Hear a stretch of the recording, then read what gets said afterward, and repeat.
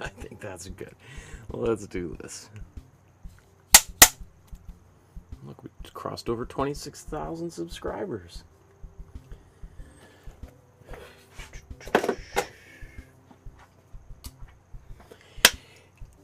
Good afternoon, everyone. My name is Michael Markowsky. Welcome to my studio. Today we are going to recreate another artwork by another one of my favorite artists. Today we are once again going to be looking at the work of Beatrix Potter. And we're going to do this sort of a collage that I created based on a few images of Peter Rabbit, her most famous creation, and the best-selling children's book of all time. Right? No small achievement. And so this is actually an image of Peter Rabbit that was done 2 years after Peter Rabbit first appeared in the Tales of Peter Rabbit. This is from the sequel to Peter Rabbit. This is the Tales of Benjamin Bunny, Peter Rabbit's cousin. So, we'll talk about why I did that as we go on here, but we did I forgot to bring it from upstairs. We did another Peter Rabbit painting last week. It was sort of modeled off of this image and this image and a couple of other sketches. We kind of collaged them all together to create the artwork that we made on that day. And this is based on essentially on the original sketches she created when it was originally published. This is how she imagined Peter Rabbit. She chose this for the cover of the book, but it's probably less recognizable to people today as Peter Rabbit as, for instance, this image which she created for the sequel to Peter Rabbit, which is, not surprising that an artist might, after, their time passes and something they create takes on a life of its own, becomes super successful, they might think, well, I really didn't draw, an iconic version of this character from the front in this way. So it's interesting, rather than doing like more tales or the further tales of Peter Rabbit, she used it as an opportunity to establish another character and further develop the world of the rabbits in her kind of, I guess, self mythology that she had developed, this world building that she had done. So let's let's get right into it. So this is the plan for today's episode. We're going to get the image on the canvas. I'm going to show you how to do that, where to find that, because I've got a free resource that you can use to help you do this artwork. We're going to stain it with color. I don't know how long we're going to talk about Beatrix Potter's biography, because I just probably spent like an hour and a half on it last time. Then we're going to look at, we might do a bit of an underpainting, background, foreground. I think we'll be done in about 4.5 hours, which I know sounds like a long time. But considering, I think that's, if you can get a really good image done in 4.5 hours, that's pretty good, right? I think we're so used to instant gratification, we forget that good things take time, right? So if you want to support the channel, I would love it if you right now hit the like button, subscribe, and also the notification button here on YouTube, because that helps other people find the videos, or, well, especially you, but it just goes up in the algorithm, which is really helpful. And if you want to support the channel with a small donation, consider leaving a donation through PayPal. The link's below, through Super Chat directly here in YouTube if you're watching the live stream, or an e-transfer or a check, or through the mail. If you want my email, it's on the Facebook group and on my website. Those links are down below. And the reason the lights are still on, the reason I'm still doing this 3 years after I began, is because of your donations. So thank you to everyone for your continued support. Okay, step numero uno is the image transfer. So you could draw this image all out, all by yourself, right? There's my collage that I created in Photoshop. And then here's the outline that I did in on the Procreate app on my iPad Pro. And so you could sketch this out and do your own version, but if you want to get as close as to the original as or to what I'm doing as possible, then print it out, download this it's in the Dropbox folder in the description below, print it out, and then on just a regular piece of photocopy paper, and then I'll show you how to, let me show you where to find that, actually, just before I do that. So here's the Facebook group. I encourage you to join the Facebook group. I always do a little biography for each artist right before the morning of each episode. So if you want to get a little head start and get an understanding of who the artist was and maybe what we're creating, that's a good idea. Another reason to subscribe to the Facebook group. Also, once a month, roughly, I go through the Facebook group and give people free feedback on anything that's up there, including the drawing classes I taught 3 years ago. I get emails all day long from people, and I'm happy to answer any kind of questions and help people get better, because it's probably why you're here, right? So, we're looking at the Dropbox folder. If you click on that, the top files here are the basic resources just to get started, and if you've never painted before. The next 50 folders or so, that begin with numbers or letters, sorry, are all relatively simpler paintings. Not doesn't mean they're really easy, but pretty easy to get started. And then there's another 150 folders here. Sometimes some of them contain like 10 different paintings in there. But from artists all the way from, what do we have here? Recognizable names. Turner, Caspar David Friedrich, Sonia Delaunay, Matisse, Van Gogh, Monet, Warhol, Picasso, Botticelli, Modigliani, who we just did a couple weeks ago, Edvard Munch. It just goes on and on. So, where were we? Blah, blah. Let's go into the Beatrix Potter folder. You'll see there's a lot of files in here. A bunch of these are from last week's episode, because I included a bunch of different resources so that you could see the development of Peter Rabbit in its first appearance, from the initial sketches to the more developed artworks. There's another artwork here. I'll just show you what that is. If you're interested in doing this painting, and because you don't like either of them, here's another one here. This is from the Tales of the Flops, or the Tale of the Flopsy Bunnies. Again, a further development of the world of rabbits that kind of exists parallel to the human dimension here. But if you want the files for today's episode, they're at the very top of the folder here, and so that gives you my version of the original and then the outline that I did. Okay, so we've downloaded that. We've printed it off on our inkjet laserjet printer at home or at work or at your local print shop. And what we're going to do is we're going to put it onto this 9x12 sized canvas panel or canvas board. And I like these ones from Fix Smith. I bought them off of Amazon. In fact, there was just a sale yesterday. I don't know if it's still going on Amazon. There were it was like $21 for 12 of them. So that comes out to just under $2 a piece. And then so I take them out of the plastic. I give them a gentle sanding with 220 grit sandpaper. And then I apply some white acrylic gesso over top. And then I let that dry. And so you can see there's those little glops of paint as they dripped off on the edges and stuck to the newspaper that I had protecting the floor. And then I sand that after I let the gesso dry overnight, and then I get a nice smooth surface. It's not perfectly smooth. If I want it perfectly smooth, I could just paint on paper, obviously. But this is, I think, it's going to really make my life a lot easier. Okay. So, then I'm going to tape it down. Yeah, we'll just put it right in the middle. Sometimes I move it up or down to the side and all that kind of stuff. Okay. And then next, I'm going to use some carbon or graphite transfer paper. This is actually graphite transfer paper that I ordered again off of Amazon. I think I got this 100 sheets for like $12 or something. And I'll go to my grave not having used all of them.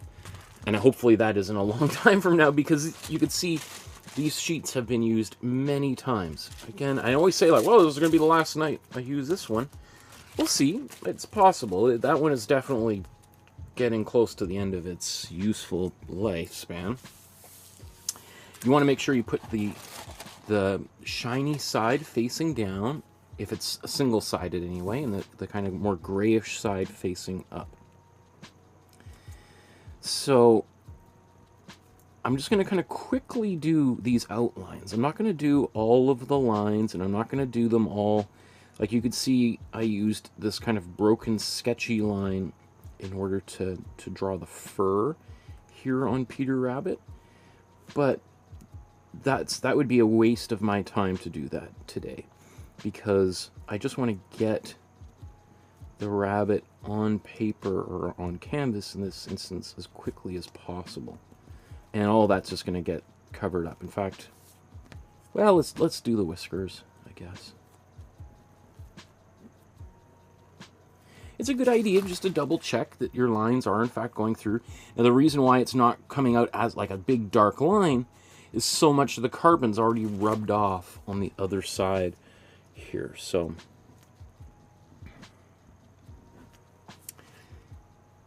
if you like, you could use carbon paper to essentially create a drawing that just looked like it was done with charcoal or graphite.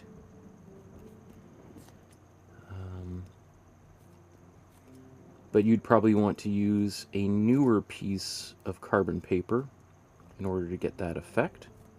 Otherwise it'll look like this kind of a broken line.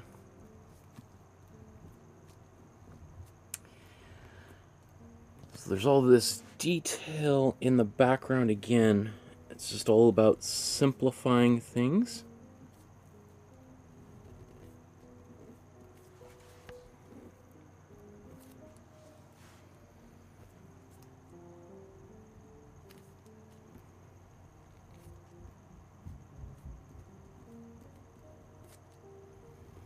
And if you wanted, you could just omit all of these little onions in the background here.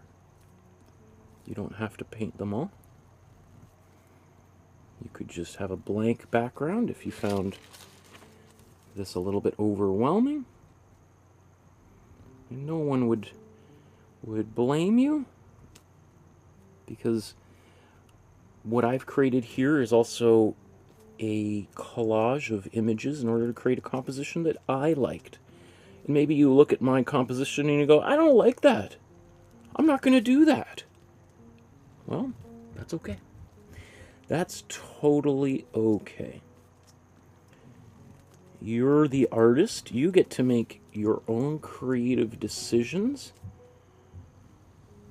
And the more creative decisions you make for yourself, the more excited I get for you. Because that's kind of what I want to encourage, is people taking a bit of a risk to try something that, you know, is wholly their own or inspired by someone else. But, you know, it's like going swimming and you kind of go off the deep end a little bit. And, you know, it's maybe a little bit scary the first time. And maybe you get a little bit of water in your eyes, but hopefully you get inspired to go a little bit deeper and deeper each time. And before you know it, you're showing other people how to swim in the deep end. And encouraging other people who thought they could never go so far in that direction. So I just every once in a while move that carbon paper just to make sure that it is indeed getting on. Because sometimes I move the carbon paper off to the side and I spend the next 20 minutes tracing out these lines, and I realize, oh, no carbon paper there. Huh. That's a bummer.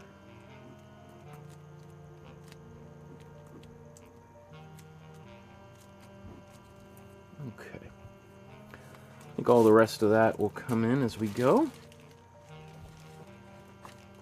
I just sometimes like to flip this up and down, and I just sort of like look around. Any lines missing? So I might, like, let's say, look down here. Oh, they're all there. I mean, there's that little bit of a line missing, and if I feel that's important, I can bring that back. You know, there's these lines on his legs here.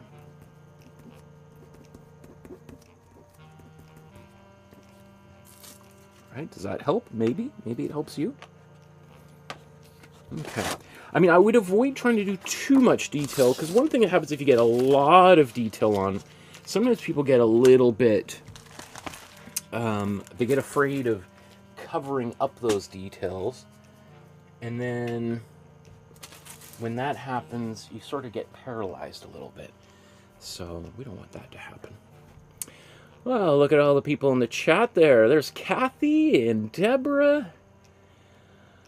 Kathy says, so cute, Peter Rabbit.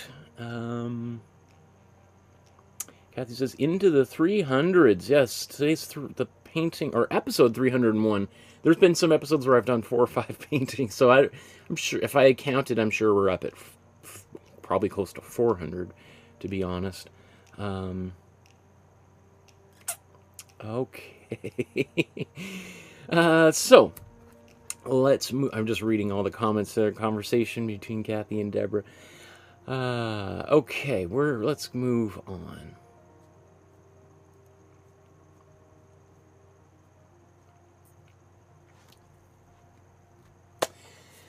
Our next step is to apply a priming layer, a stain on the surface of this canvas. Now, you don't have to do this. Plenty of artists today don't.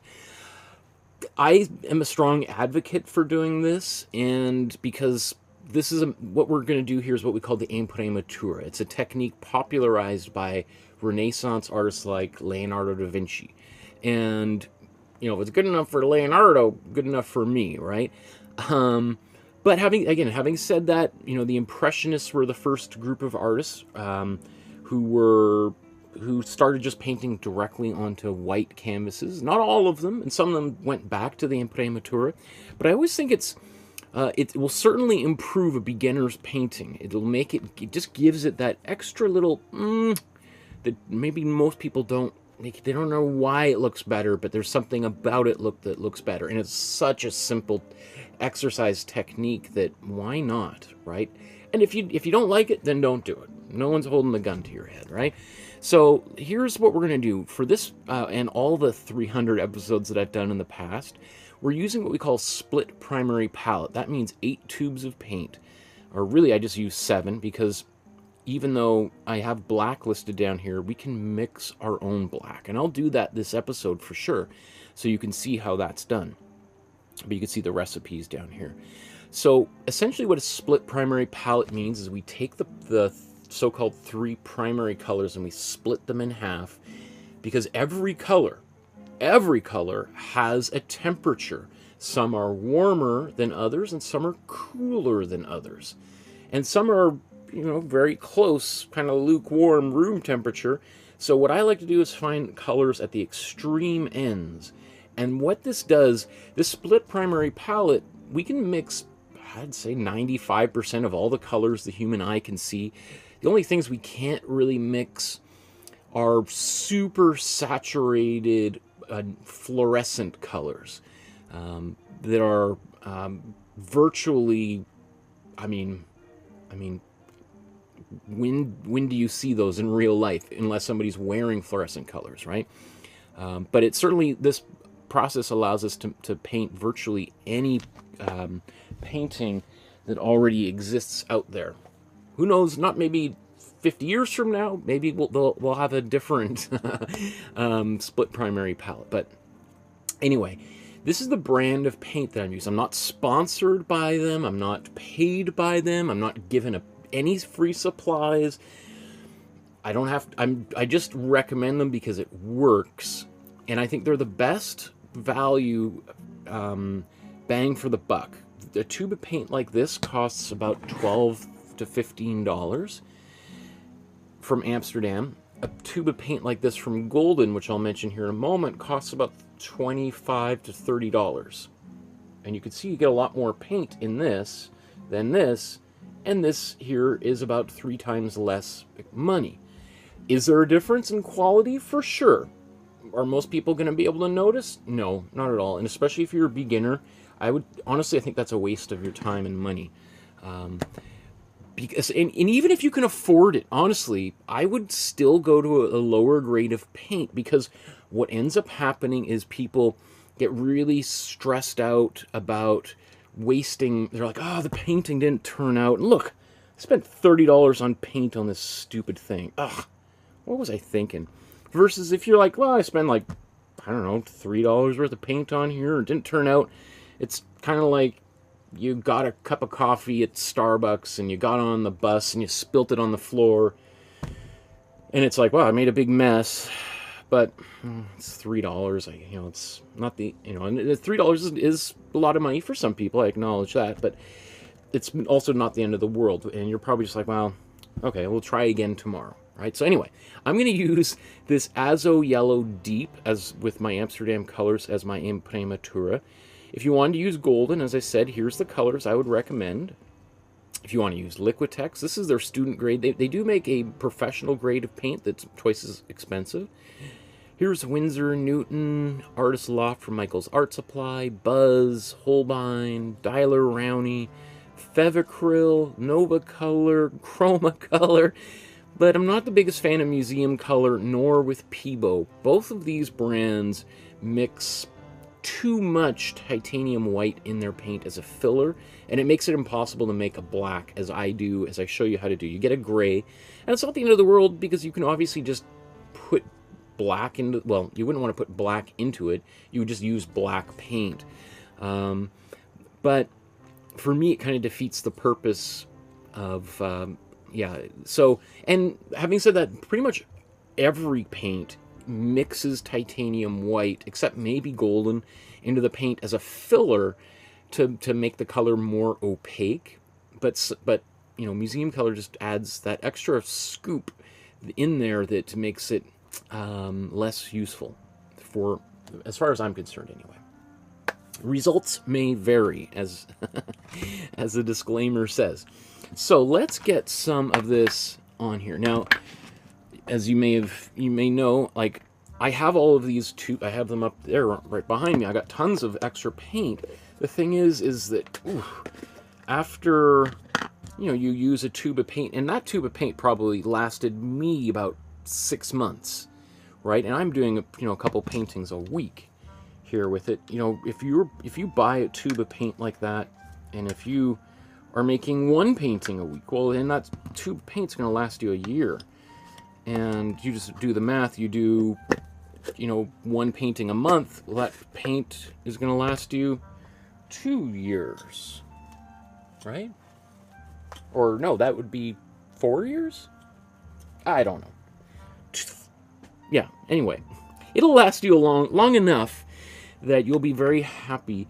And I as I said before, it might seem like, to buy 6 or 7 tubes of paint at a $15 a piece sounds like a lot of money up front, and arts can be an expensive game. But if you break it down to, let's say, somewhere between $100 to $200 for all your art supplies to get you started, including paintbrushes and maybe a couple dozen canvases, and that can keep you busy for a year, couple hundred. I mean, I'd be hard pressed. I mean, you tell me if you could think of a better hobby with a lower barrier to entry than this. I mean, I guess drawing, right? And I did do a free drawing course here on YouTube. If you want to take that, that's a lot of people are doing that right now and posting their images on the Facebook group. So as I say when I teach drawing, I say drawing is definitely the most democratic of all hobbies, as far as I'm concerned. I mean, maybe soccer. I suppose you could say soccer is also quite cheap. You get a couple friends together and you buy one soccer ball. But then you need somewhere to play. You know, I mean, you're going to need a field, and, you know, is there a field in your neighborhood, and can you use it any time you want? I don't know. I mean, I guess picking your nose, that could be pretty cheap. That's another very cheap hobby, I guess. So, drawing is in good company. Right up there with the greats. Picking your nose. Maybe, and picking your nose, I guess, you know, can be very satisfying. So, but, you know, you can only do it that long before you cause some real damage. Drawing, I don't know if it causes any damage. Okay, let's stop this ridiculous train of thought. There's Lee says, LOL, my wife and I have 3 grandkids, none older than 6. Oh, that's talking to Kathy and Deborah there about the grandkids, keeping you busy. There's John. Woohoo, Rabbit! Okay. So, now that we've applied our Imprimatura here, I'm going to give this a quick blow dry, and then I'm going to think about maybe doing another color over top of this.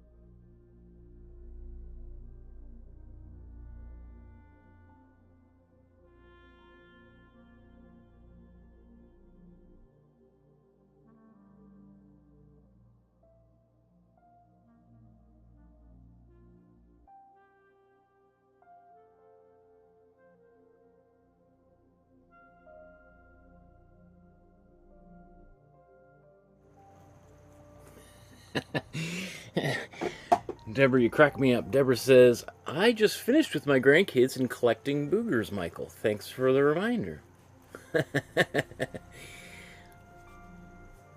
Randy says, I missed somewhere along the line. Why do you paint yellow like that first every time? Okay, so I've mentioned this many times before, but I know not everybody's watching. Some people might be watching this for the very first time, right? So the reason why I put this warm yellow down is, again, this is the Imprima technique popularized by Leonardo da Vinci. And this is certainly, some people are like, well, that's not what Leonardo did. And I know, this is my own weird confabulation of the Imprimatura. But essentially the idea is to prime the canvas with a little bit of color. Now, probably, artists used, the traditional way of doing the Imprimatura is to make to paint a warm brown on the cover. Or not the cover, on the canvas.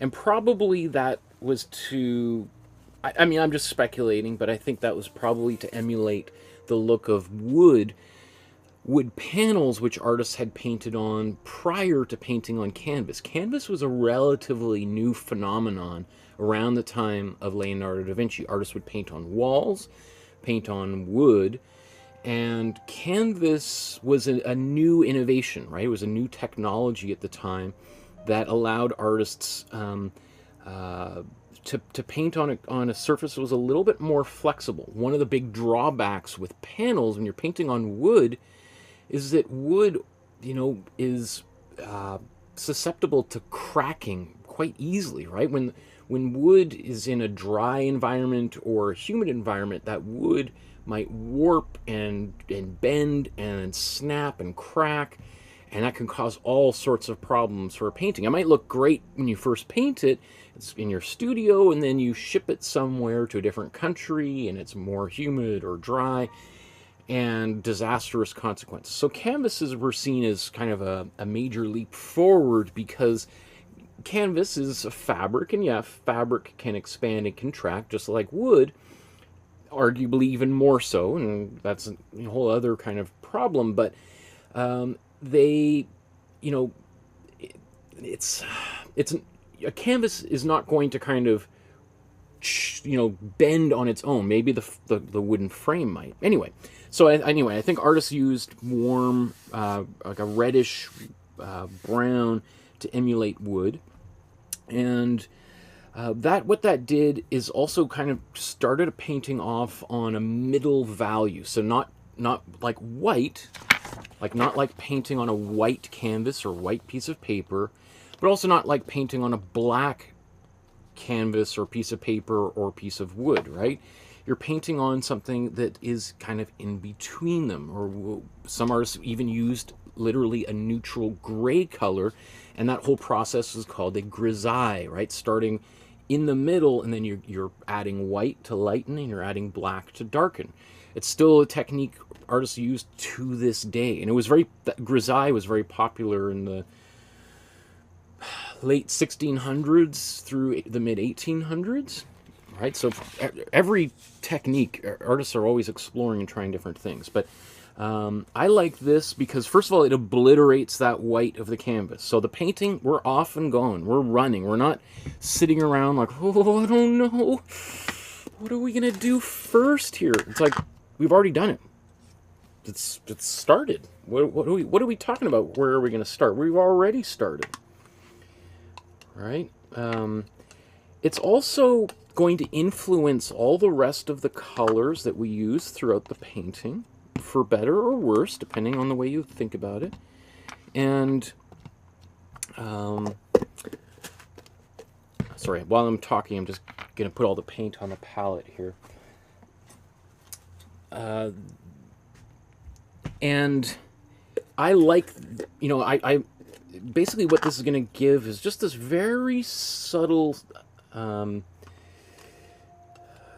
of sunset, golden hour kind of quality. I'm just going to put a little more, which I think is gorgeous. It's going to give it that kind of summery feeling, and I love that quality, which is why I'm using the yellow. It's also, because there's just more paint on there, it's continuing to smooth out the surface. It's a little bit like adding gesso. It's not quite as thick and strong as gesso, but that's one of the reasons we put gesso on the canvas, is to make the canvas smoother. In my introductory, in the first couple episodes of the painting course, I had a whole sheet, PowerPoint presentation that listed some of the reasons why. So what are some other reasons? Obviously, you could go back and watch that episode, but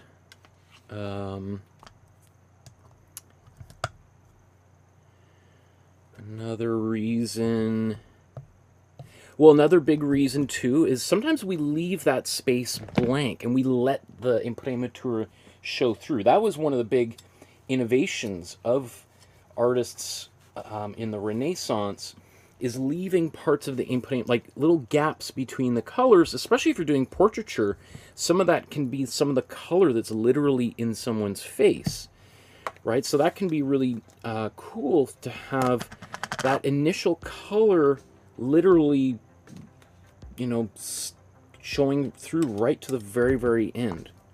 Another example I like to use is it's like tomato sauce on a pizza, right? You might not necessarily see it, but when you bite into it, you can sure taste it. And so the Imprimatura, it's visible, but maybe not necessarily consciously, people aren't necessarily consciously aware that they can see it.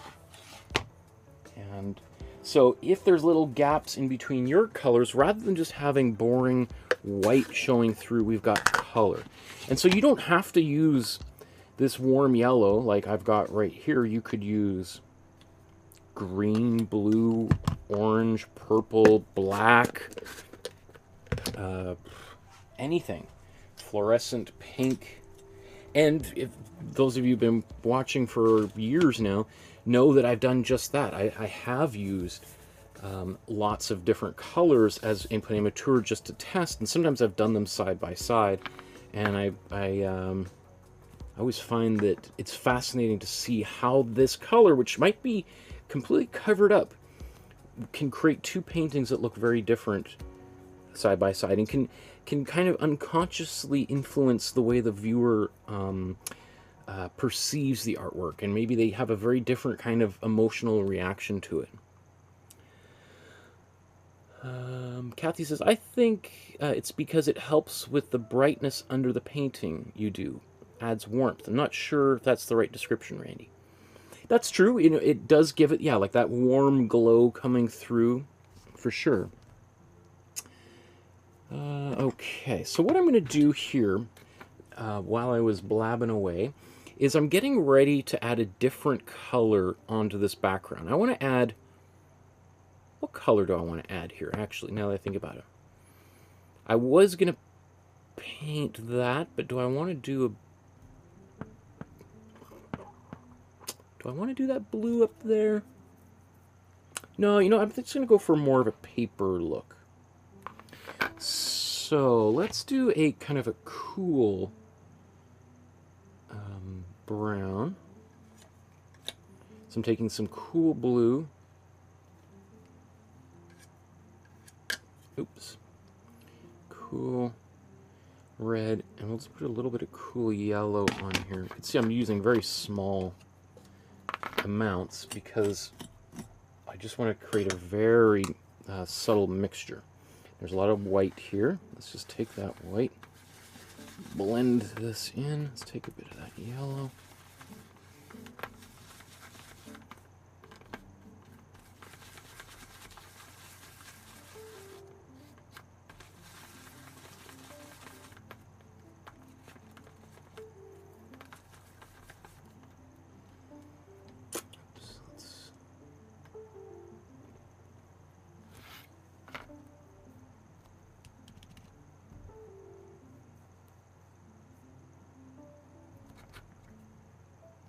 That's pretty close. Maybe it's a little bit on the red side. Let's put just a bit more yellow.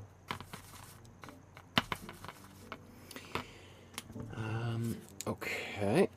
And then now I'm going to put some matte medium in here. So this is some matte medium, and matte medium is just clear acrylic paint. It's basically exactly what's in your acrylic paint before they add the pigment to it. So I'm actually adding a substantial amount here, probably 2 to 1 to that white, which means I'm going to make that white much more transparent, because on its own that, okay, now it looks a little greenish. Actually, that's, well, you know, I was going to make that.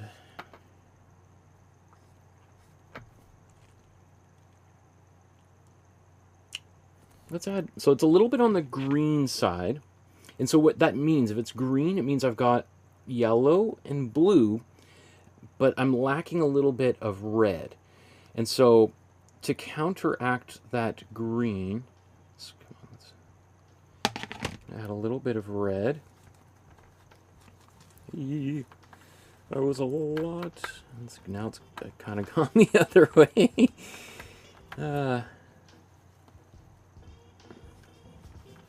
Oops, and I just got even more in there.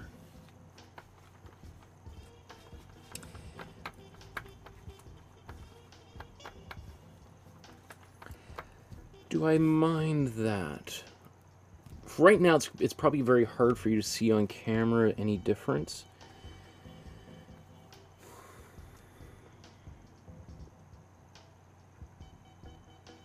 No, I don't mind that. I don't mind.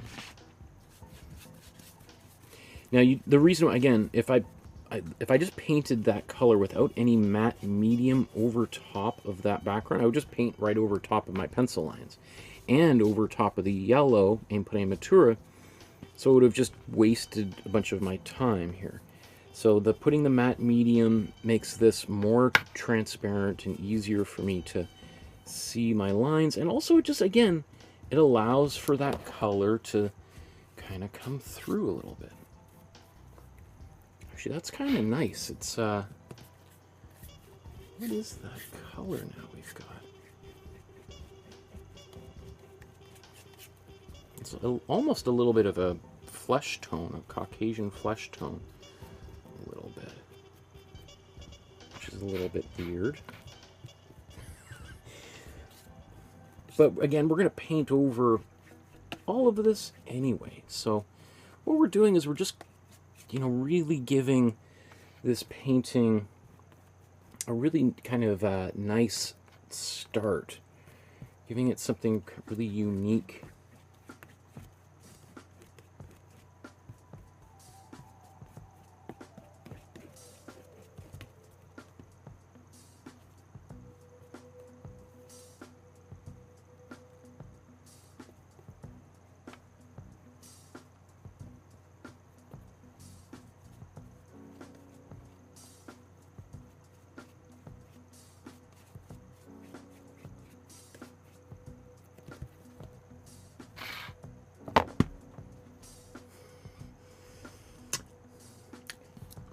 Yeah, I mean, that's not the color I would have planned that I was thinking about, but that's okay. Again, I mean, there was a moment there I'm thinking to myself, because, you know, if I just added more yellow to this, it would get darker and darker and darker. Before you know it, I'm back to my warm yellow on here. So there was a moment where I was thinking to myself, well, maybe let's just remix that color. And then it's like, well, then I've, you know, I got all this paint that I'm not going to use. It's kind of wasted paint. And then it's also like, well, what difference does it really make? You know, if this was like for a commission for someone and they had a something very specific in mind, it would be like, okay, well, sure, I'll remix that color.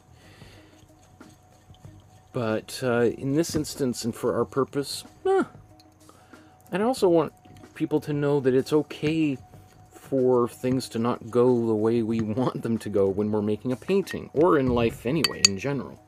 Rarely do things ever go the way we want. So, you know, it's like Bob Ross talks about the happy accident.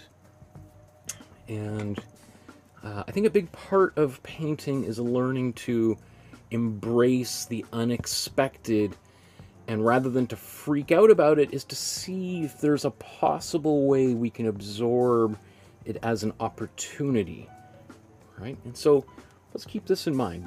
Can this be an opportunity that we've created for ourselves today?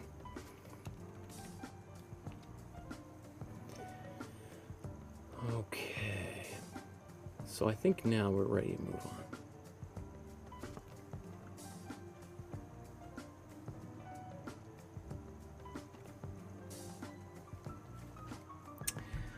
Just a quick sip.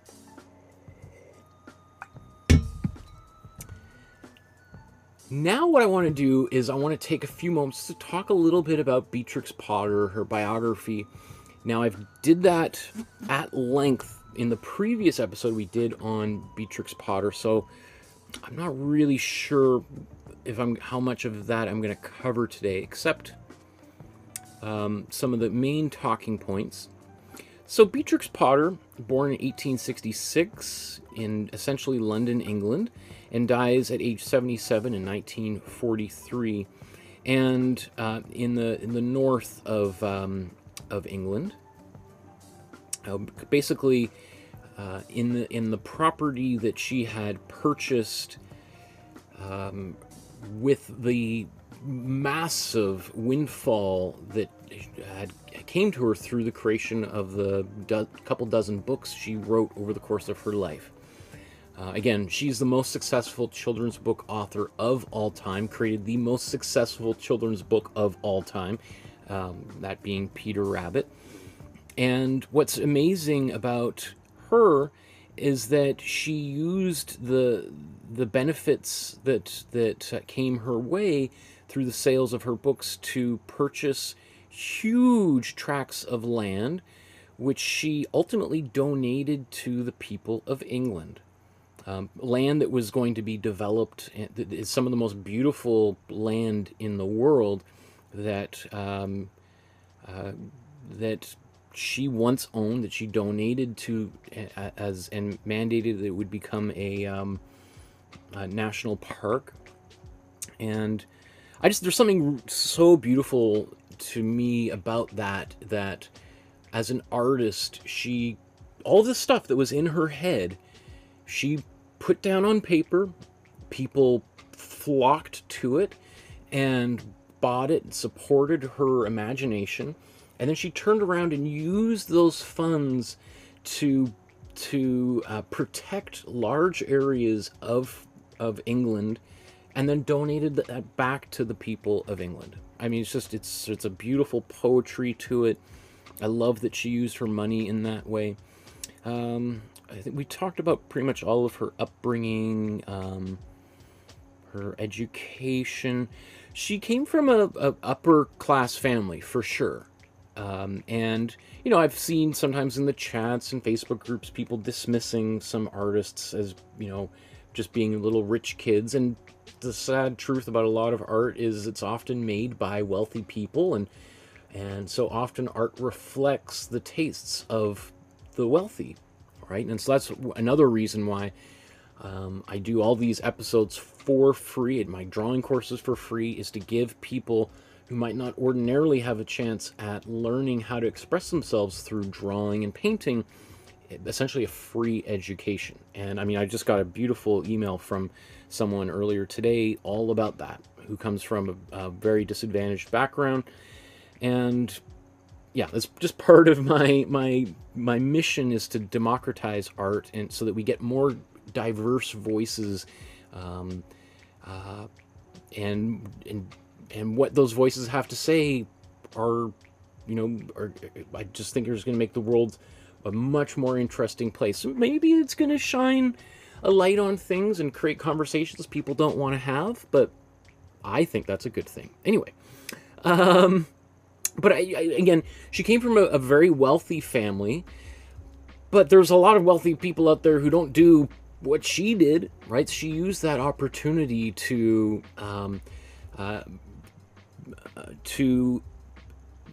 do and express herself in a way that for most other women of the time was basically impossible, right? I mean, now obviously things are much better, not perfect, but getting better. And I would consider her to be a proto-feminist figure, and I think I consider myself to be feminist too. I think her contributions to culture are massive, and because she was so successful, that really helped pave the road for other women, and also showed men who might have had very closed minds about the roles of women in society, oh, women have something to say too. Imagine that. Imagine that, huh? Right? We talked about how her, really kind of her first, like her background in art was relatively traditional. There was limits as to what a woman was allowed to paint and draw, and the kind of education a woman could have back in her day. but she made the most out of it. She really did a lot of wonderful illustrations of plant life, flowers, and mushrooms, fungi. She wrote an important paper, a thesis on mushrooms and the way they communicate, which was of course dismissed. She wasn't even allowed to read that in person and present her paper. A man had to do it on her behalf, and of course they ridiculed it, laughed at it, and then decades and decades later, of course, everything she said proved to be true, and now she's seen as an important researcher in the mycology field. Yeah.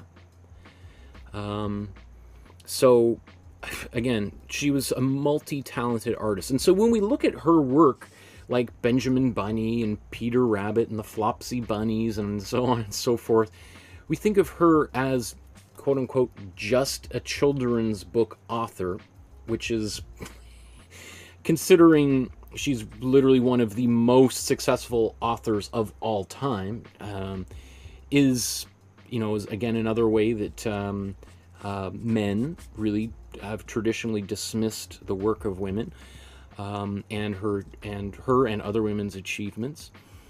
But her, even if, like, you can't even ignore the fact that I mean, just look at these. This is a series of incredible drawings, and I took a really cool book out from the library I mentioned last week, all about I mean,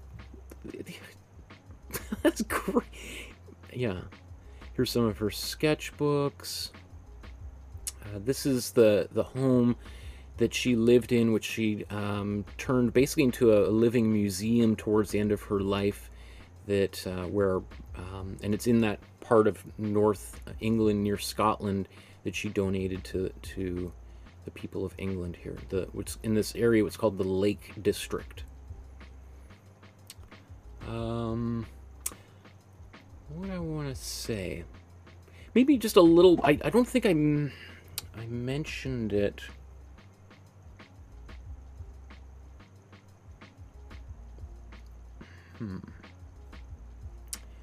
Should I open all of this up?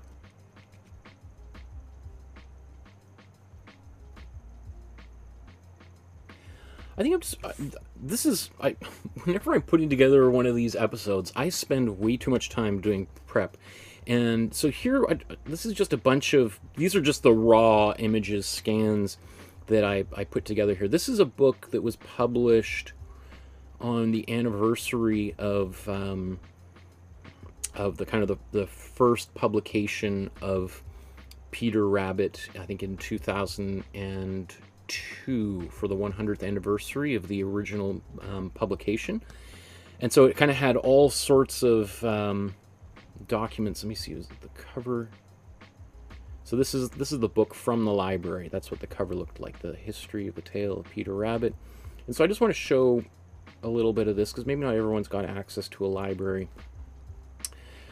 But so here's the original letter that, and we looked at this last week. This is in the collection of the Victoria and Albert Museum in London, England, and a really great museum. People who go to England might not necessarily visit it. It's a huge museum that has a really incredible collection. Anyway, let me think about what it reminds me of. It's sort of like the Smithsonian of England, in a way, I would say. Anyway, so this is from the original letter that she wrote to her friend Annie, who was essentially a governess of Beatrix Potter when she was growing up. And a governess sometimes is only just a few years older than, and sometimes it basically becomes like a kind of a slightly older sister, friend, caretaker to a wealthier girl, or a wealthier woman. Anyway, her friend Annie, years after having departed the house, had her own family, and obviously these two women kept in touch. And so in 1893, what is that, September 10th? You tell me what date that is. September 1st? September 2nd? 1893, she writes this letter to Annie's son Noel, saying, like, I don't know what to write you, so I shall tell you a story about 4 little rabbits whose names were Flopsy, Mopsy, Cottontail, and Peter. Right, so it's this little kind of short letter that she wrote to Noel, kind of about these rabbits and them kind of exploring the garden, and and their encounters with Mr. McGregor, who chases them around, and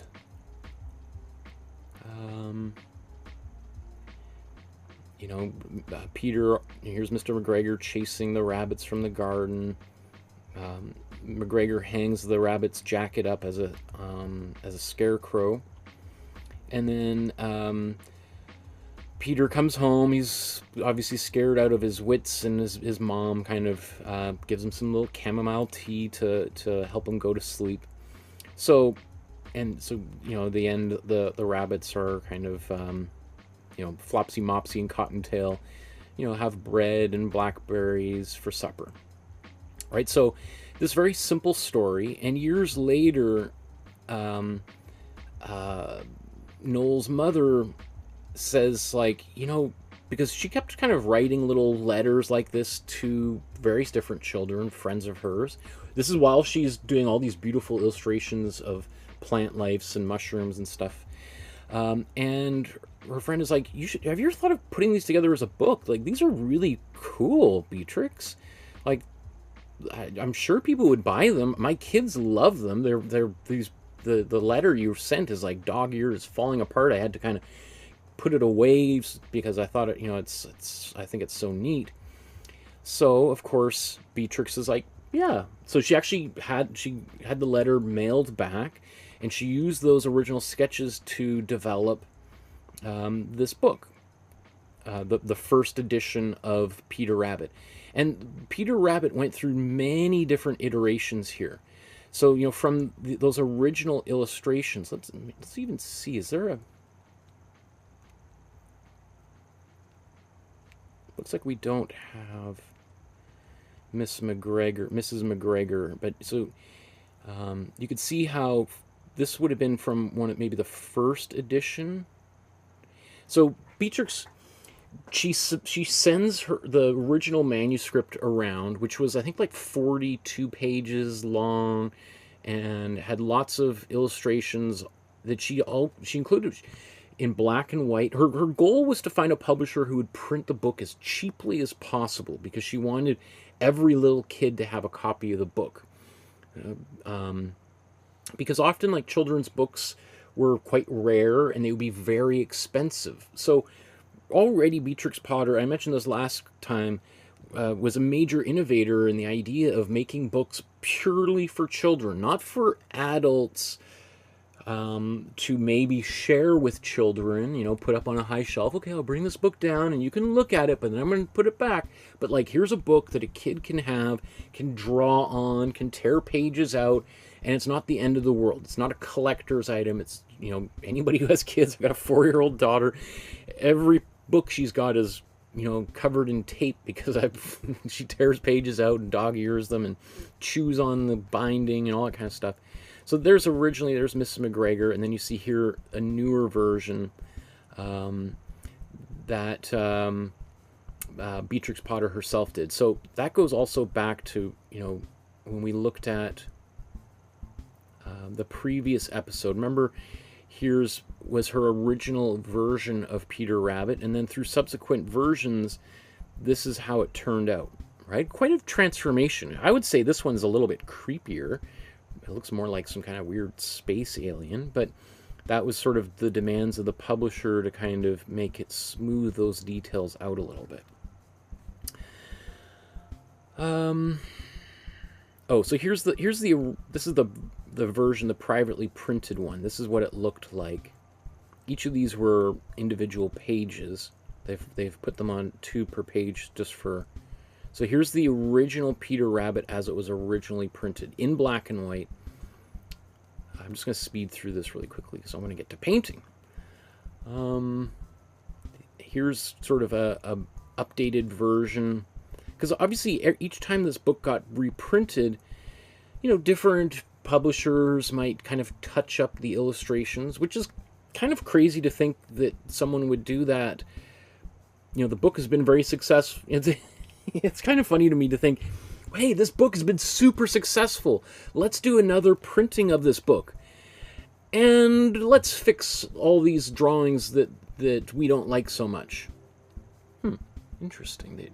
It's sort of like George Lucas going back and fixing those Star Wars movies, which were super successful when they came out, and then people being like, why are you messing with people loved the movie as it was. It made billions of dollars.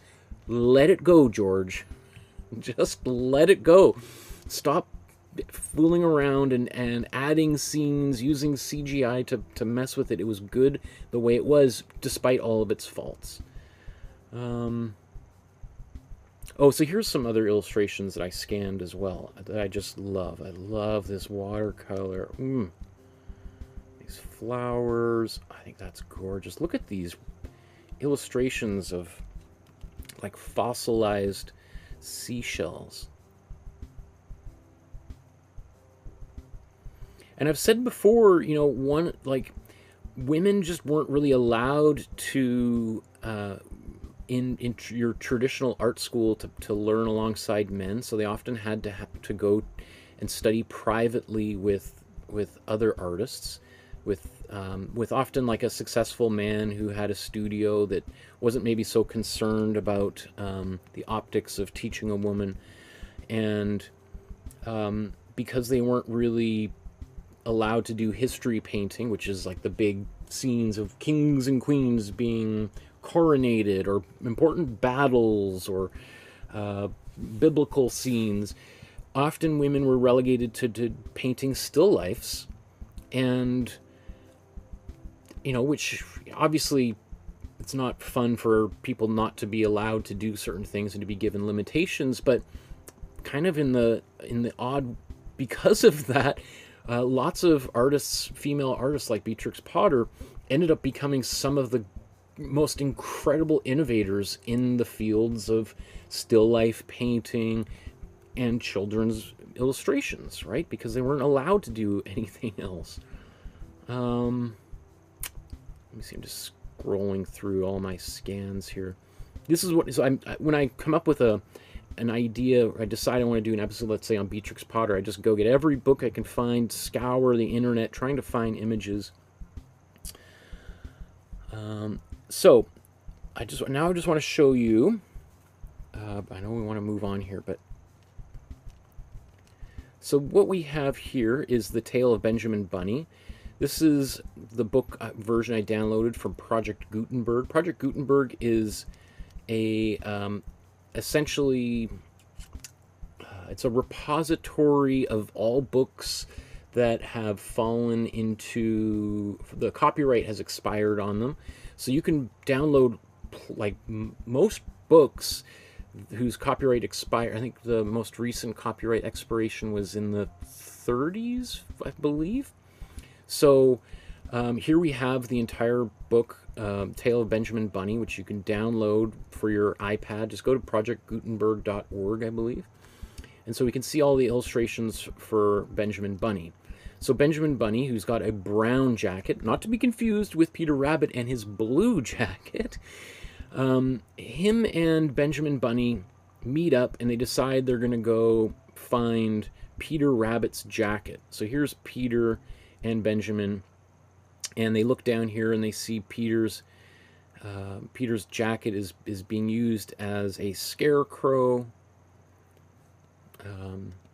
or it's on the scarecrow, and so they kind of go on this adventure to get the jacket back. Here they are, and while they're in the garden, they find some onions they pick, and they start wrapping up they start grabbing all these onions, and Peter is like, let's get out of here. The last time I was in this garden, Mr. McGregor chased me, and I almost got eaten, and I really don't feel like repeating that again. And Benjamin is like, it's okay. I like, why are you getting all uptight about this? So before I move on with the story here, I just want to show you that I've combined this side here, Peter Rabbit, with this other side of, and flipped and reversed it from this other page, these two facing pages from Benjamin Bunny. I eliminated Benjamin Bunny from the image just to kind of simplify the picture, make it a little bit easier for beginner painters. Again, these are illustrations that are inside the book. None of them are intended to be kind of like standalone artworks, right? So anyway, they take this bag of onions, and Peter, drops a few of them on the ground, partly in order so he doesn't have so much to carry, because he's afraid of not being able to get underneath the floor or the fence boards and get caught. And one of the things that's interesting about Peter Rabbit, and I mentioned this briefly on the Facebook post that I made, is that one of the radical aspects of Beatrix Potter's stories is the as one historian or critic, art historian wrote about Peter Potter that I was reading, talked about like the inherent ruthlessness of the world that she created, that she didn't shy away from presenting the world of the rabbits as one in which there was always this omnipresent fear of being caught and eaten by the McGregors, by human beings. That it wasn't just this peaceful little silly cartoon life in which they existed, but there were very real possibilities that every time they left their house, that they may never return. That there were people out there who were hunting them and wanted to kill them and eat them and put them in a pie. And that follows like a long history of children's stories like the Brothers Grimm, which are pretty dark stories that are often moral tales that carry these morals in them, basically to scare children from stealing or doing something stupid or dangerous. So there was kind of like a little. They were very didactic, intended to teach a lesson, right? And Peter Rabbit and many of the other stories by Beatrix Potter also featured similar kinds of incidences where these rabbits face very real dangers. In this case, here's a cat that sort of entraps them, and they are in danger of being eaten by the cat. Benjamin Bunny's father comes to the rescue and basically provides them an escape from the cat. Obviously, Mr. Bunny gives Benjamin and Peter a little whack on the bum for being so defiant. But that's again another aspect to the stories of Beatrix Potter, which often have this rebellious component to them. And one of the readings that I've seen about that component is that these are stories written by a woman who was very aware of the limitations that women had within contemporary English society, and that women had to either did what you were told and lived one particular kind of life that was very limited, or you did your own thing and they're always in danger of something happening to, like, violence was not uncommon for women who kind of stepped out of the boundaries of that were prescribed for women at the time, like so. So anyway, one of the readings is that these are all kind of stories that the subtext there is that this is sort of the lives of women and girls and how they can rebel and sort of kind of skirt around the laws that exist to keep them down, and how they can kind of live a little bit dangerously, or that other women readers or little girls reading it can kind of live vicariously through these characters. I mean, it's interesting that she chose to make the bunnies, masculine, like Peter Rabbit and Benjamin Bunny, as opposed to Benita Bunny and Patricia Rabbit, right?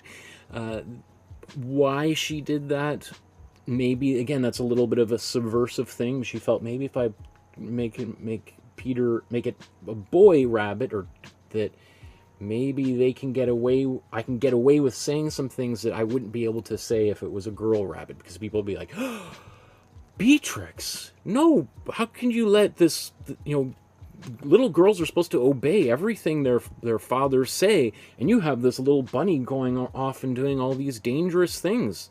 That's gonna, poison the minds of little girls. So she's like, well, if I make them little boys, they can kind of be really rebellious, and maybe little girls reading that might not be so aware of these gender differences and roles, and I can kind of throw some subversive ideas through the back door. Anyway, these are some ideas that I've read that are out there about some of the aspects to these stories that she created, which it's kind of surprising in some ways when you actually read the stories that she wrote. There is a subversive element to them, and yet because they were just dismissed as little kids stuff, she was able to, they were able to get out there into the world and become very popular still to this day. And yet, it's one of those things, and as I start mentioning, I better not say too much, or like, I don't know, Ron DeSantis down in Florida is going to ban Peter Potter for being like teaching women, subversive ideology or something, right? That's the world that we're strangely living in today. Anyway, so yeah, I think, have I said everything I wanted to say that I didn't say in the previous episode?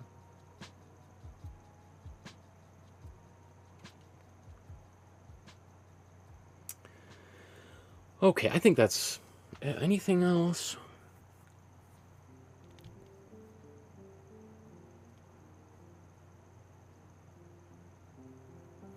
Oh, this is something I saw online here. The world of Beatrix Potter. I didn't even know that this even existed. But there's like a theme park in England here where you can go and see all of the Peter Rabbit's things. I guess there's some rides.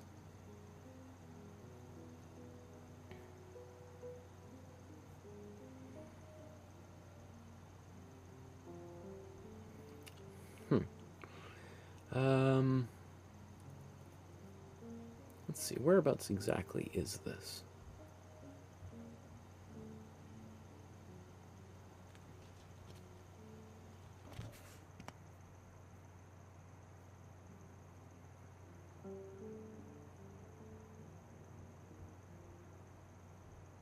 Windermere. When I was a kid, we used to go to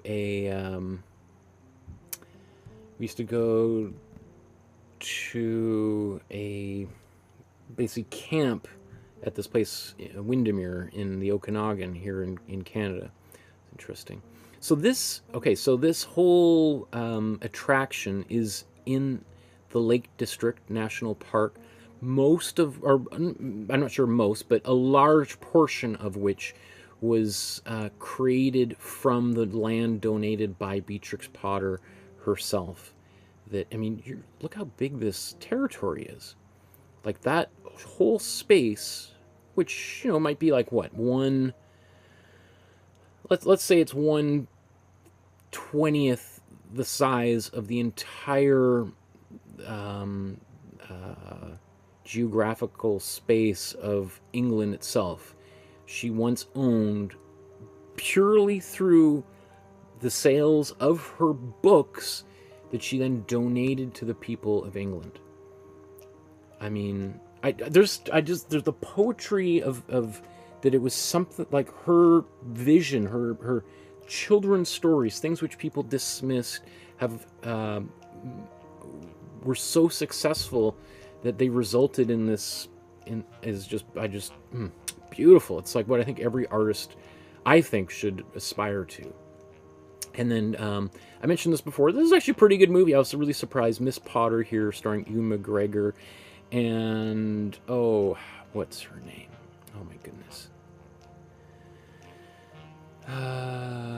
Renee Zellweger and Emily Watson as Ewan McGregor's sister. Really touching. It's a really nice, sweet, romantic story. This romance between Beatrix Potter and her first publisher editor, who, well, I won't tell you anything else if you're going to watch the movie, but it's a very touching love story, which does actually a very good and faithful job of outlining her story, which is not always the case with when they do these biographies of artists. Sometimes it's just like, yeah, which is probably what people are going to say about my own book when it finally comes out here next summer. Okay. Because I'm illustrating a graphic novel right now, as some people know.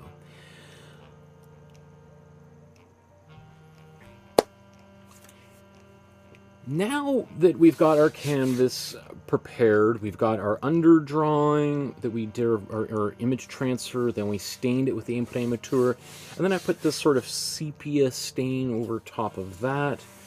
Let's get ready for the next step. In fact, you know, as I feel this, there's a little bit of texture. So I'm just going to take this block. I've got a 220 grit sandpaper that I've wrapped around just this block, a little scrap piece of 2x4. And then I'm just going to give it a nice gentle sanding.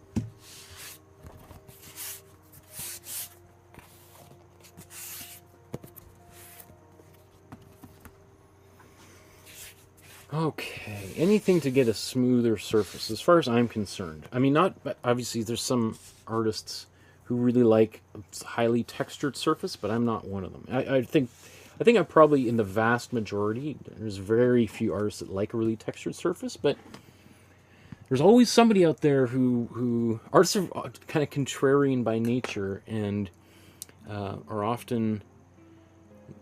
If they find out most artists like a smooth surface, there's going to be one who's like, okay, I'm going to do the exact opposite. So, what color should we use for our underpainting? I guess I could just use black, but what if we just try to do something a little bit different? I mean, I see this kind of purpley color coming through here. And I think that's probably just a bit of a misregistration from the printing plates. But it does make me think, maybe should we do purple? Would purple look nice? I mean, I do have a bit of red going on here. Let's do...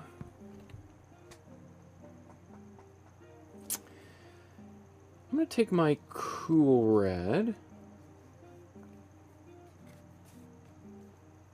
I'm going to take my cool blue. That's going to give me a fairly dark purple.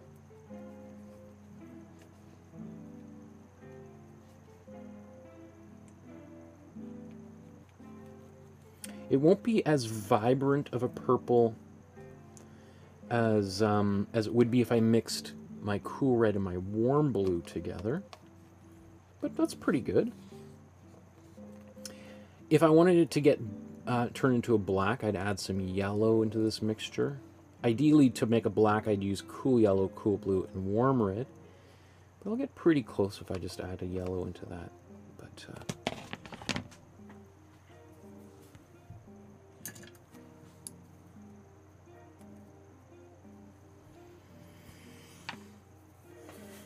now, primarily, what I'm going to do here is do the outlines around the rabbit itself, around Peter.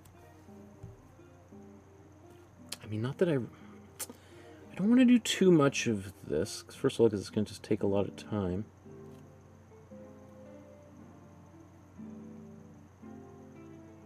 This is almost like doing the Imprimatura again, just little hints, little pops of color.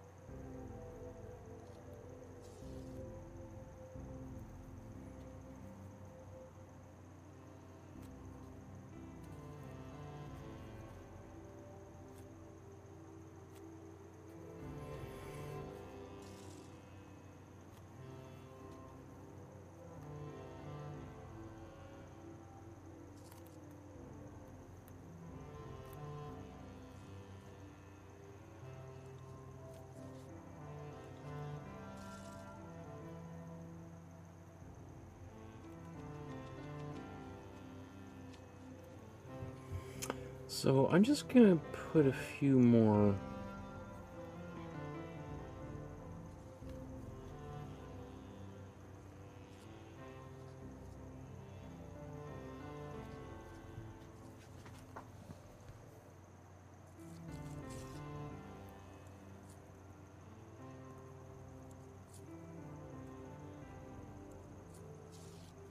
I could really skip this step. Probably if I was painting this by myself, I would.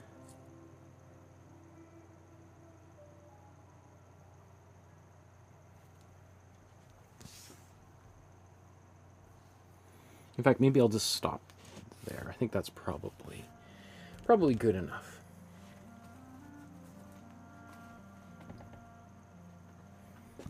All right, just so you can kind of see a little bit what's going on.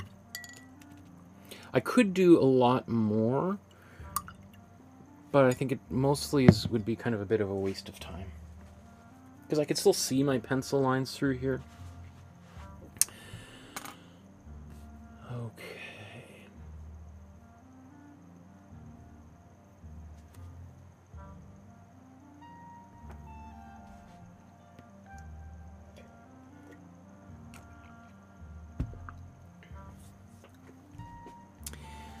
Oh, let's clean that brush off. So the next step, now that we've got our underpainting down, is to start putting some color into the background. Now, one thing I did in the previous Beatrix Potter episode is kind of painted this painting a little bit like a watercolor. And you could do this entire painting as a watercolor. You could do basically everything we've done here. I mean, what if I was doing this as a watercolor, I would just get some watercolor paper. And watercolor paper is generally thicker paper that can really soak up water very well and doesn't warp or wrinkle or tear, buckle when it soaks up that water. Often watercolor paper actually has like a fabric quality to it. It has like fabric fibers in there beyond just like wood fiber, so it actually is a little bit. It's just a stronger material. Anyway, so I would just take some watercolor paper. I would do the photo or the image transfer as we did using the carbon paper, and then you'll have your pencil line, so you just start painting directly onto it. I wouldn't do the Imprimatura and all that stuff on watercolor paper. You could do a wash, but I think that would be very unusual to do. Well, I'm sure there's probably a whole, now that I say that, a whole group of artists that did stuff like that that I just don't know about, because I'm not that much of an expert on watercolor painting. Anyway, let's start with our background, and let's see, what should we do? I think I want to start...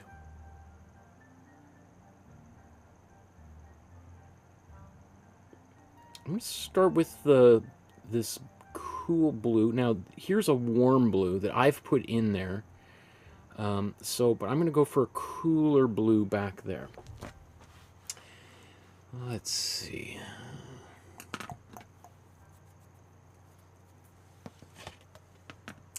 So to do that, what I'm going to do is I'm going to take my satin glazing fluid. Glazing fluid is just is like matte medium, which I used earlier, except it has a slow dry component, a chemical in there that slows the drying time down dramatically, and that's really helpful when we're trying to do any kind of larger surface, like using the technique we're about to do. So I'm just taking a little bit of cool blue, mixing it into my glazing fluid. Now you could do this with water if that's all you had. That would be okay. Now that's cool, but that's going to be very bright, right? So what I want to do is just soften it up a little bit. And one way I can do that is I'm just going to take a little bit of cool red. All right, that's going to make it go a little bit purple. Makes it a little bit more of a slightly warmer color too. I'm also just going to take a little bit of yellow, put that in there. Makes it a little bit more green. But now that color's not... So basically what I did is sort of almost like turn this into a very, very subtle brown. It's still overwhelmingly blue, but maybe I'll show you on the color wheel what I've just done here.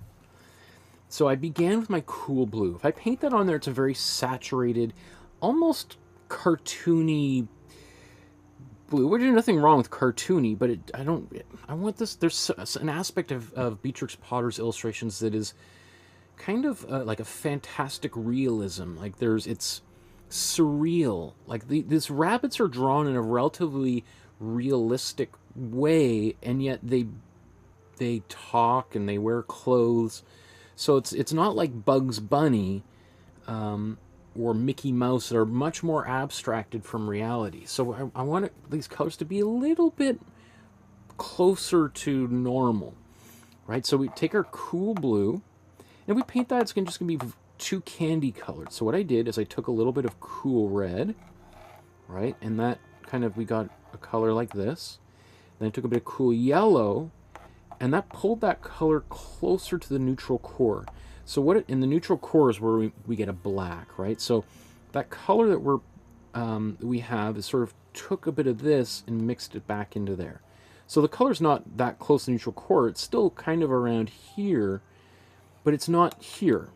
We've just sort of pulled it into the middle a little bit and made it less, you know, less intense. So let's take this color now.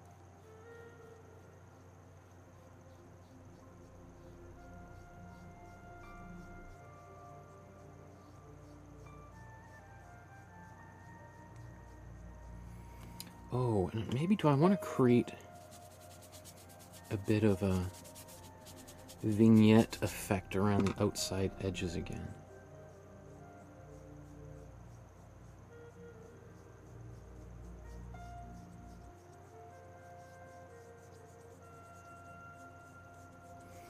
So to do that, I just took another brush, ideally a nice dry brush. This one's still got a little bit of water on it from cleaning it, so it's have a little slightly, it's not ideal for that, but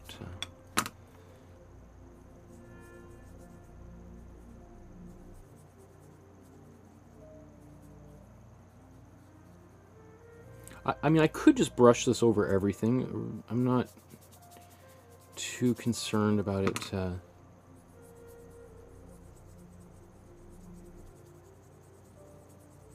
going over top of some of the elements of the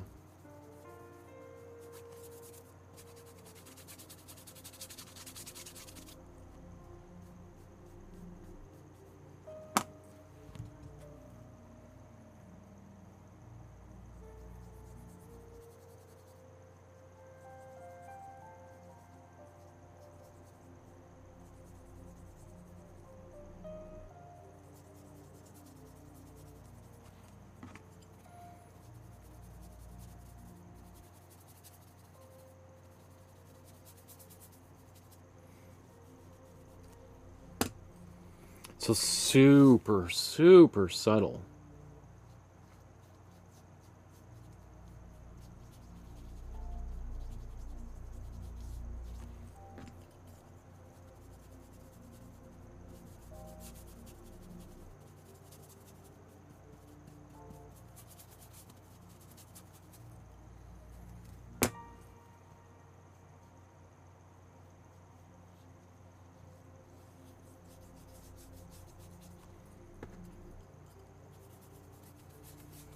I'll probably do another layer here. Maybe I will make it a bit more saturated the next little pass, but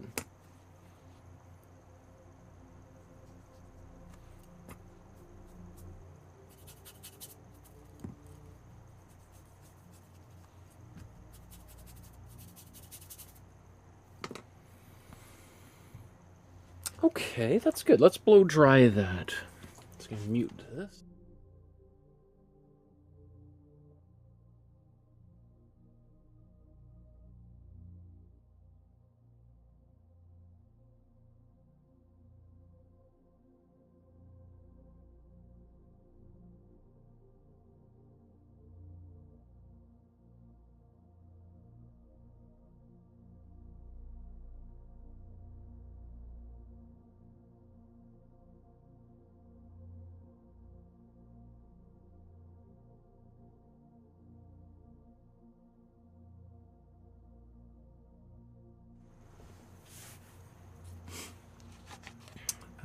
Let's take a bit more blue.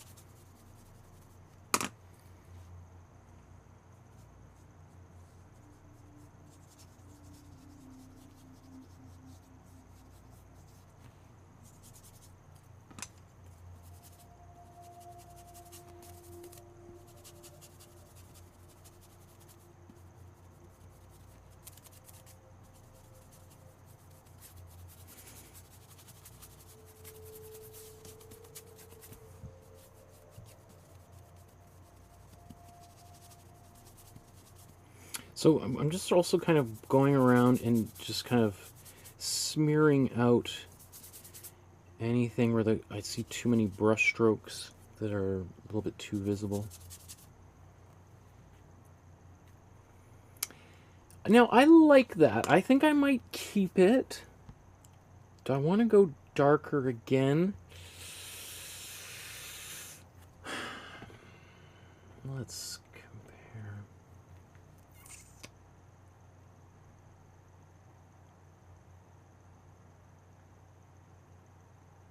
Well, let's blow dry it. It's very subtle right now.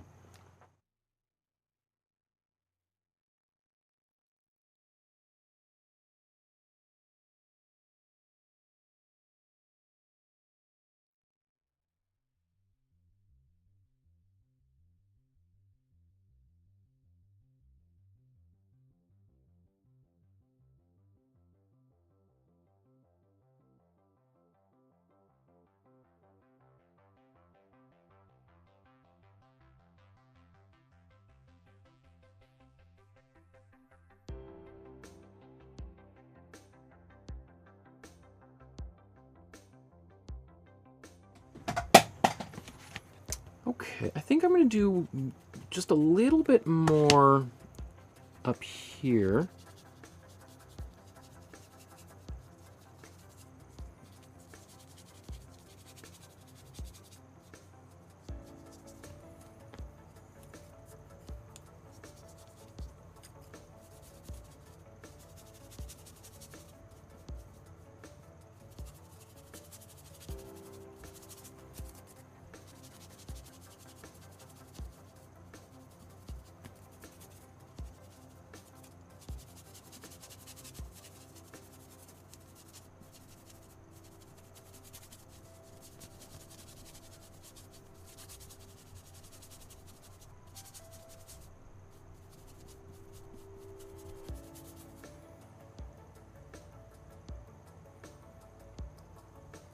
Okay, I like that. Now I'm going to put some more yellow into this mixture.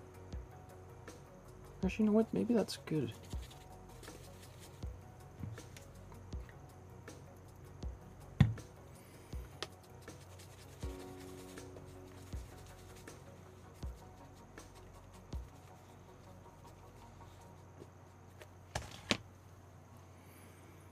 And let's put some of this.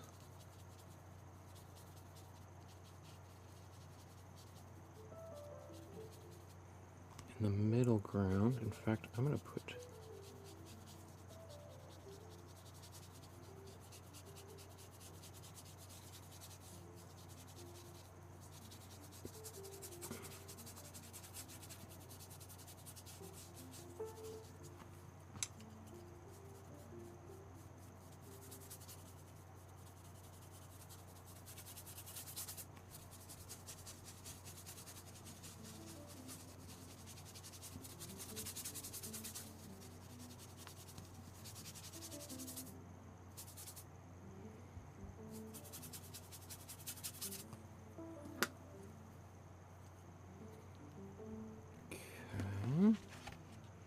I'm going to blow dry that.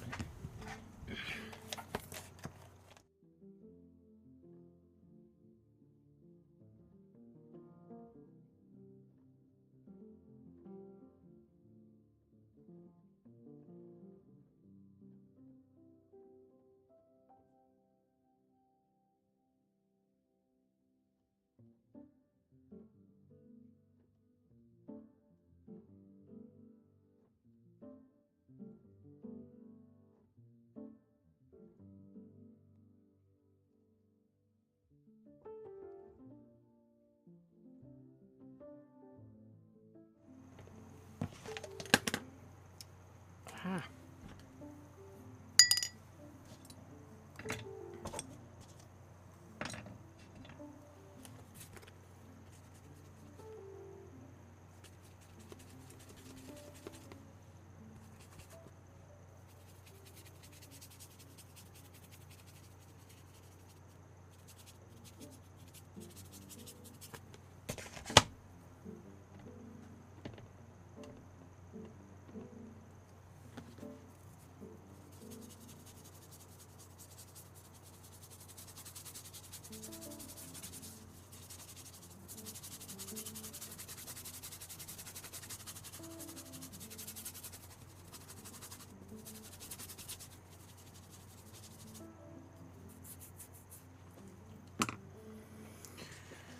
Okay, and then I'm going to add a little bit of red. Oops, that's probably too much in here to make a brown.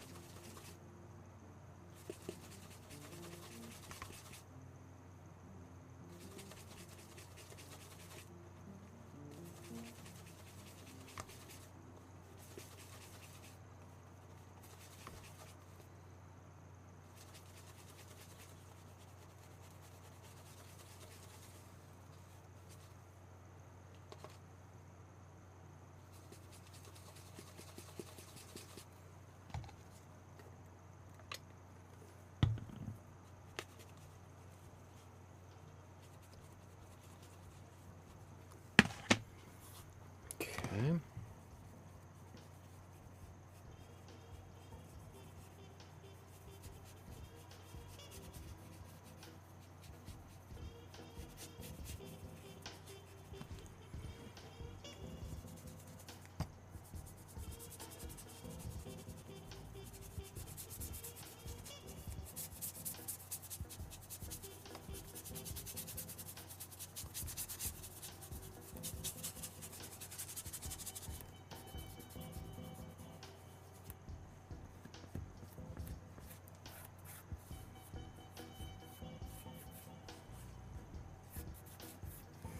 You know what I think what I might do with this painting, oops,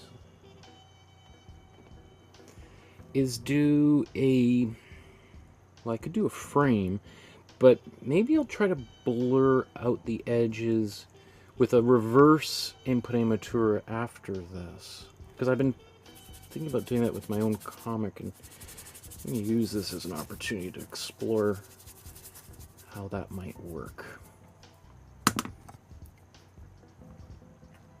Because I put a little bit too much on there, and when I did that, it kind of just faded right out to the edge. So I'm going to blow dry this. I'm going to do that one more quick time.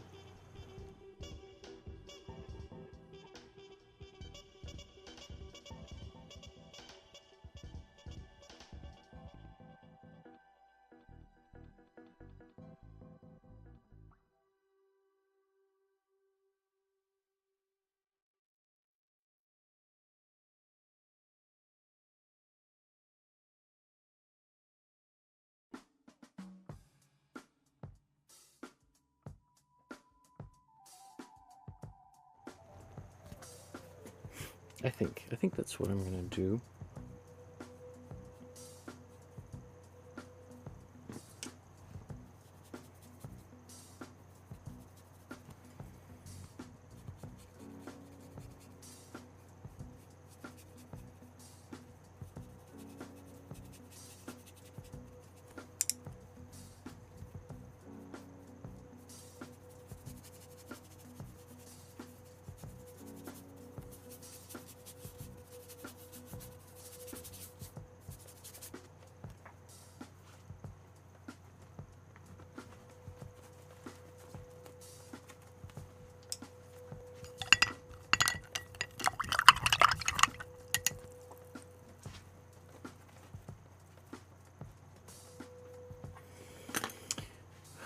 Okay. Now, I want to paint in a little bit of this green and brown.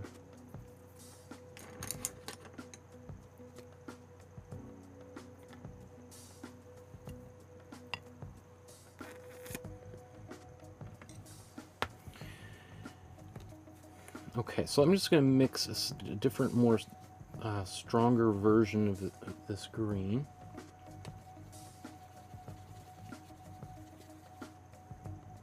Again, just a tiny bit of red. It's not quite so intense.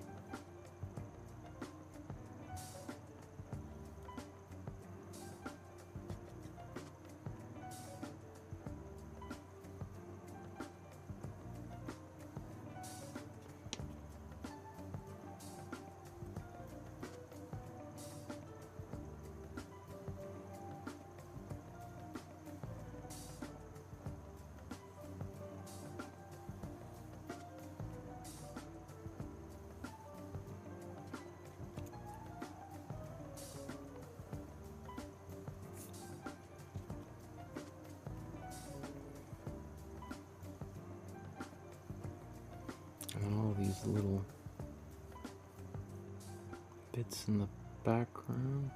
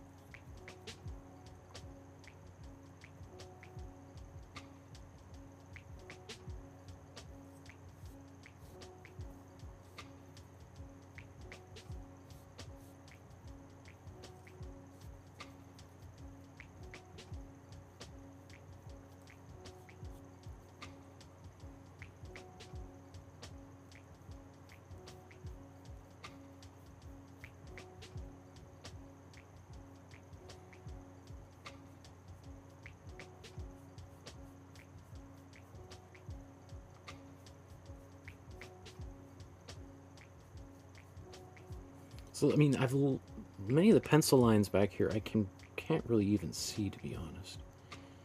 I'm not so concerned about that though.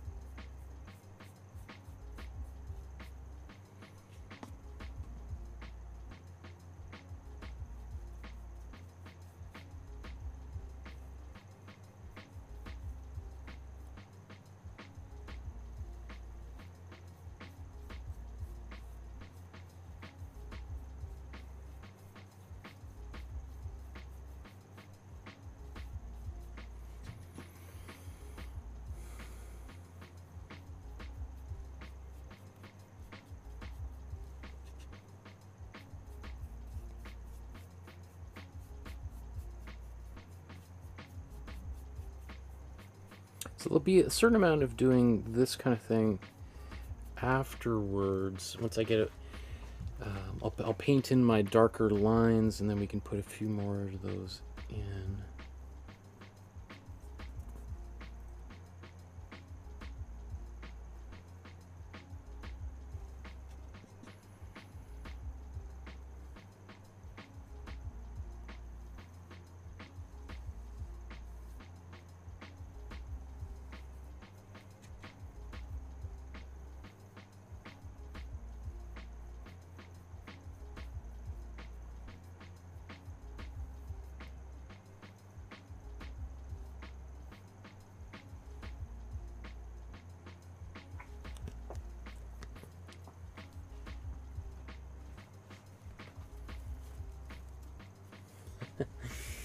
There's Barbara says, "Hi Michael, hi everyone. It's 1:51 a.m. in England."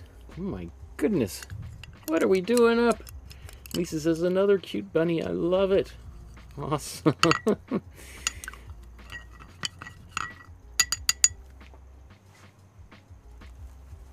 Yeah, this is from the sequel to Peter Rabbit, the sequel being called The Tales of Benjamin Bunny.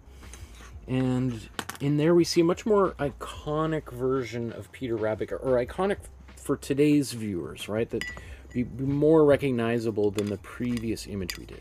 I started with the previous image because it really is how viewers originally encountered Peter Rabbit. I mean, I suppose some today do as well, but the vast majority of people, when they think of Peter Rabbit, are probably thinking of this image, or an image like it, as opposed to the previous one, which is more... it was a rawer, like, basically very similar to her original drawings that she did when she wrote the story to that 5-year-old child named Noel, right?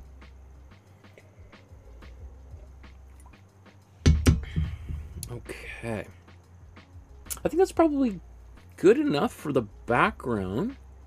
I mean, I'm probably going to do a little bit of touching up there. I'm going to do some outlining, but that'll happen a little bit later anyway. So let's move on.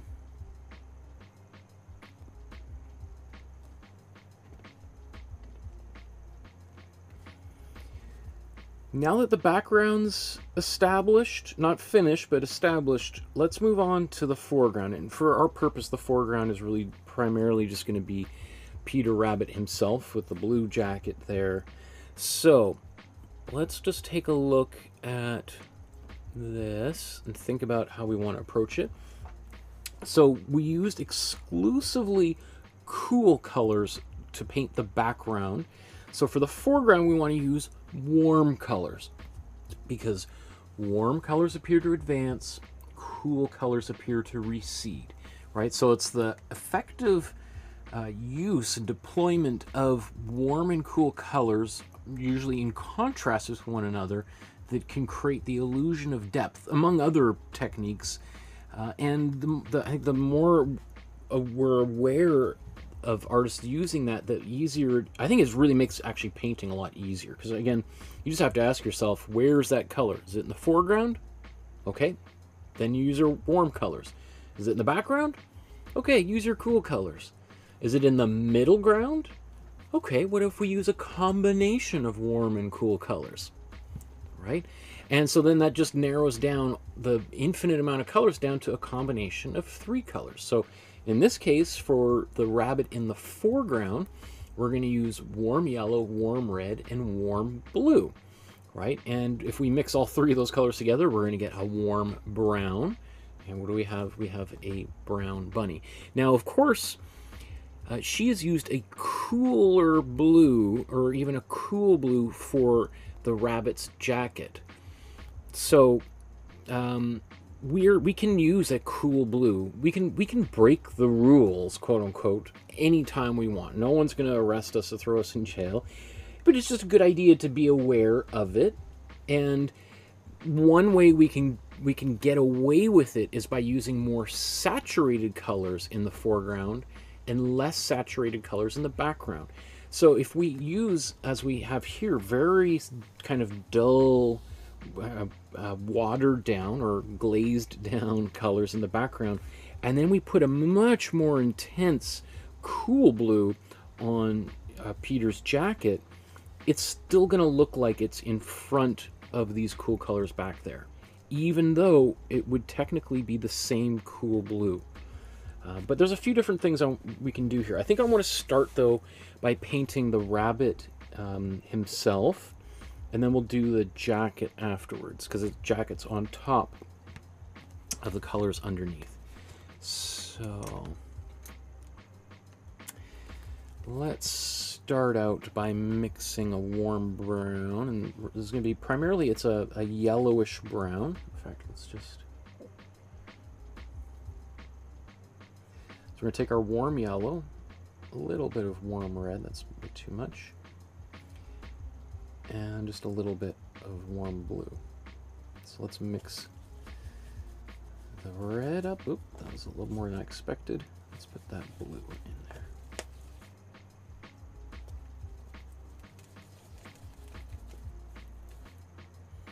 So it's kind of orangey. We put a little bit more blue in there. and just gonna go kind of brownish. Now again, we're gonna continue to add to this color, but I want to start here.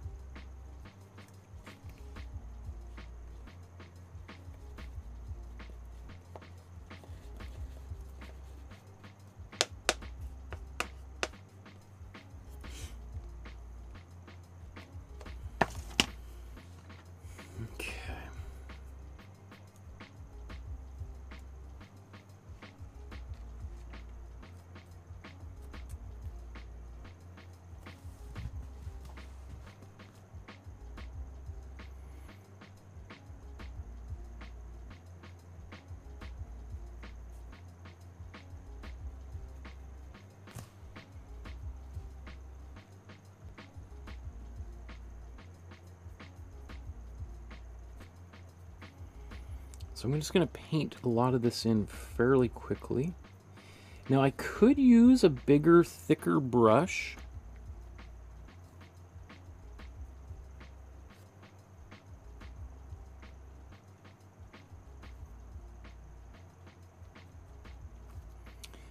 But I always find if I use a big brush, I tend to put a lot of paint on my canvas. So the smaller the brush, the harder it is to kind of overdo it.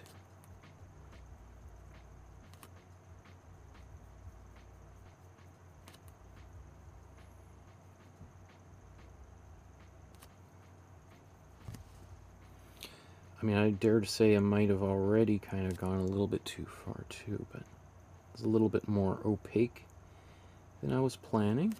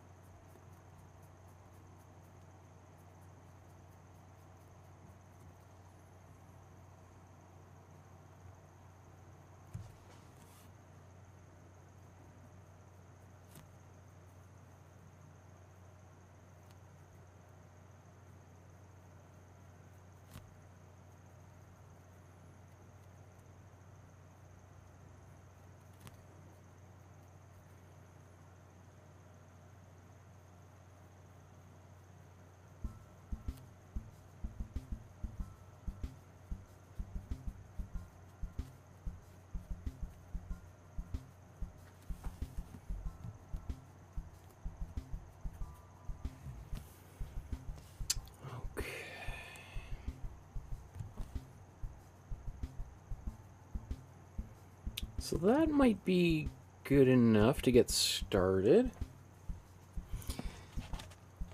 Now let's do a version of this color. It's got more red in it.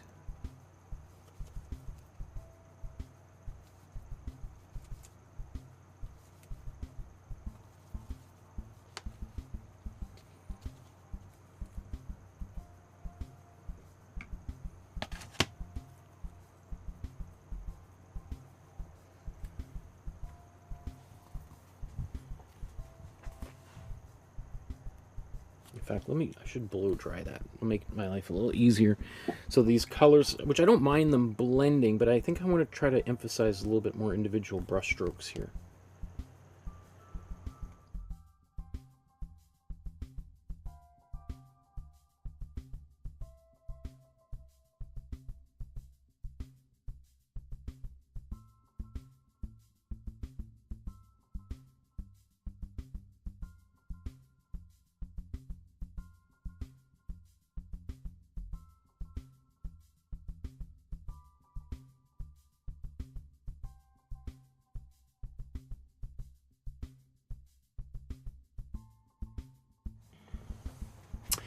Anjali says, thank you so much. Your videos are very helpful for me. I am from India. Hi, Anjali. Thank you so much for tuning in and saying hello. Oh, it makes me so happy that they've been helpful for you. That's great. I would love to see what you've created.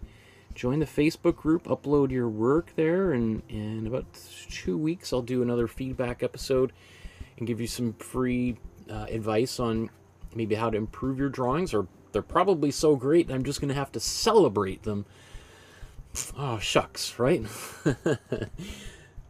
So I'm so proud of you for doing some of these videos, and I can't wait to see what you've been up to.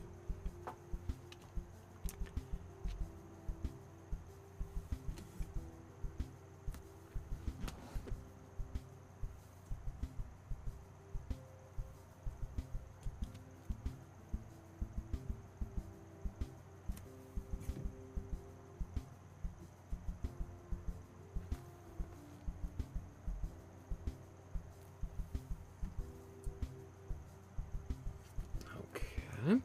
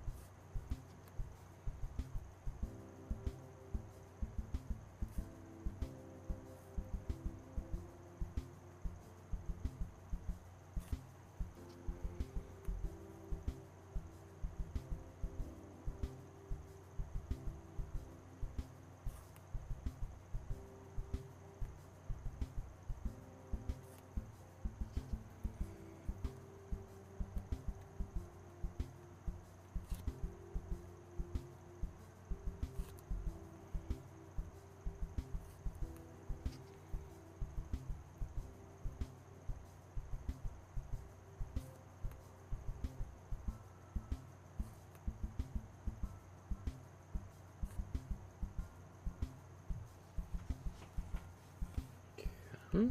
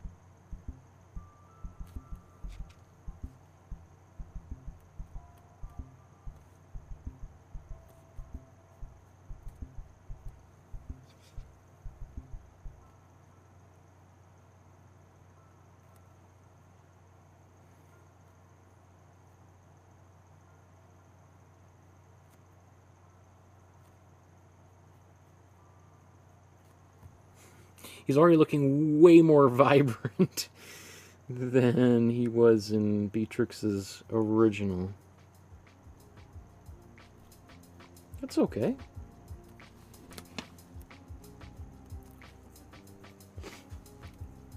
In fact, maybe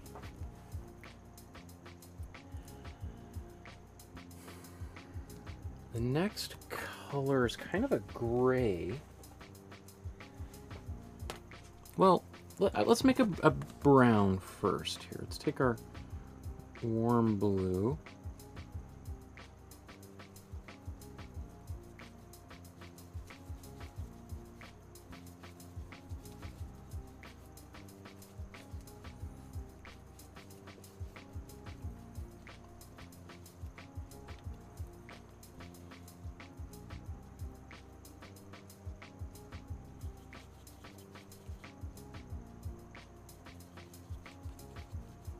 So this is warm blue, warm red, and a little bit of warm yellow. And we just get darker and darker browns.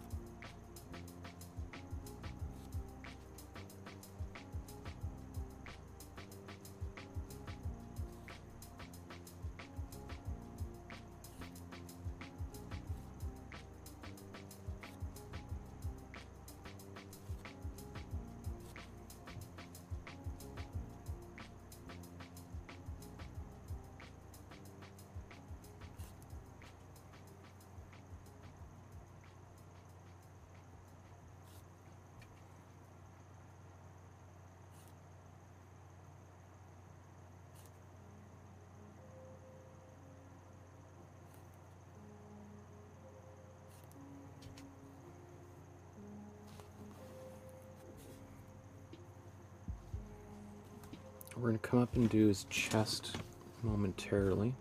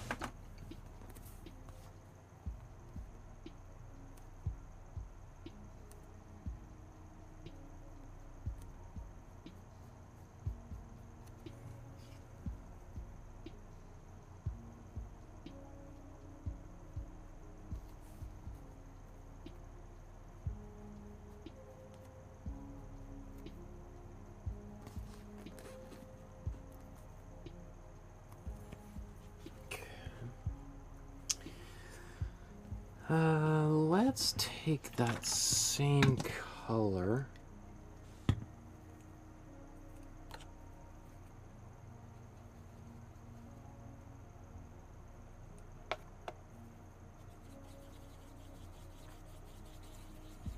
and mix it with a high proportion of glazing fluid to thin it down. If we were doing this with watercolor, this would just be adding more water, right?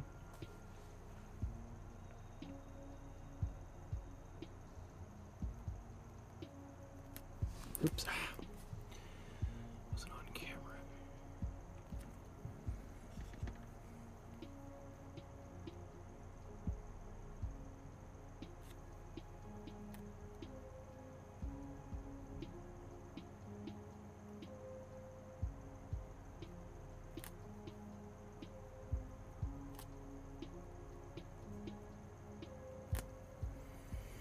Now I could have done this earlier on, as opposed to just doing this right now. It doesn't really matter which order you do it. I'm sure there's some people who say, of course it matters. Space-time continuum depends on the orderliness of brush strokes and colors, and maybe. If the world comes to a crashing end, as I paint this. My apologies, and I hope we all had a good run on the planet before I destroyed it.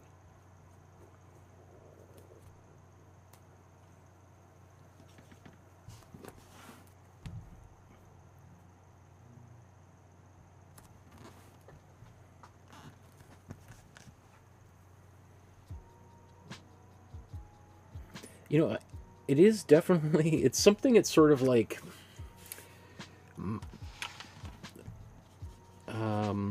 my own, it sort of depends on which side of the bed I wake up in the day, depending on which order I tend to do things.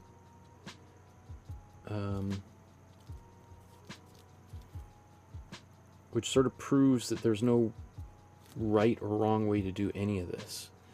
That just whatever way feels like it's working for you is what you should do.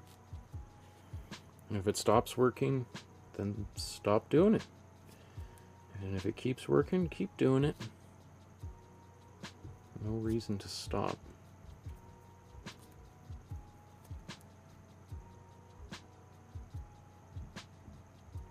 Okay.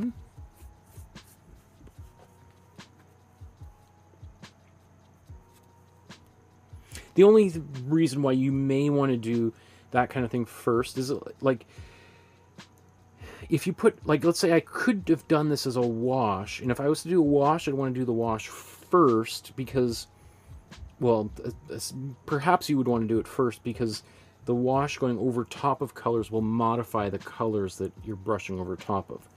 So let's say I took a dark brown and washed it over top of all this orange, it would reduce the intensity of those oranges and make them kind of less like a darker orange, which would sort of defeat the purpose of having used a more saturated color. So that would be the main difference, but I'm just painting in between those lines, so I mean, maybe I'm modifying a little bit of those oranges, but I'm trying to be aware of where I'm painting and not painting.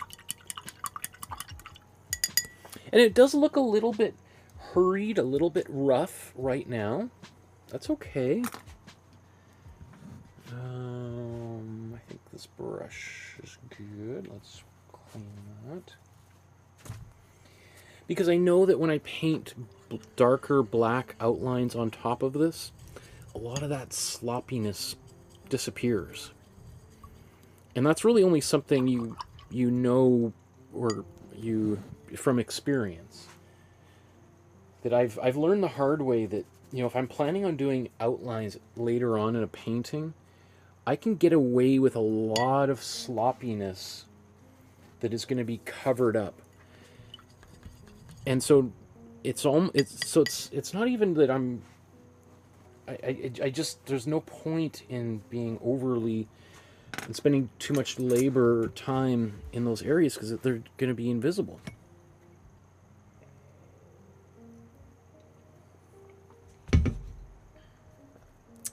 Goodman says, hello everyone, how are you, Mr. Markowsky? And everyone. Thank you, Goodman, for saying hello. It's great to see you in the chat there. So, what should we do next? Do we want to put in that gray? I don't know if I need that gray that's here. I think I can get away without it for right now. So what I want to see is what happens once I paint the blue of Peter's jacket in here. So maybe that should be our next step. So, there's a few things we can do here.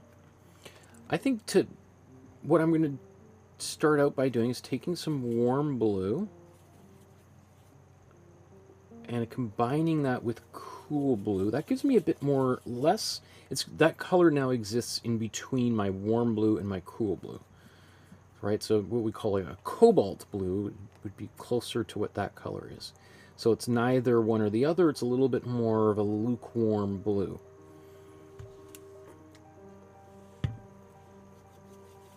That's pretty saturated, so let's just modify it with a bit of glazing fluid. We're going to thin it out. This also helps us just keep this in line with the rest of the colors that we've used here, so that's not just like, whoa, that is really bright. There's going to be a level of transparency to it.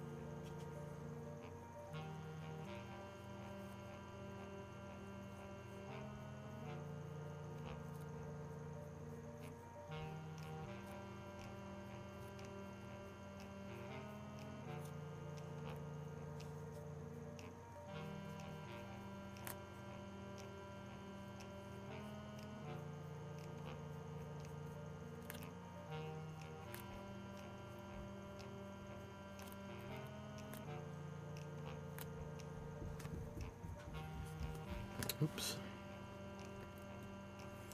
So, you know, I can see those brush strokes on there. Some people may not want that. I kind of like that. If I didn't want it, in fact, let's just show you what we would do if we want to get rid of it. Let's take a drier brush. So here's a brush that's totally dry. I can just kind of buff that out a little bit. Right, just wipe any excess off.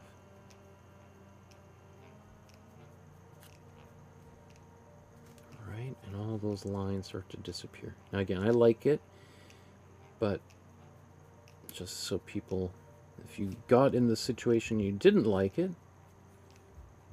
we can get rid of it. Now, I'm not. If I really want, I could just keep doing this until I get rid of every brush stroke. But as I said, I kind of like it, so maybe I'll leave it like that. It's almost all gone, but that's pretty close. And the color is close. It is a little bit more on the slightly warmer side because I put some warm blue in there. I'm going to let's blow dry this, and then I think I'm just going to put cool blue over top of it.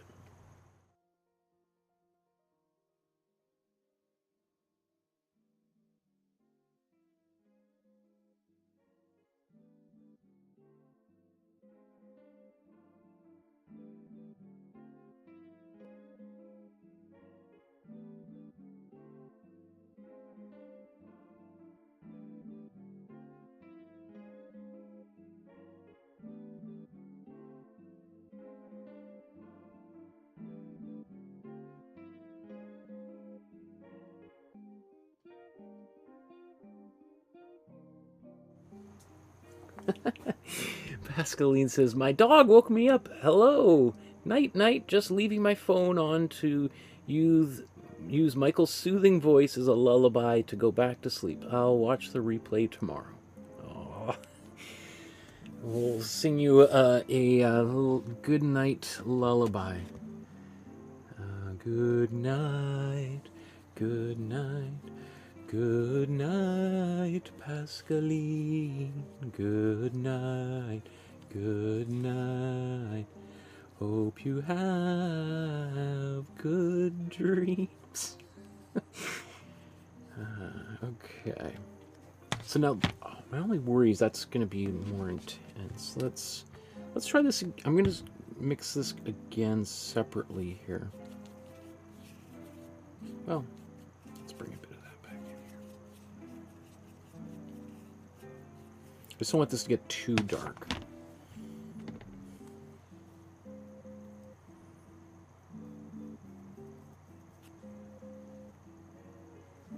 That's okay. But I'd have to be, you know, if I keep going, this color will get more and more opaque, which is not bad or anything, but it's just going to get darker and darker and darker.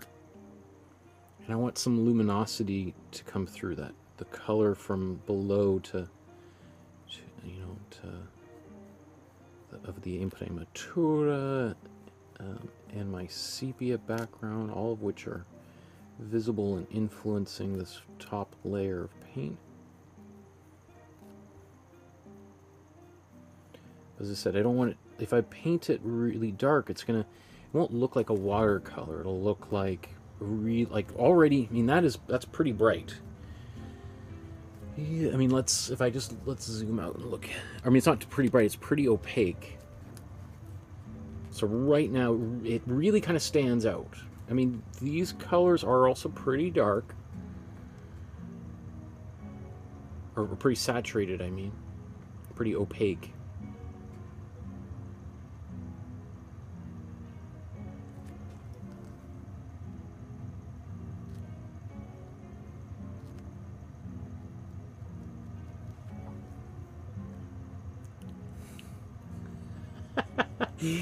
Paula says, Michael, your singing makes me sleepy too. You're a good singer. Thanks.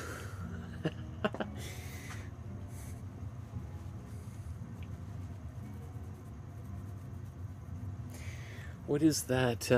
There's a website where celebrities record voicemails from greetings and for people. What is that called?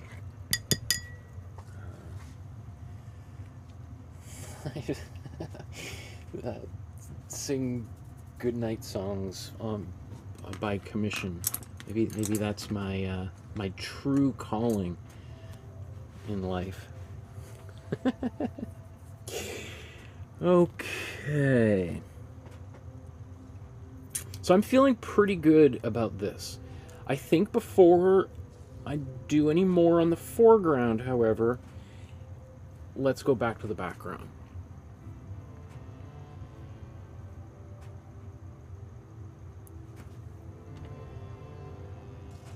Oh, let me actually just want to blow dry this here, actually.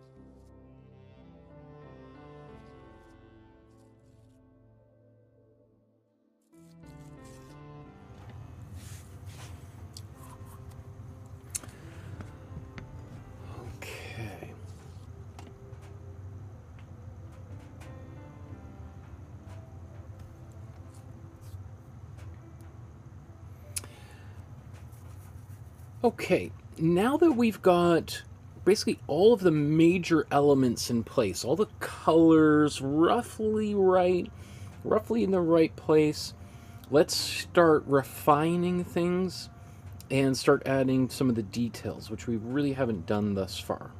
So in this case, we're going to work on the background and ideally finish the background at this stage so that we can move on to the foreground and finish that and be done with the painting entirely. So let's just take a quick look. There's the the painting as it exists at the moment. And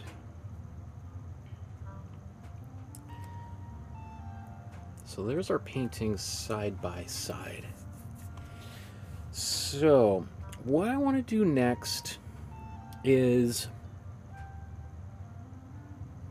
I think what I want to do is do the outlining on the plants, and then we'll do some potential details. So one of the things I did when I did my initial underpainting is, you see, I did a little bit of purple on some of the plants that are closer to the foreground. So that's going to be, there's a reason why I didn't do it everywhere though, because that would be, quite dark lines. Now, she did use dark lines in those areas, but of course, I've kind of taken different things and kind of glued them together. So I have to I'm gonna modify some of the things she created to make my own painting work. And I just want to be clear about that, because I don't want people to think like, oh, what's the point of choosing this incredible artist when you're just going to completely ignore what she did and do your own thing? Like, typical man, right?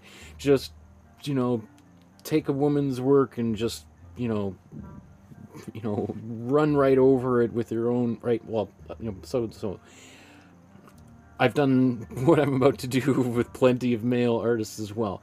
It's just that I think I want the rabbit in the foreground to really shine, and if I put as much darker lines in behind here, it's going to take away from the central figure, which was not the central figure of the previous work. In fact, let's just go back to her story here. Right, so remember, this is the original image. In fact, I've even taken a different version of this rabbit that I enlarged. And then I completely... So here's Peter Rabbit, and there's Benjamin Rabbit right here. I completely took out poor Benjamin, and then I replaced him with this lettuce on Benjamin's, I guess, well, to the left of Benjamin here, on Benjamin's right. Took it and flipped it and put it over here, covering him. Right, so there's been a lot of little changes I've made. And you can also see even just the way that she even did this too. You can see these onions in the foreground. Look how dark they are. Really dark, black outlining, very solid, thick lines. And then even the onions in behind that. There's still some black outlines, but they're thinner, less defined, less detail. And then we go back to the background. And sure, yeah, maybe there's a little bit of black in here, but they're much more diluted, less opaque. And so that's pushing those background elements further into the background. All right, so I'm not totally ignoring what she's doing here. It's just that it's going to look a little bit different than this collage that I created, right? Just want to make sure that's clear. Okay, so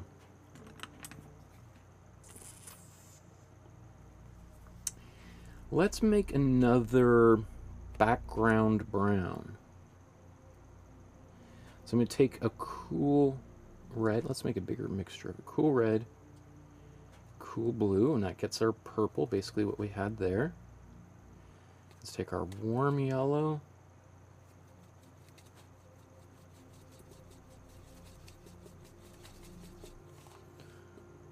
Let's take even more warm yellow.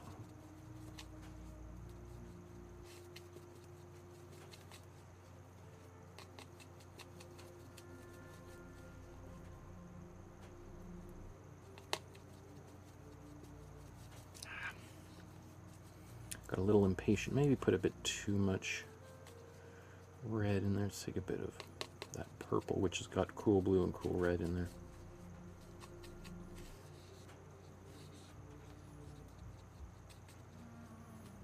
Okay, that's good. I can use that for outlining, but again, I'm still going to put some glazing fluid in there. That's going to make it more transparent. It's also going to make it easier to wipe away if I do something I'm not so happy with. I mean, that might be still actually a little bit too dark. Let's take a bit of, maybe even I'll just do this right here.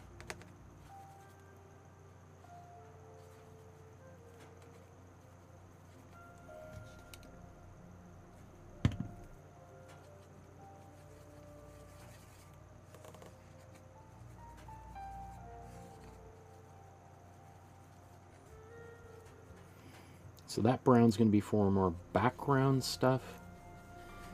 This brown's going to be for more middle ground, foreground outlining.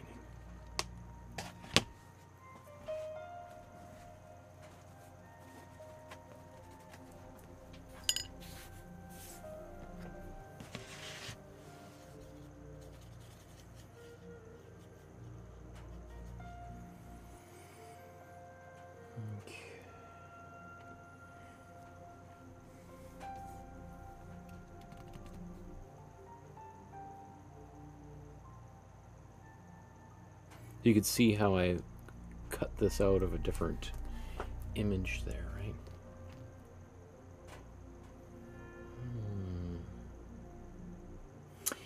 You know, I might actually start with the outlining in the foreground, so that, and then I'm going to work my way to backwards, which is different than the way I usually work. But some of the stuff that's in the background is very vague, and it'll be easier for me to paint that vague stuff in after I've got more of the foreground defined, because I can just sort of hint at little things there. If I start in that background and do actually a lot of detail, then I'm going to actually have to do more detail in the foreground to make the foreground look closer, because we tend to see more details on things closer to us, right? If I have my hand close to my face, you know, I can see all the little lines in my hand. If I put my hand further away, I don't see all those little lines. I see really more of the big lines. And if I could stretch my hand across the room, well, I might not even be able to see how many fingers I'm holding up, right? Let alone the creases in between, all that kind of stuff, right? Okay. So I took my darker brown here, and I'm going to go over top of.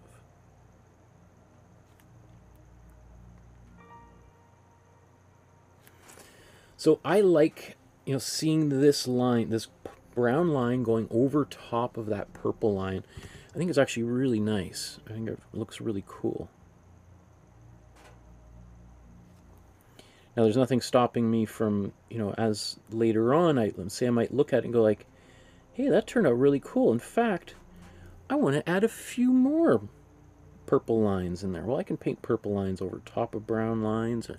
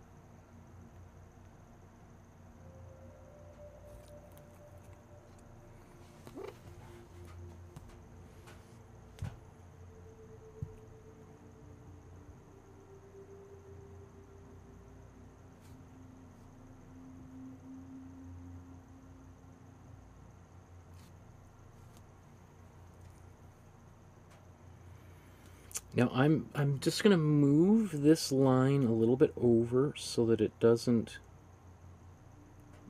get too confused with the line that's going to be going in behind it.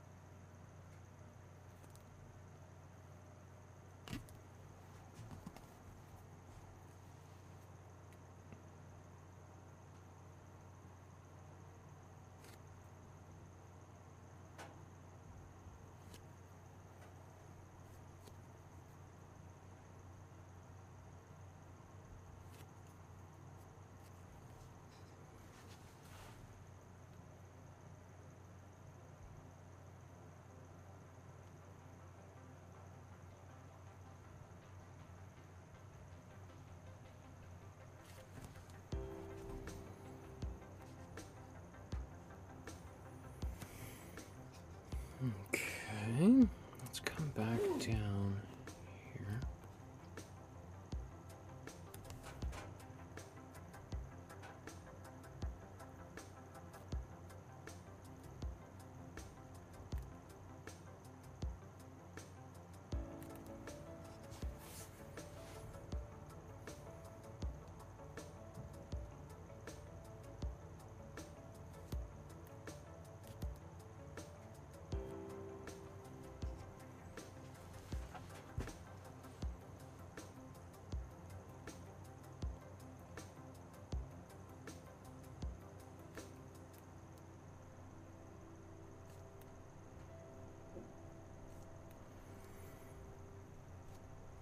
I'm going to sort of modify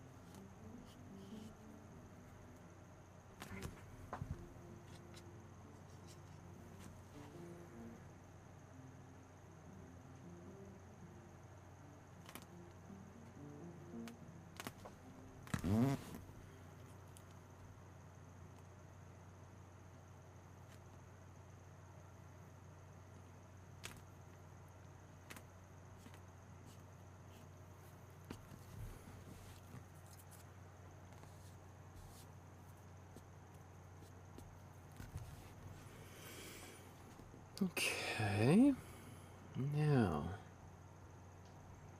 let's put some of these more distant onions in with this lighter brown.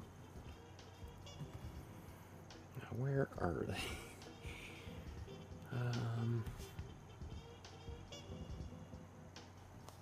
Or where do I want them to be, I guess is the question.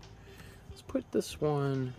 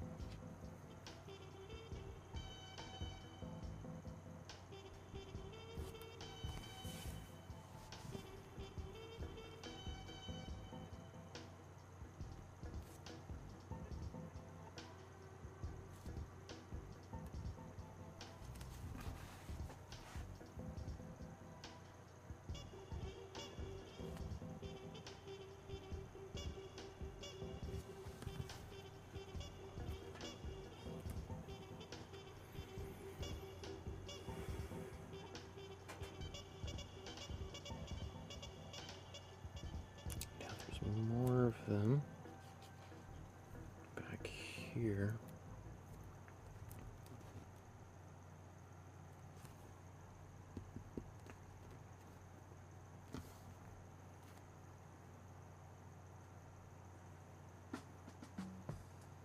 I've made a bit of a mess kind of conflating all these, didn't I? Mixing the different ones together, kind of. And actually, I should also say that the collage that I did is kind of... I was overlapping different layers, kind of putting it together, so it kind of is lost its logic anyway. It's not quite as clear of a one-to-one from the original background. I feel like maybe another one could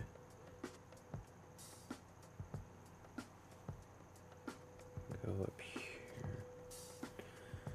Let's go the other way. Let's bring it down. Or maybe, which way should it go? So it comes...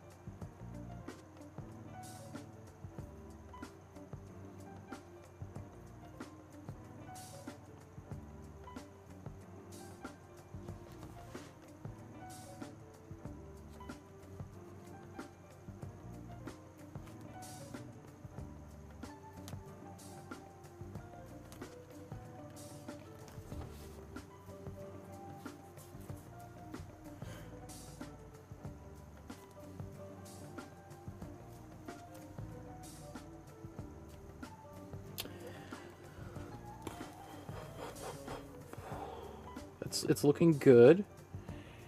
Let's go to the other side here and kind of repeat this same series of actions.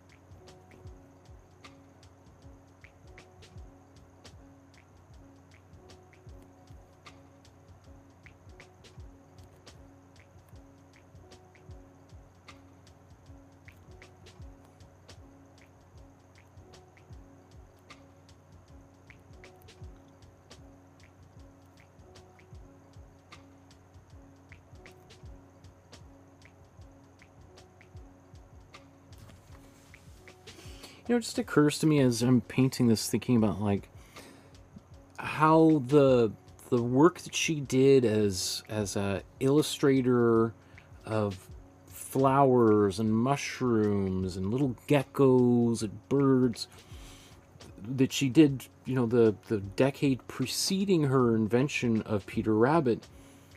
You know, I'm sure some people would say, well, what a fantastic waste of time. Why didn't she just start painting Peter Rabbit? Like, you know, well, one of the things, because sometimes people get in these things, wish I started painting earlier. I'm in my mid-40s, I'm in my mid-60s, what a waste.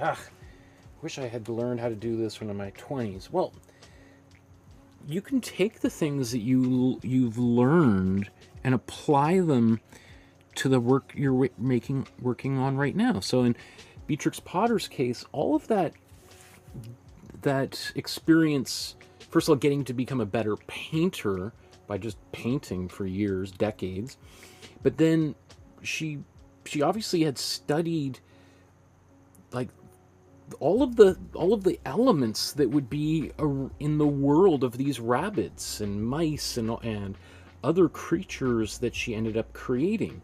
So she basically, by the time she came around to painting Peter Rabbit and all the other animals, she was an expert at the environment in which they lived. So she could create a really believable universe for them to inhabit.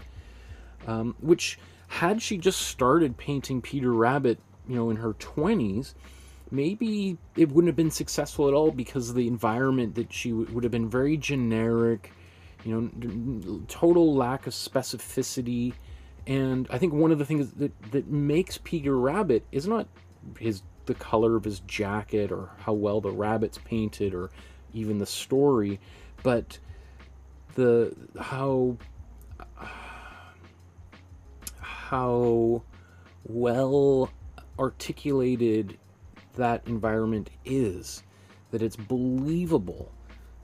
It's not just something that came out of somebody who was in a black box and coming stuff out of their imagination.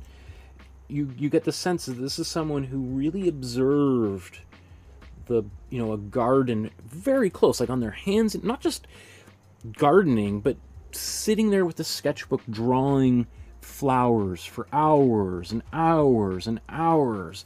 So when it came time to doing this, boom, she knew what space these animals could inhabit. She probably, in fact, there's all sorts of stories of Beatrix Potter having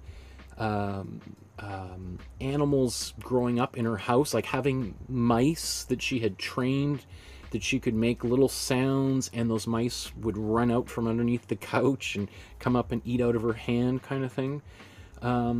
So she was really well tuned into this world. This was this Peter Rabbit and Flopsy Bunnies and all them other characters grew out of her direct experience and first-hand knowledge. So, you know, if you're watching and you're thinking like, well, I'm like, how can I use my experience as a lawyer or as a doctor, a scientist? I'm now retired and I was a school teacher for 30 years. Well, make a character or based on, as make a teacher character, make a lawyer character.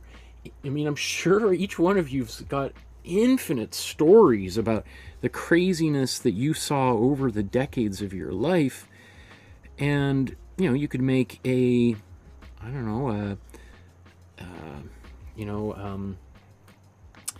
Jimmy the Jimmy the fish lawyer, right? Maybe you've been working. You were a lawyer, but in your summers went fishing every summer, so you have these two different, very defined experiences.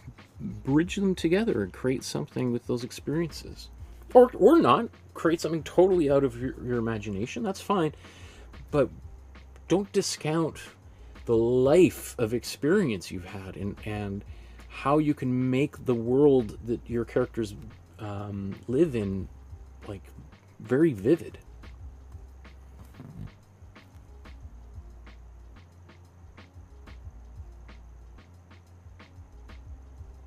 If you want to make characters, you don't have to make characters at all either, right?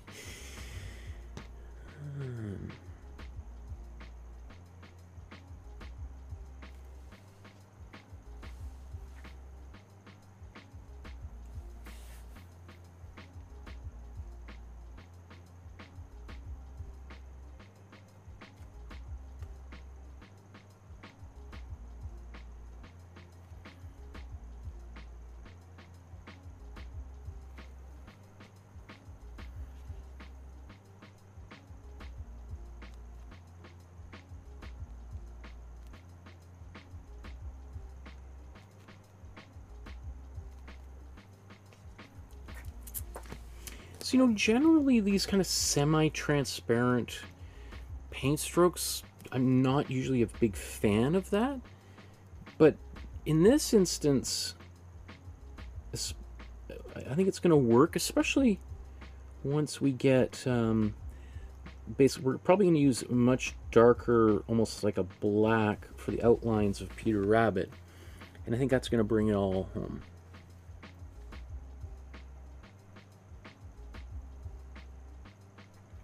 And therefore the transparency that we see right here will look really nice in opposition to those more solid lines.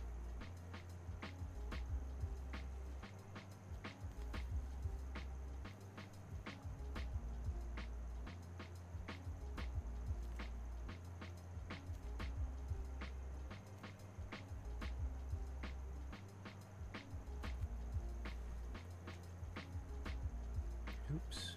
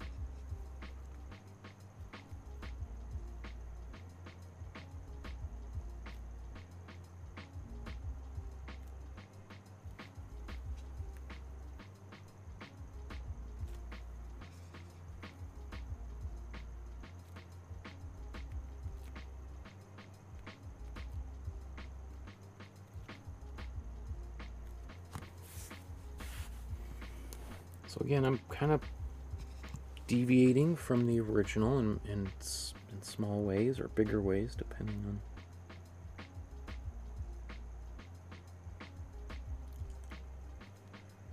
how you see it.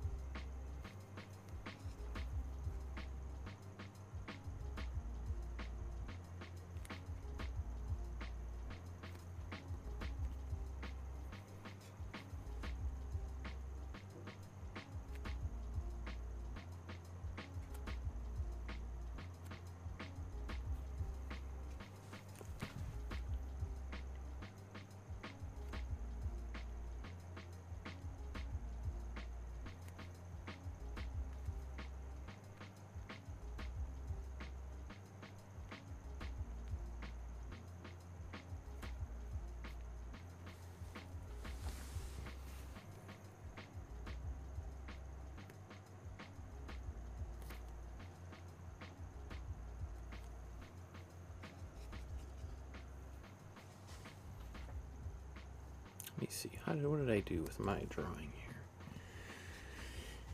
In this area, right there.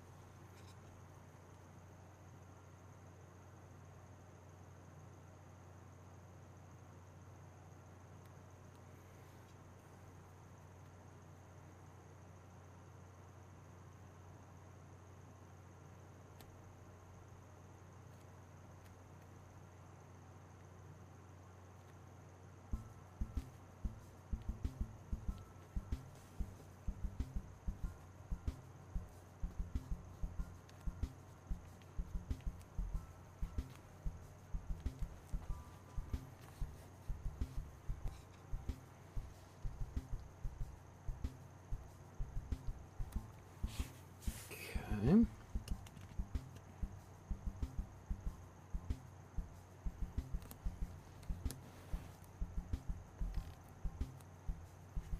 Feel a little bit blocked in there. I need to zoom out to see. Okay, let's now move to the little bit less saturated and more lightly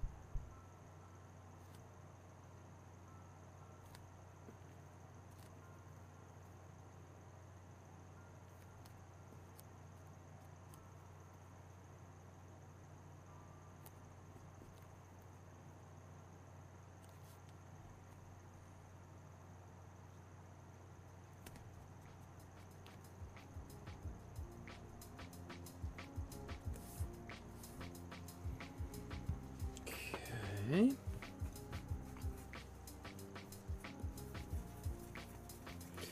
So now let's just take a little bit of brown and bring it back into here and just mix them up a little bit. Give a little bit of brown.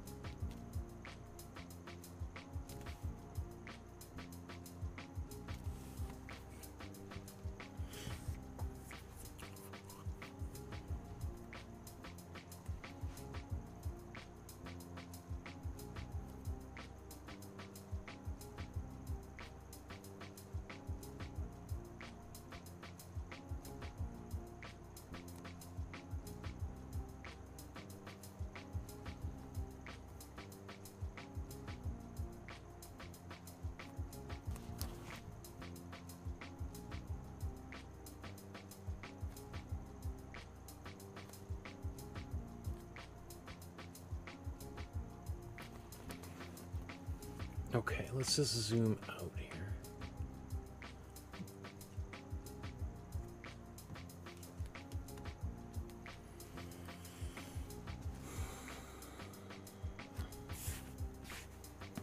I think I want to take just a little bit of the same brown that I had just used, and let's just maybe put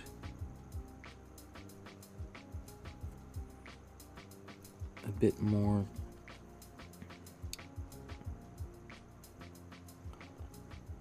onto this side.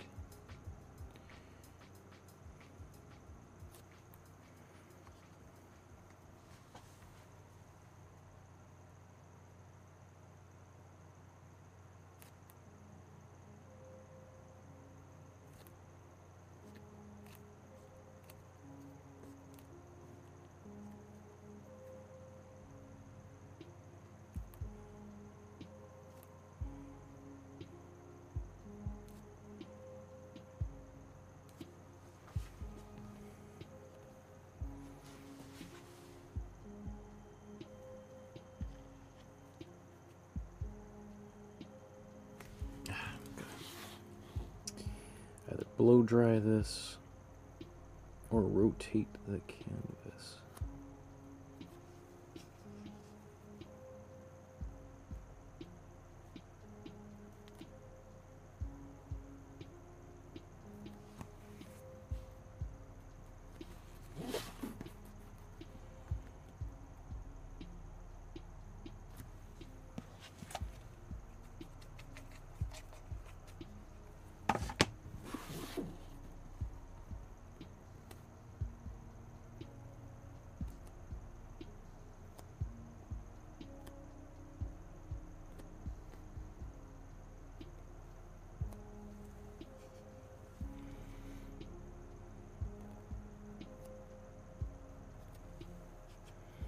I'm afraid I'm not very talkative today. I don't know. I think I said everything I wanted to say last episode. So I'm just painting away here.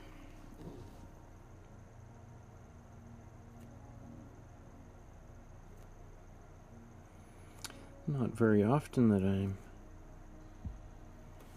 at a loss for words.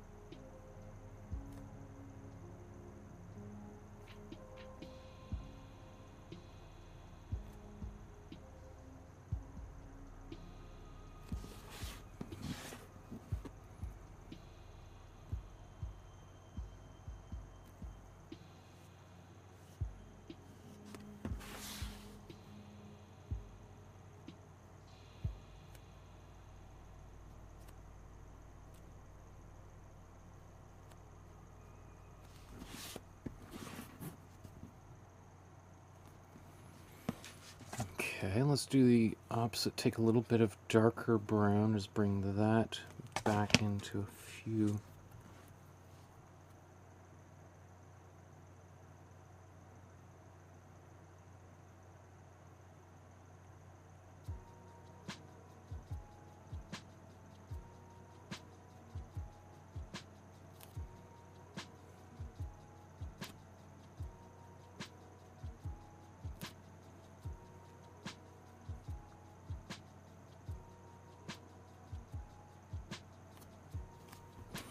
Like, I'm suspecting that once I get those black lines on Peter Rabbit in the foreground done, that I might want to darken these lines that I'm just doing. So it's like, okay, well, maybe I'm doing a bit of preemptive darkening.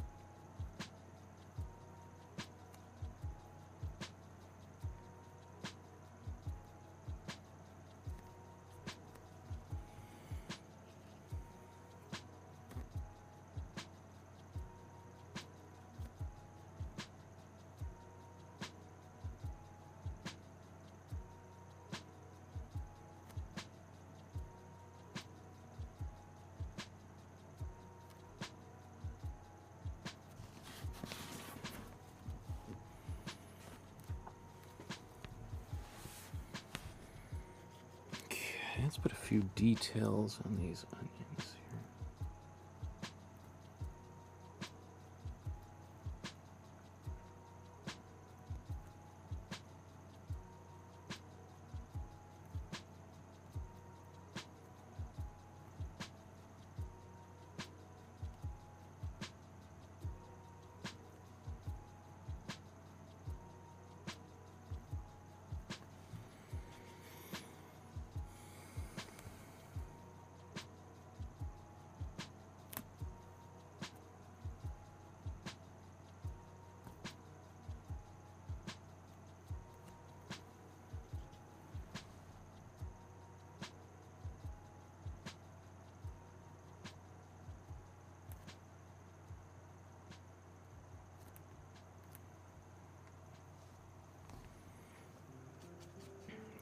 Okay.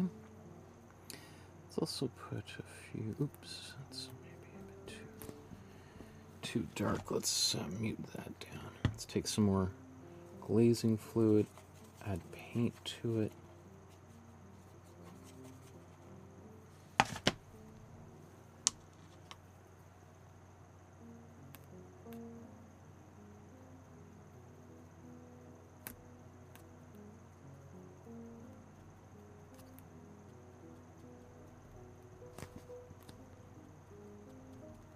Actually, you know what? I should blow dry this before I start this, because that if I do things I don't want, I can just wipe them away if I've blow dried it. So let's do that real quick.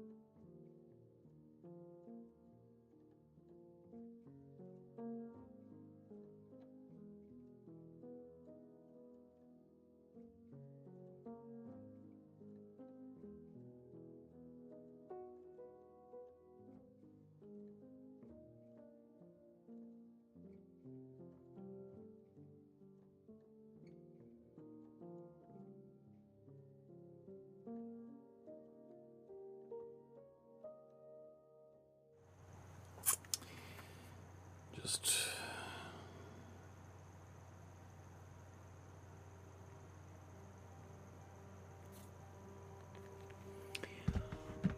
saying hello to the, or replying to the nanny. Well, you know what? Maybe before I do more in the background, I think I'm going to move on to the foreground, because it's entirely possible I do the outlines on Peter Rabbit here. Oops. And I decide that I'm happy with what I've got. There's a bit of smudging. I thought I felt something wet on my hand, but I couldn't see it. Now I just blow dried all of this. I don't know. I'm able to get a bit of it, clean a bit of it up. I have to be careful, otherwise if I scrub too hard, I'll just scrub all that paint away. So that's perfect. I mean, again, that's one of the great things of using a little bit of that a glazing fluid, because it has medium in it. It will slow the drying time down. So if I do make a mistake or I stamp my hand all over the painting, I can kind of wipe it away.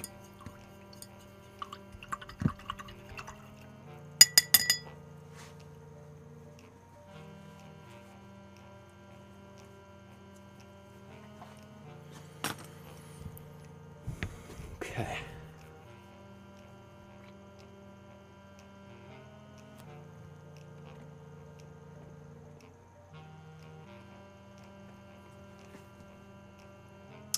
So we've done more work in the background. I feel actually quite happy with the way it looks. I just now want to do the outlining on Peter Rabbit, and then we'll see. Hopefully, I mean, I think I'm probably gonna have to do a little bit more in the background, but I don't know yet. So here's the painting as it stands currently.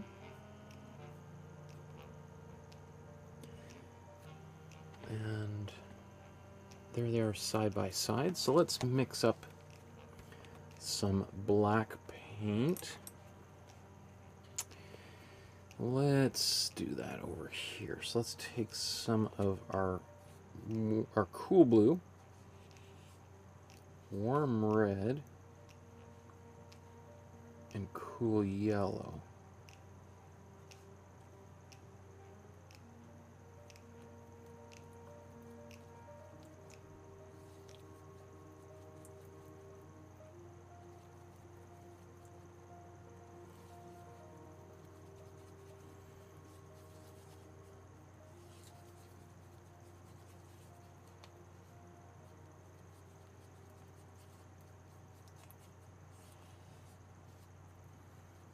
That's an odd mix. That's an odd color. It looks like a really deep green, perhaps. So when you're in a situation like this and you can't really tell what, I mean, it's obviously very dark, but it doesn't feel like a black, and I can't tell. Let's add a little bit of white to this mixture. And we add the white to it, and obviously it goes gray, but that looks like a very blue gray. Almost a little bit on the greenish side. So that tells me I've got enough blue, enough yellow. I need more red. Now I added white to that, and I don't want any white in this mixture at all. So I'm just going to clean my brush. And then let's add more red to this mixture.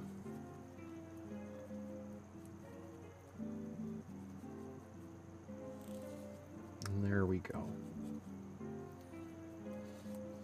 We still need more, actually. Yeah, much more of a neutral black.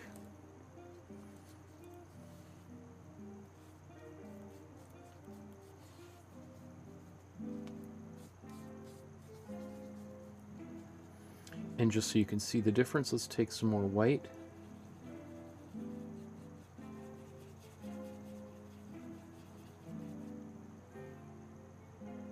If anything, it's maybe put a bit too much red. It looks a little bit more on the purple side. But you know, I don't mind that so much. In fact, if you take a Sharpie and draw on a Sharpie, and then, you know, sorry, take a Sharpie, draw on a piece of paper, and put that piece of paper by the window for like a week, as the UV light hits that paper, it's gonna lighten it up, and you're going to notice that the color of the Sharpie is going to go from black to like a purple, maybe even a little bit of a green, which is one of the, so you'll see that basically that's how they made the Sharpie. Is very similar approach to mixing colors we've just done. Because one or more of the pigments are less light, less steadfast to light, and will lose some of their opacity or disappear entirely. Anyway, let's. Kathy says this looks great. I love the way the background looks too. And Paula says, "Hi, Kathy, you are late." Oh, I think Kathy was the first one in the chat. She's been here the whole time, Paula.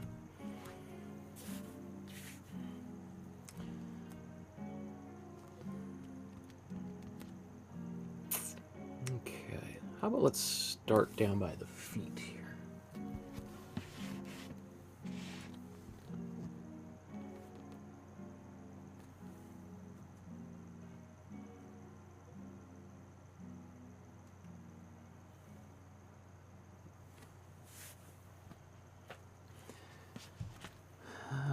Okay.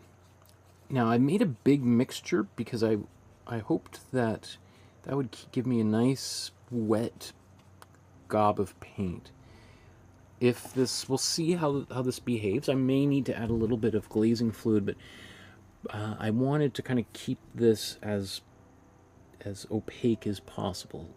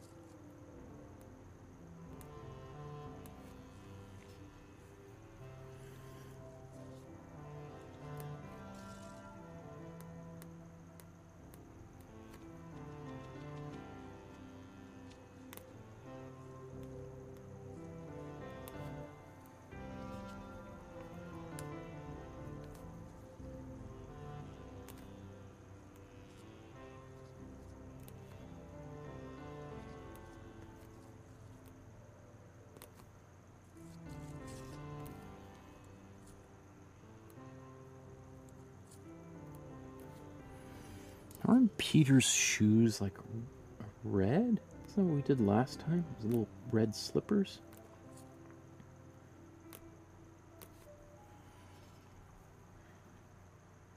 I'll have to do another quick look here.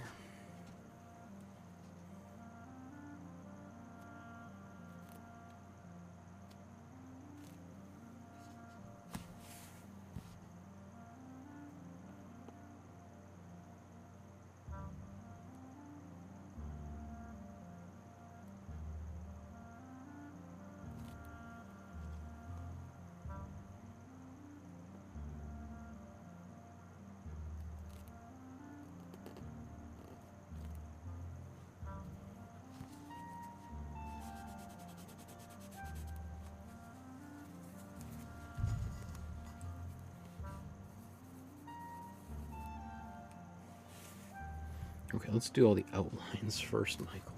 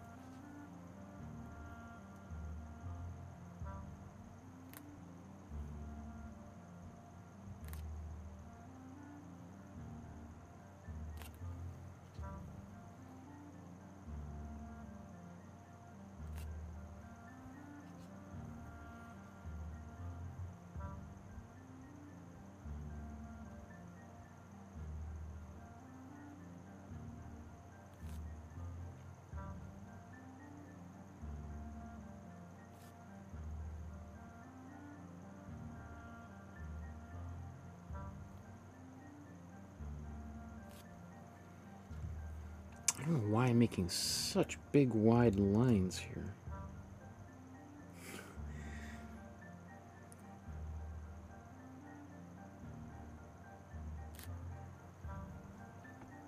But I am, and I've kind of committed to it, so I'm just going to keep on going. But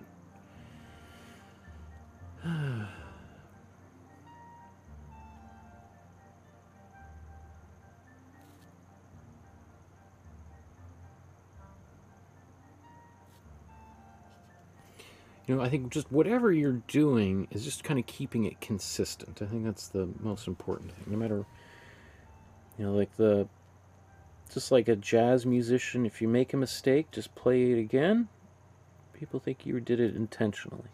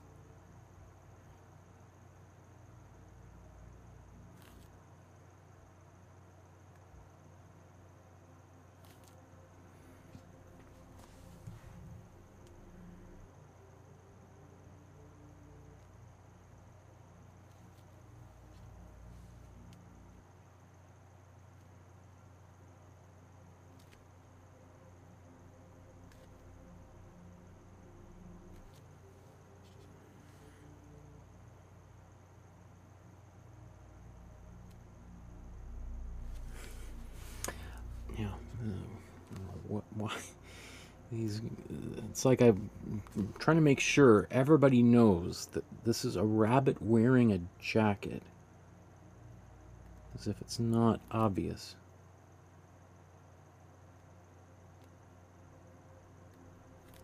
I mean, but I don't mind it. I don't know how it came out that way or why it's coming out that way, but it's coming out that way. Let's just keep on going with it. I mean, if I was really unhappy with things, I could, because it's got that slow dry medium in there, I could frantically try to wipe that away, but I don't know, it's not like it's not causing me any distress, so let's just keep on going ahead.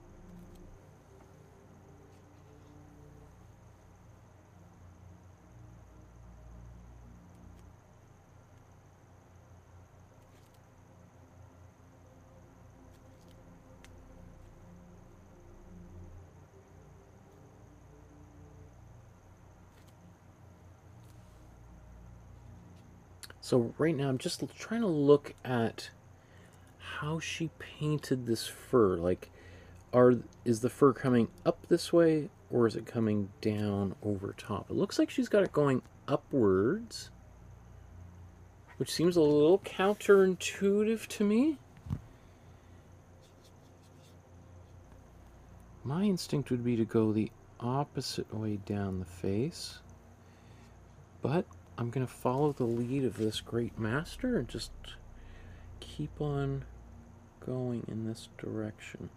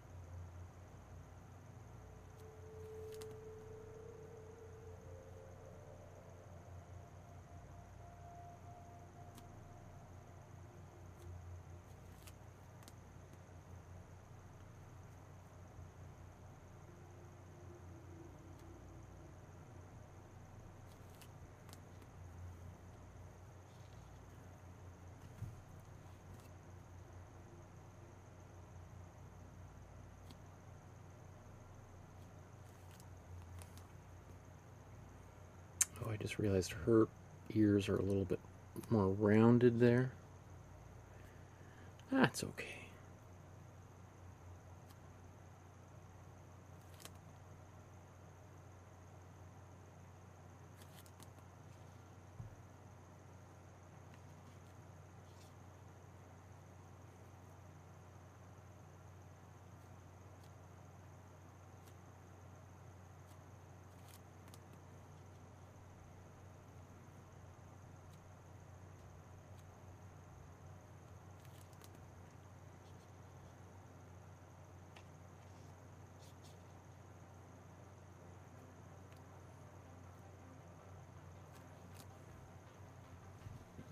Start back down here.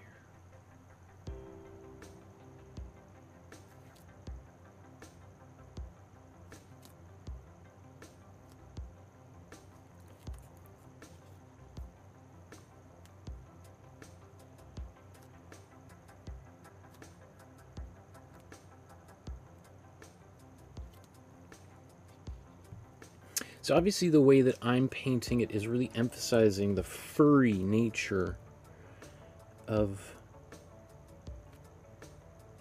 this rabbit, and I don't know. I mean, it's something that I just like stylistically, personally. It may be, you know, it probably says more. It certainly says more about me than it does about her, in that you know, that just like I did the jacket with much bolder outlines than she did, I tend to use brighter colors. You know, it's just, you know, it's interesting how our personalities come out in our artwork.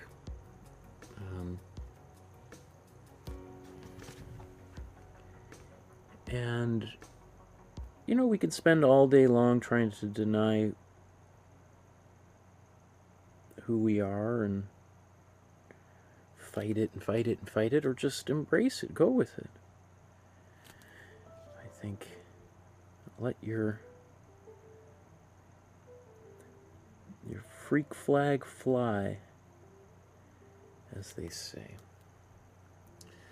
That's what I tell my students at Emily Carr. Just next week, start teaching again. Oh, summer's almost over. Oh, oh. But it's, you know, it's what I say, you know, it's show us who you are. Don't be afraid to let it out. You know, it's like, you got one life to live. Make the most of it.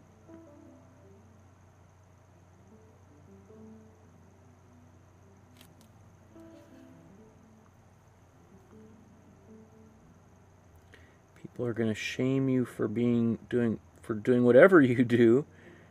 So you might as well be shamed for doing what you want to do than be shamed for doing what you don't want to do. Right?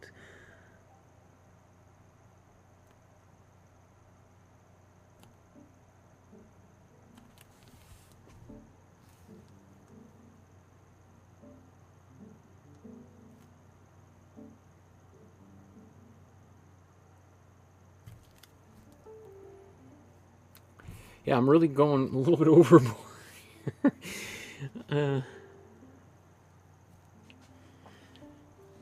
I think I'm going to have to blow dry this just because now I want to get into the interior of Peter's face here, and got a lot of wet paint on the edges here.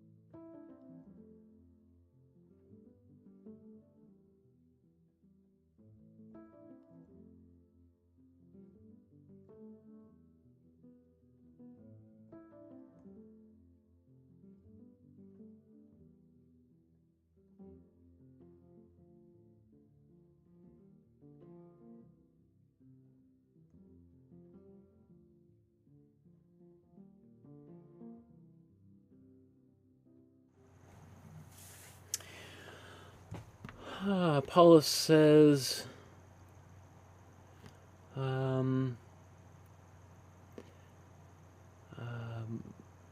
Kathy and Paula are talking about doing different things because it's so hot, and doing some activities like Zumba and yoga. And Paula says, we lost our sister-in-law last week from blood cancer. Oh my goodness, I'm so sorry to hear that, Paula. Ugh. Just as a good reminder to life is short. It's your time, it's your time. Hopefully your sister-in-law lived a long, happy life.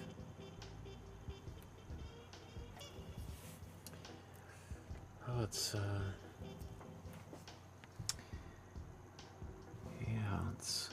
life is precious, isn't it?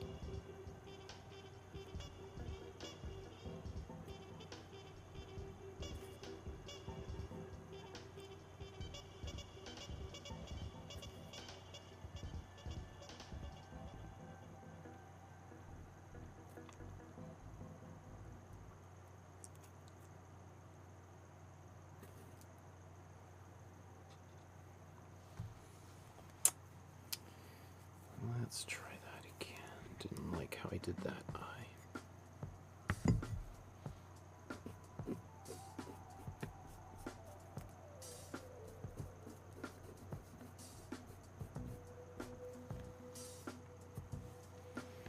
While that dries, let's do the other eye.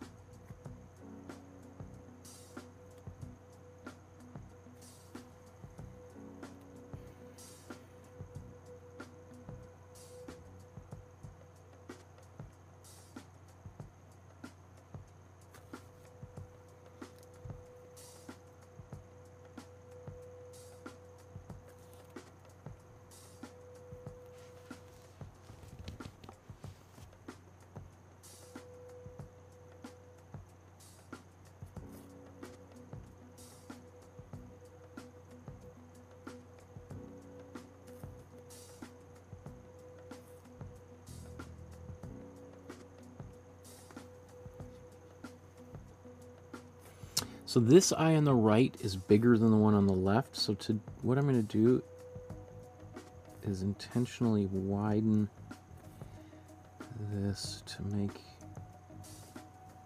bigger and try to make them about the same size.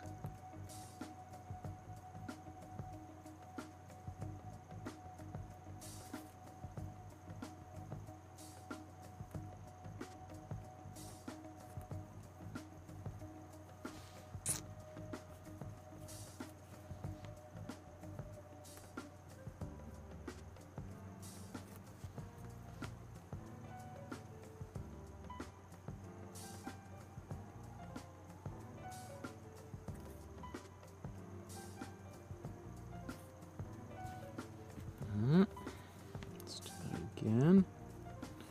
One of these days we'll get it right.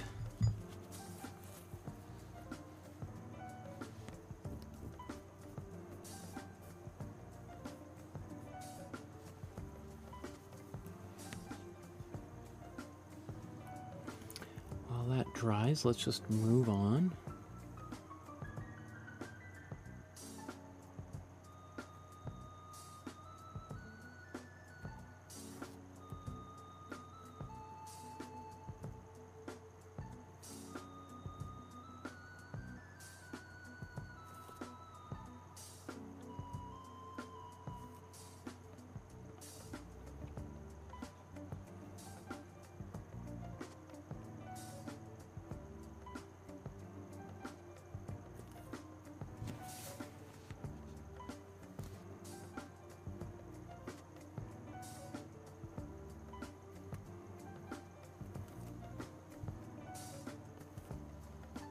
Okay, what I'm going to do is I'm going to blow dry this so I don't have to repaint all that each time I make a mistake.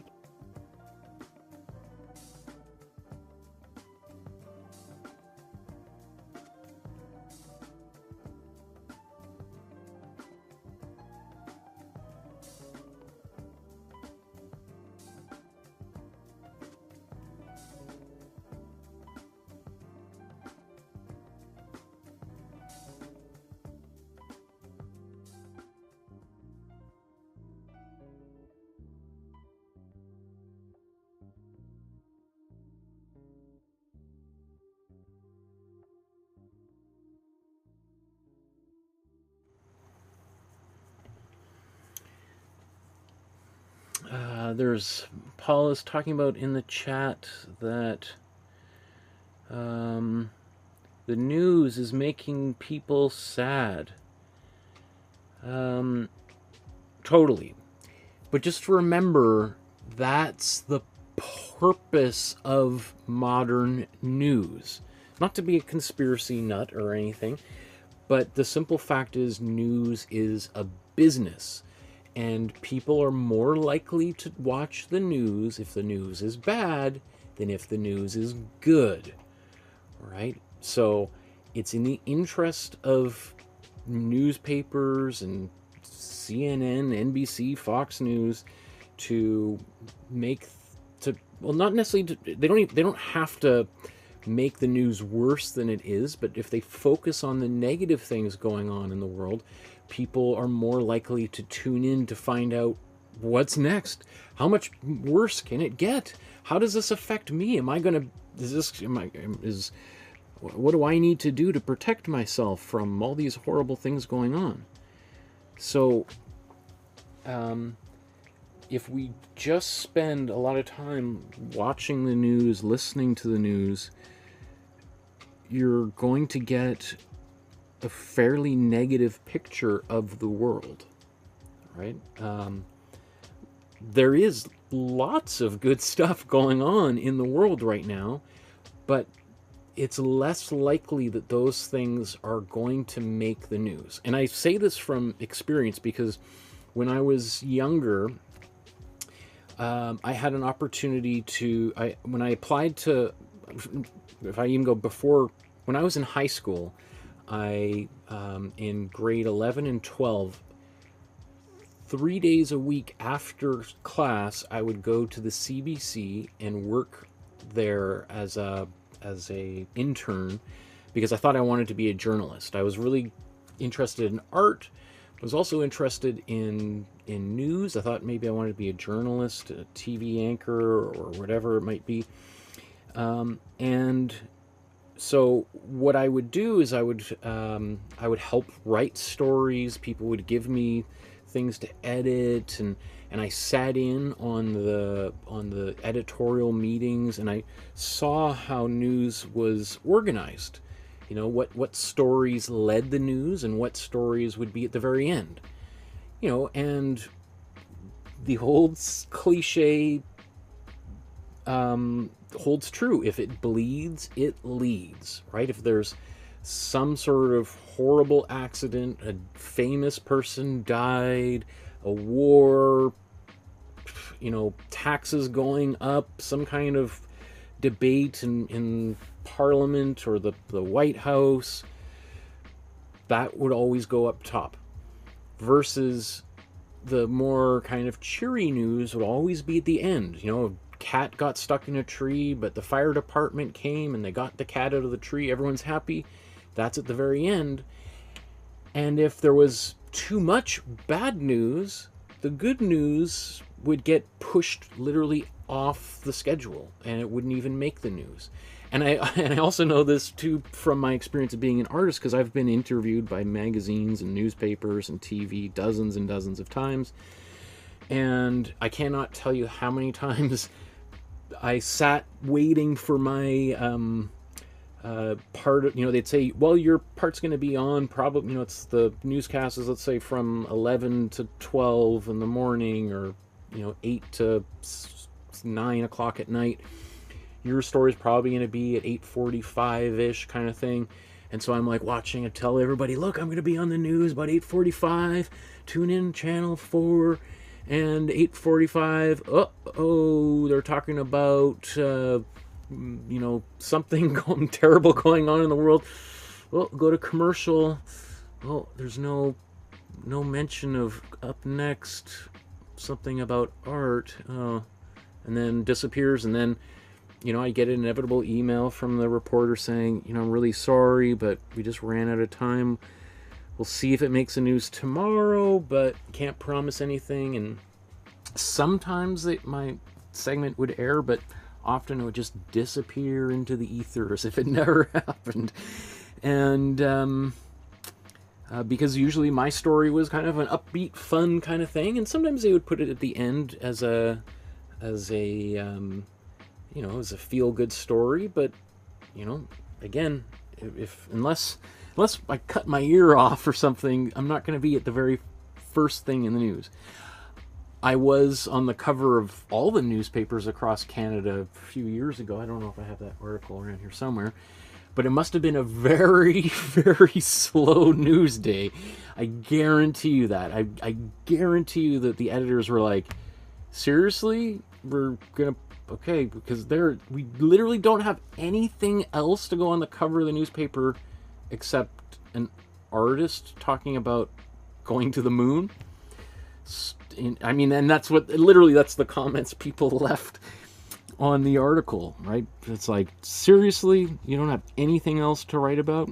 It's like, I think that's kind of a good sign, but yeah, needless to say. So I'm just be careful about reading too much news. Nothing good will come of it, except your own level of stress going higher and higher and higher. And you know, I personally don't read the news anymore. If there's things going on in the world, I'll find out about it. I mean, I find out about it because I'm on YouTube all the time as a YouTuber myself, and if there's important things come up, you know, I hear about it and read about it. I also like reading more long-form journalism, because that makes, like, for instance, I have subscriptions to the New York Times and to Vanity Fair, and a couple of other ones. Anyway, but those kind of pieces are much longer, like, or in Maclean's magazine.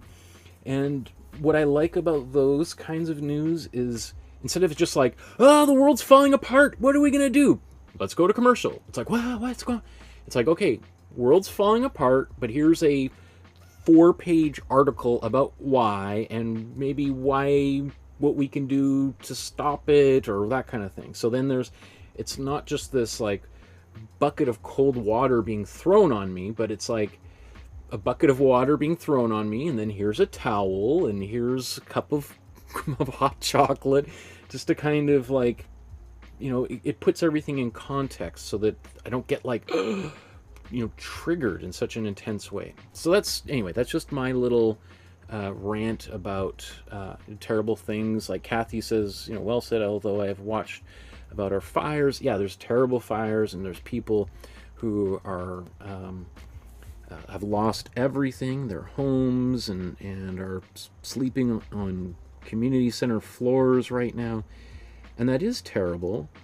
But also just think about how positive it is, like how communities come together to help people in these crisis moments, and how that, for me, when I hear that, it gives me chills, because I think, like, wow, people helping people in their darkest hour, that reaffirms my belief in humanity, that even when things get really bad, we will come together to help each other.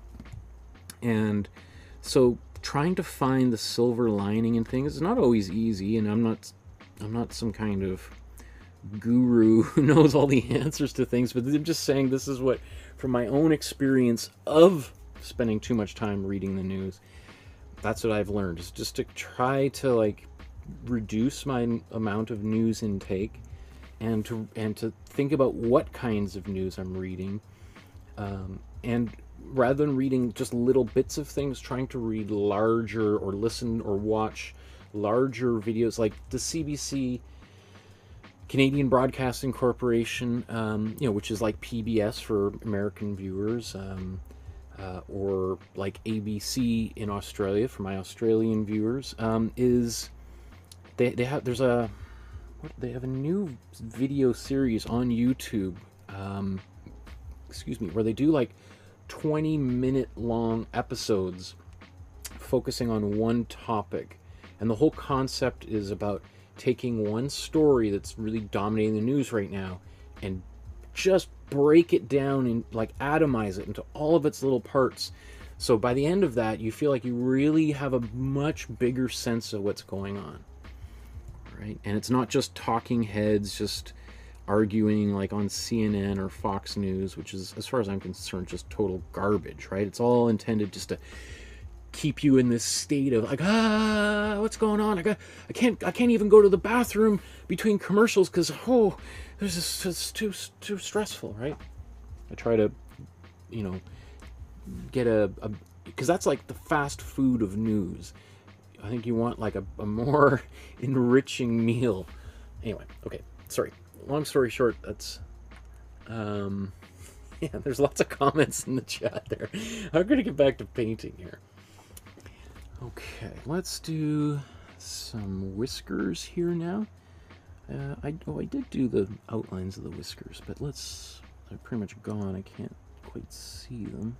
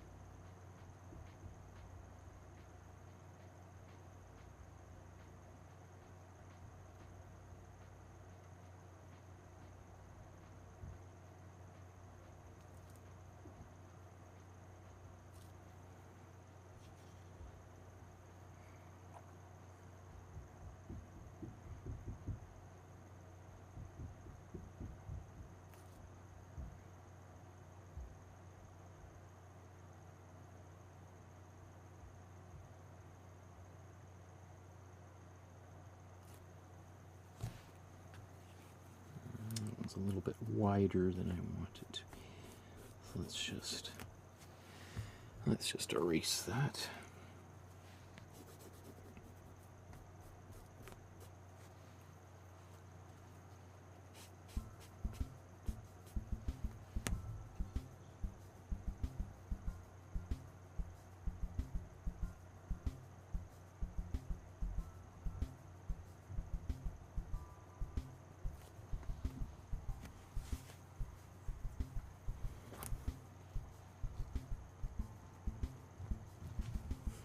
Maybe just as I'm painting here, just thinking more about all that stuff too. Just think about the way that the way that I watch, like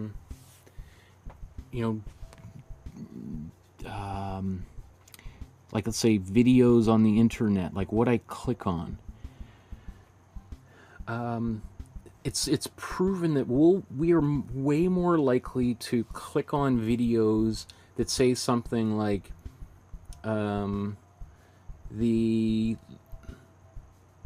the untold truth about Michael Markowsky, right? And it might just be, but the way that's phrased is like, uh-oh, what has he done? Oh no. And then it's just, some kind of nice video about all the nice things they've done. You're like, oh, I thought this was going to be a terrible expose about the time that he, I don't know, did some terrible thing. And then, but it's not, because we're more likely, we're like, I gotta find out what this is. But if it's just like, find out about all the positive, nice things this person's doing, you're like, okay, that sounds interesting, but I'm gonna watch it after I watch this video, but what this terrible person did, right? So, and YouTubers, editors, we all know, they all know that that's our habit, so they prey on that. That's what social media is way more likely to send us things that knows that it's going to upset us.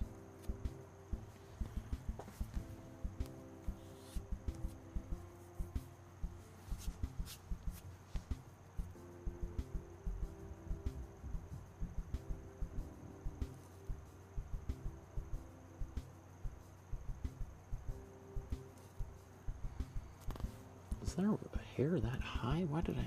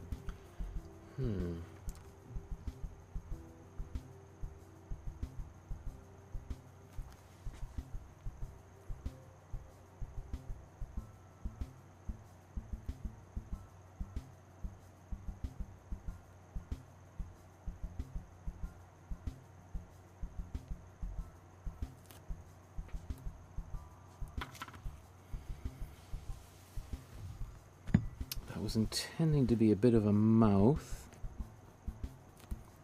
Gives him a bit of like a sad look, so maybe I'm gonna give him a bit more of a smile here in a moment.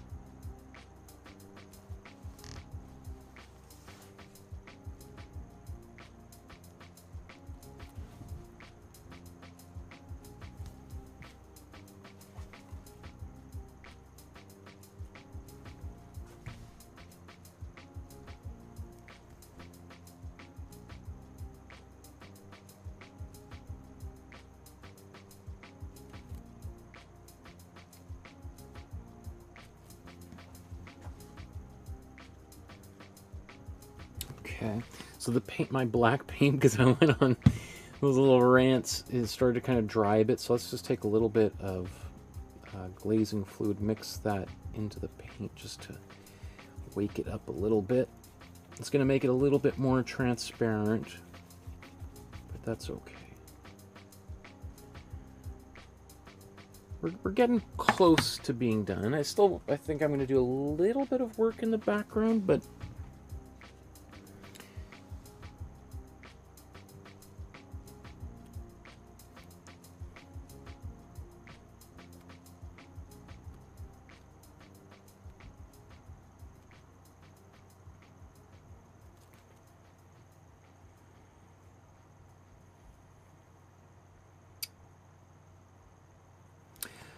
yeah, I mean, let's look at this. Let's back out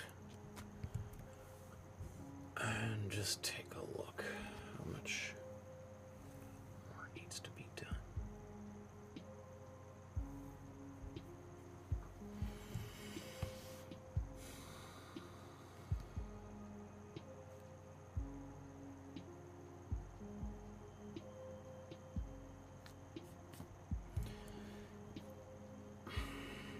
Okay. So she's put some shadows and things down here. That makes a lot of sense. Little, rocks and pebbles and that kind of stuff. So let's do a bit of that. I think probably good with outlines for the time being. Lisa says, I don't watch or listen to the news anymore other than PBS. Most is exaggerated or not even true. I'd rather watch art painting shows like your channel, Michael. Aw, that's so sweet. Thank you, Lisa, for saying so.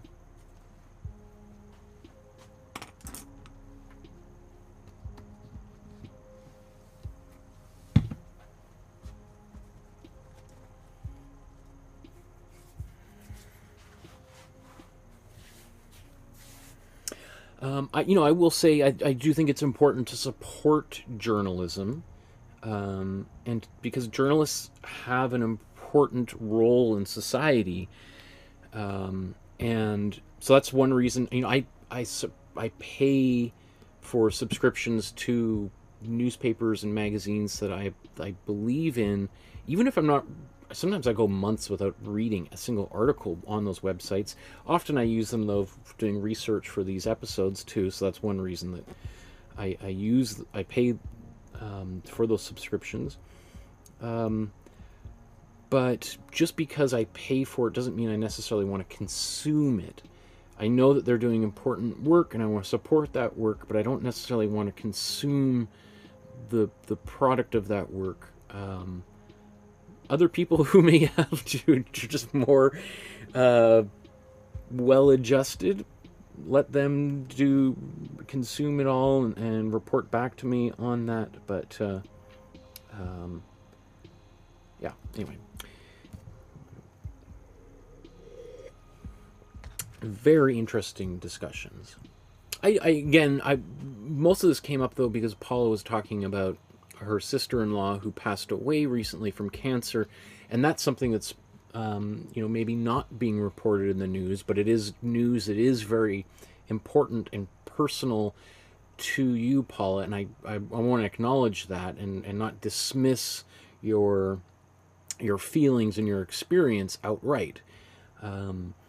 That's something that has nothing to do with sort of what I've been talking about, the news and how it can affect us, and that is very terrible and sad. I think it's also important to focus on the positive contributions your sister-in-law brought to your life and to celebrate their life. And your sister-in-law wants you to be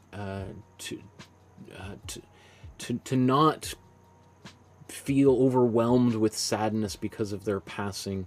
I think your sister-in-law would probably want you to focus on the positive moments that you shared together, and at least that's how I would want my friends and family and anybody else to reflect on me after I'm gone.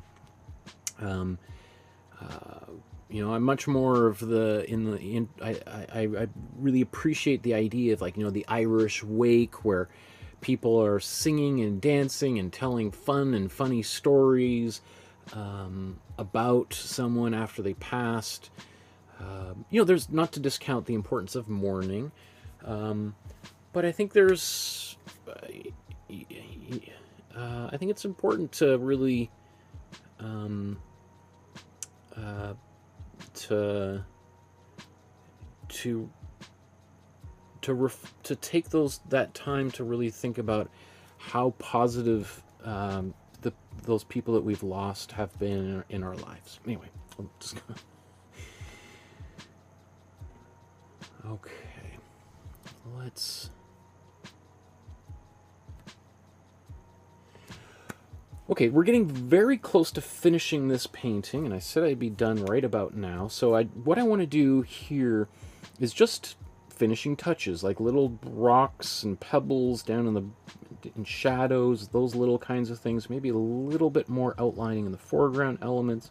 but we are very close. And I'm really happy with the way the painting looks thus far. So I could leave it here, but I think we can do just like 20 minutes more work here. 20 minutes usually means an hour when I... but, and then I feel really happy walking away from this painting. So, where are we here? Let's compare these side by side. So I feel pretty happy with the way Peter... Maybe I could put a little gray down here, and that won't be too hard to do now that I've got my black mixed. But let's look at... Maybe I'll put a darker brown right down here. So I still have some brown on my palette here. Let's just take... Well, looks like I gotta mix this again. It's all dried up. So let's take our warm red, warm yellow, and warm blue. Because this is in the foreground after all, right?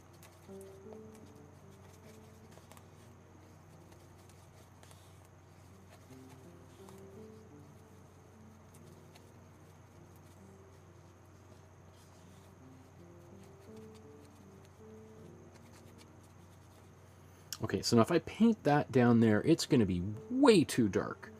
So I want to modify this with some glazing fluid. Oops, let's open that back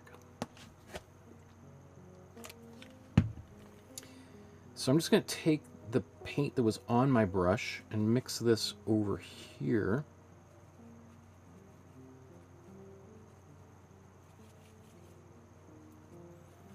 And this is going to help me get a much less opaque color.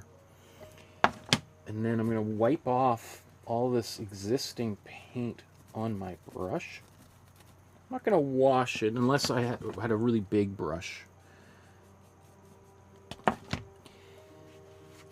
And then let's...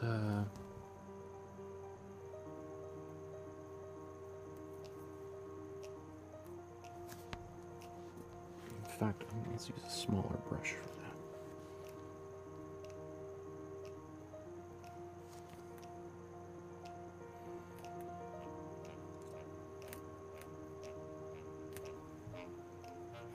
that. The direction of the light is kind of ambiguous in this painting. So I'm mostly just going to kind of put it straight underneath.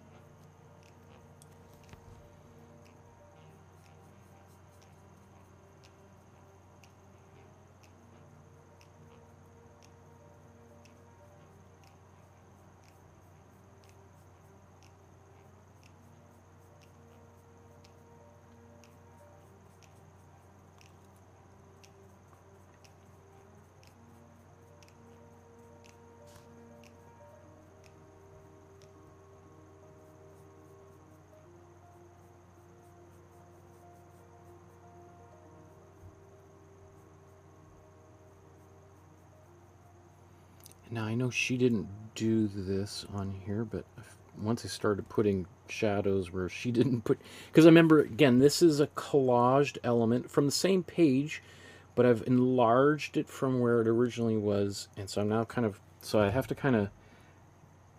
If I'm going to put some shadows somewhere, I got to be consistent, right? I want to make sure these shadows aren't just coming out of nowhere. And if I put shadows down here, well, what about the shadows under her chin? Or Peter's chin here, right? So, as long as I'm consistent, everything is going to work out.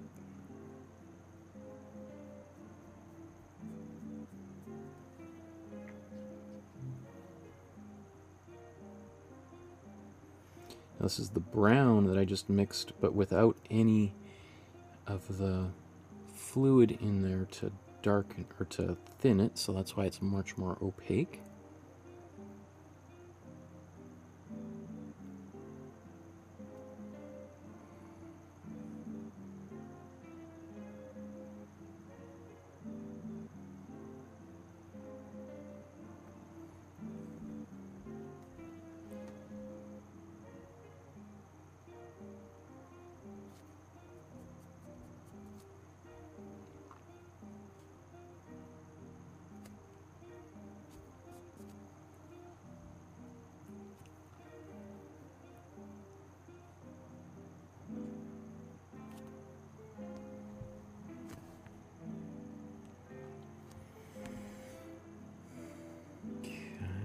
Take the paint with the fluid on it again and just now put in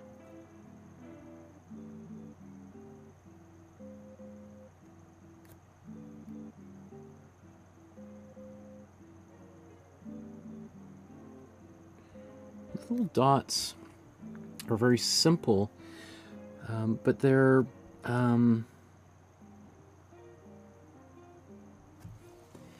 They are good reminders or little clues to the viewer that what we're looking at is ground. All right, let's just zoom in on this here.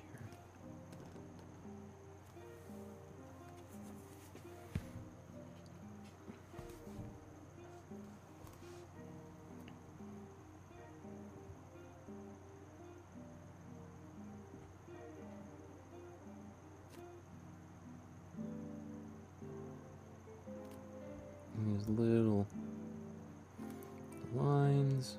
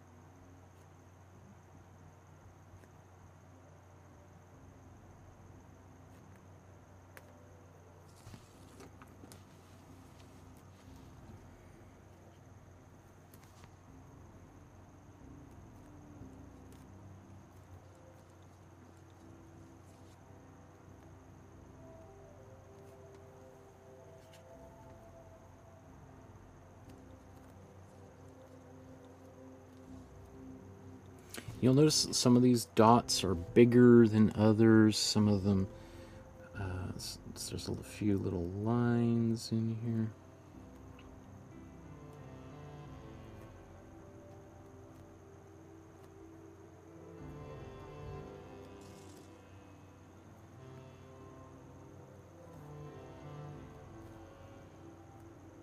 And I'm also putting them in the shadows too, because after all, there's going to be these little pebbles and rocks in the shadows too, right there.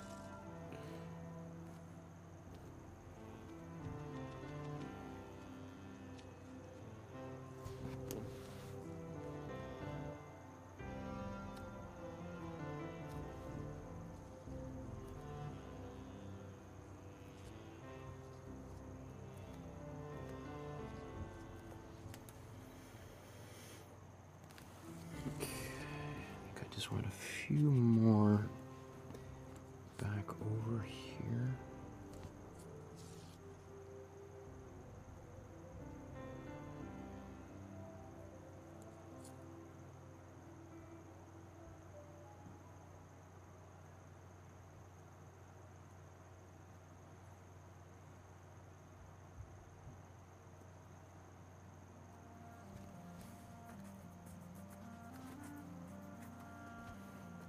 Okay, let's back that out.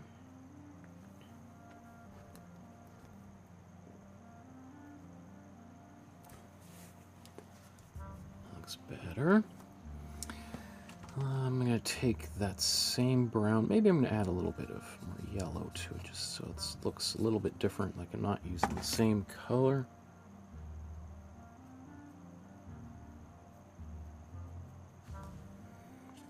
Put a little bit of this onto the onion itself.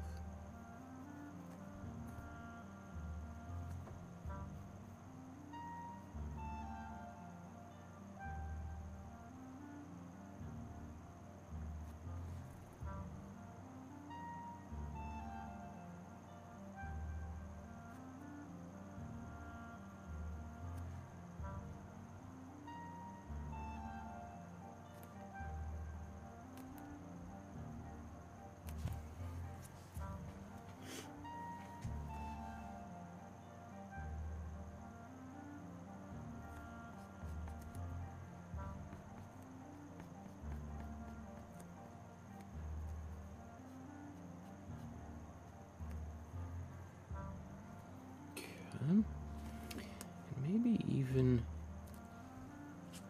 a bit of this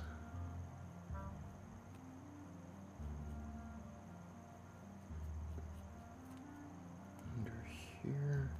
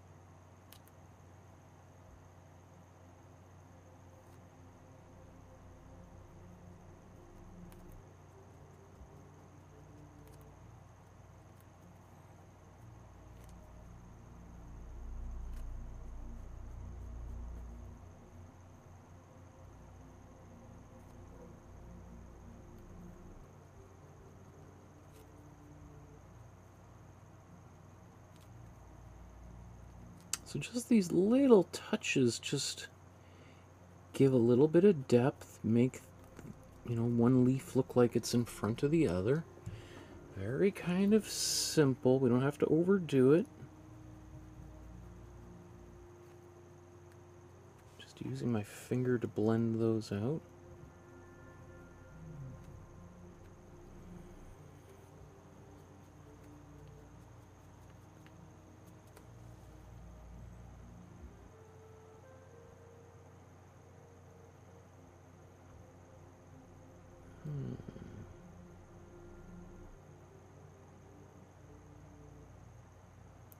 Okay.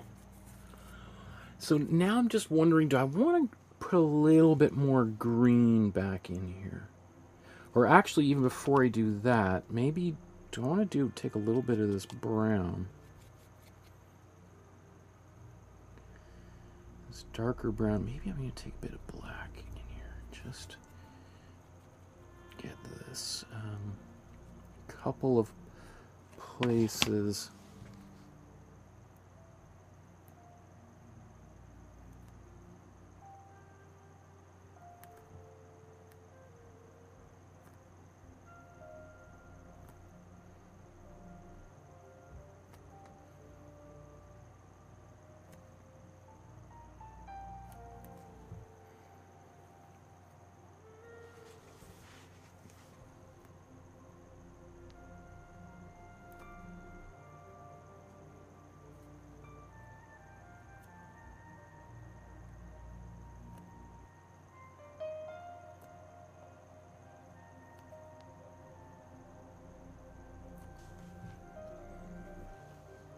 Just get these elements in the foreground.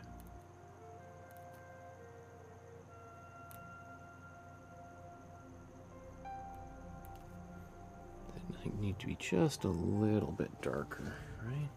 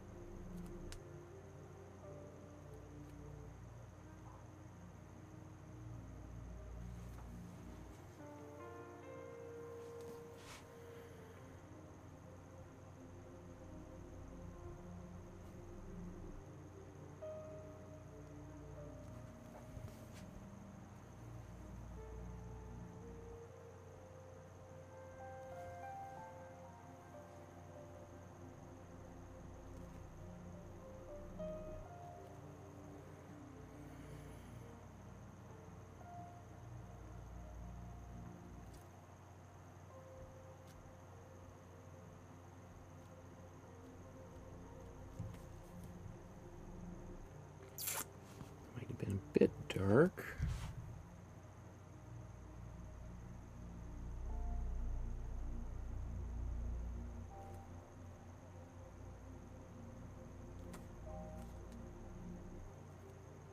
Yikes. Okay, nope.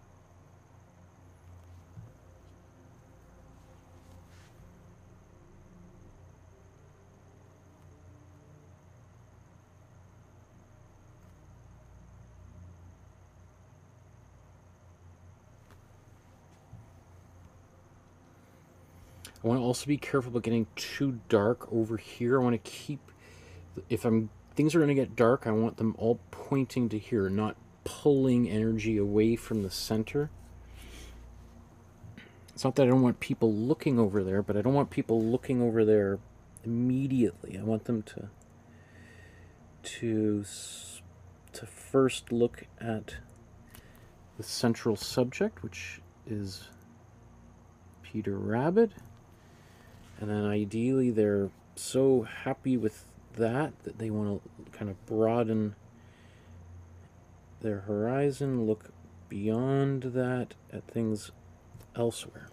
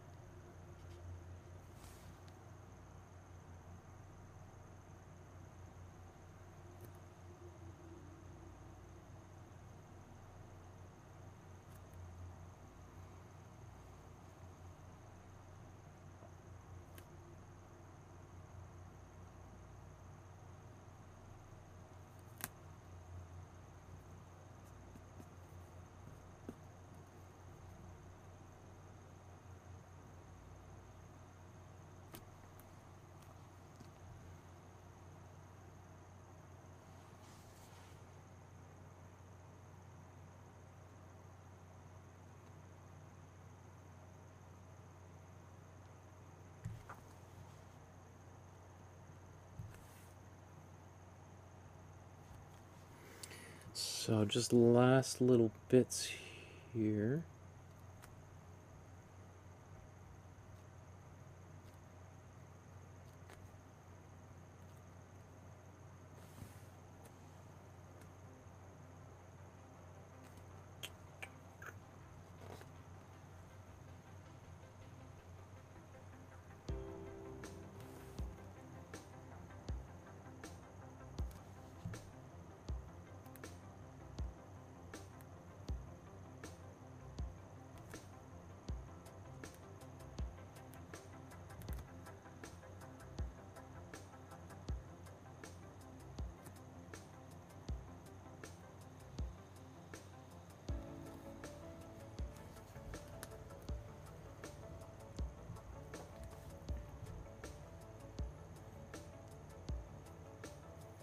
Now, should I do his shoes? What color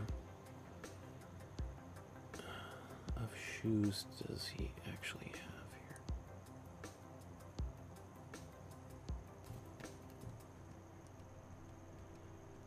Thought he had red slippers.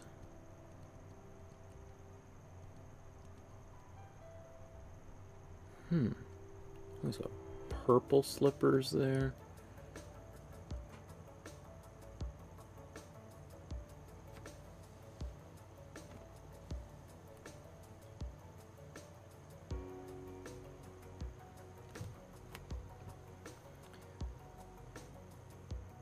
There he's got red slippers for sure. Those are definitely red, hey? Let's just double check. Benjamin Bunny's got black and yellow slippers.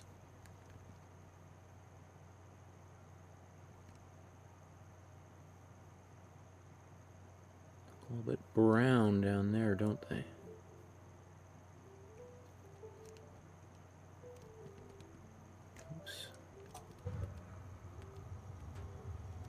But definitely, well, different colors. Sometimes it does.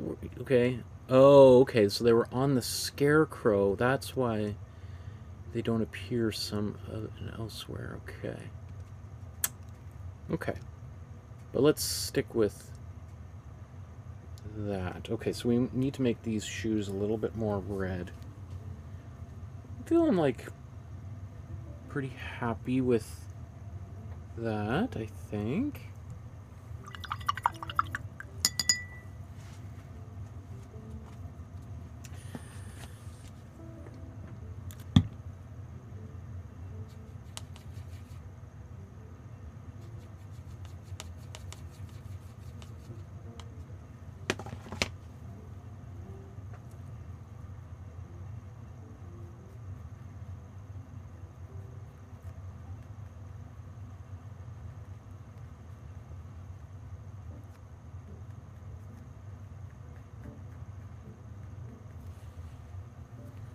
Actually put a lot of more glazing medium than I should really have put right there, but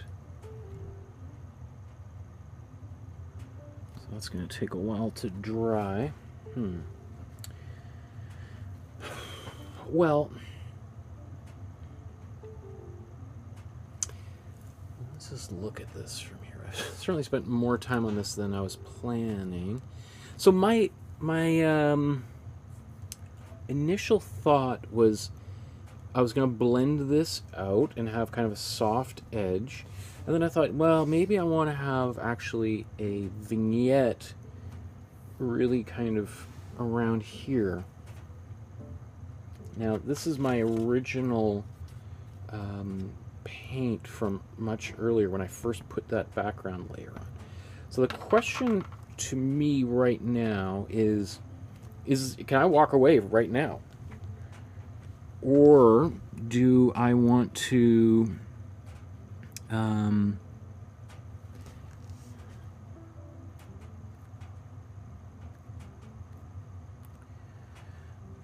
or do I want to put, like, actually paint, you know, I could paint a white border around here, or I could paint kind of a soft edge or a hard edge. I'm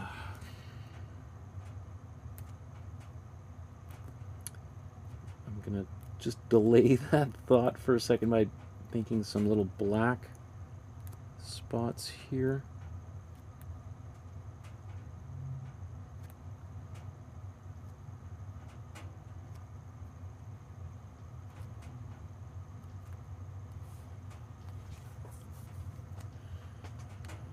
Holly says, Michael, I just love this.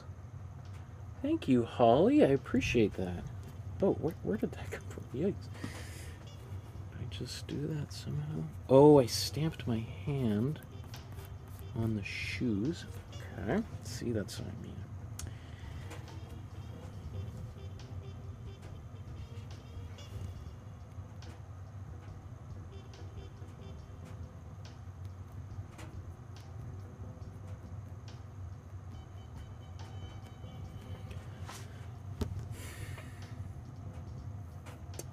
I think I could be okay with this. I'm just wondering if I want to put a little bit more green on in a few little accents.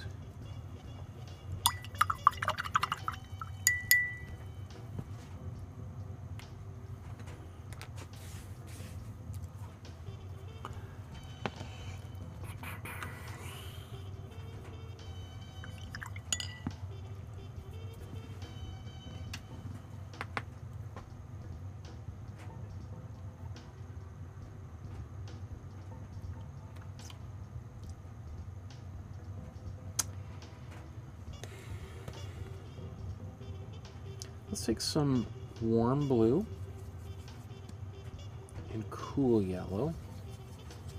That's going to give us, it's, you know, it's a darker green. It's not as saturated as the green is if we do cool yellow and cool blue, but taking warm blue and cool yellow gives us a green that is, I think, you know, it's kind of in between, literally, between a warm and a cool. We got a little half and half, right?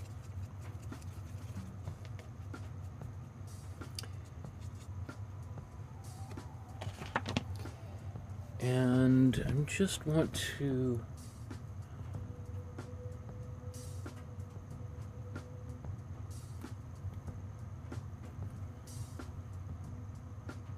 fact, let me, just before I do that, let's blow dry this in case I make a mistake and then I want to wipe it away. I'm not in danger of ruining it.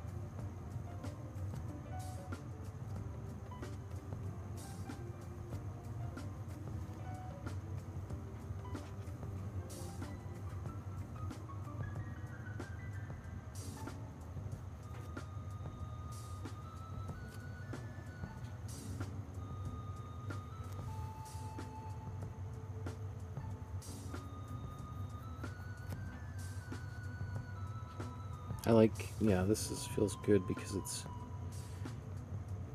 the background that I did put down there kind of blended in with some of these onions, and I think highlighting them back up again is helpful.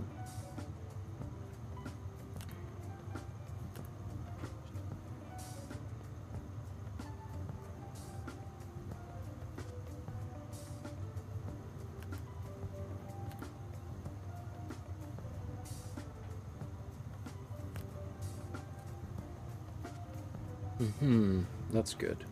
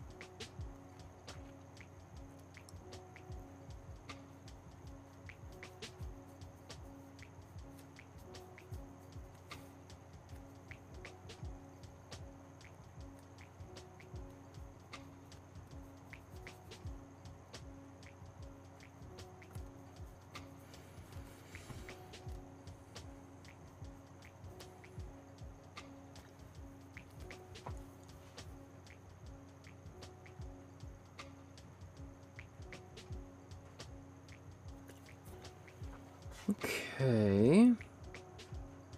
I'm feeling pretty good about the background. I might just do this with cool yellow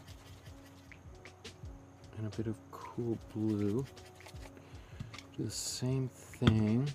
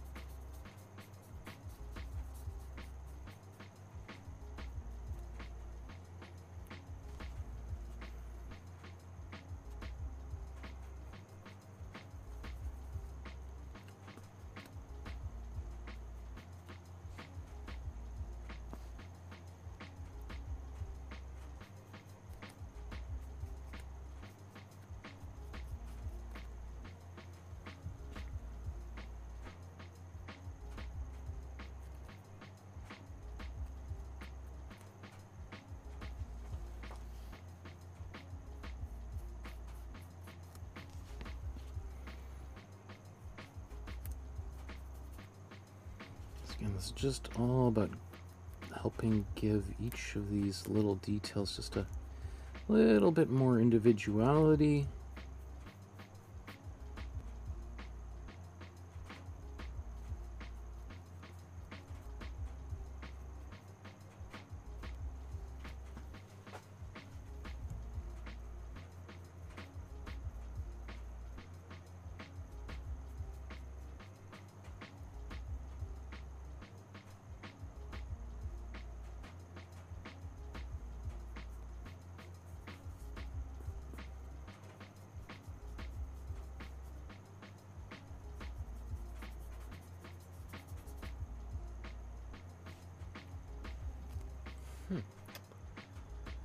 And then I think I want to put a little bit of gray on his belly.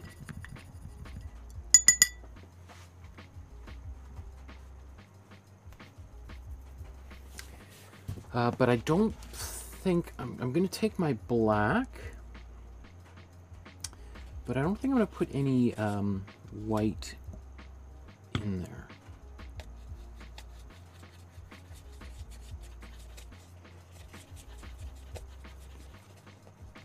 I'm just going to also wipe excess black off so I have a very subtle black.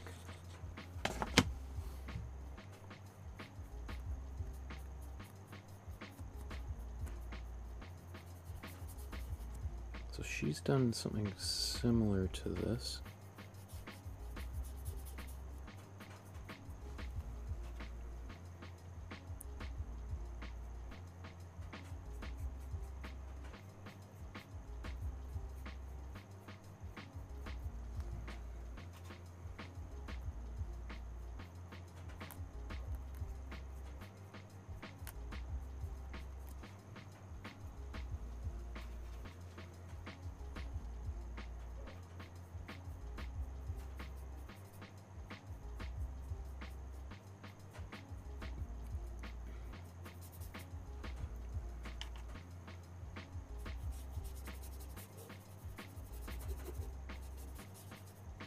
You know, normally I would spend a little more time using a smaller brush to do these, but I kind of want to just wrap up ASAP.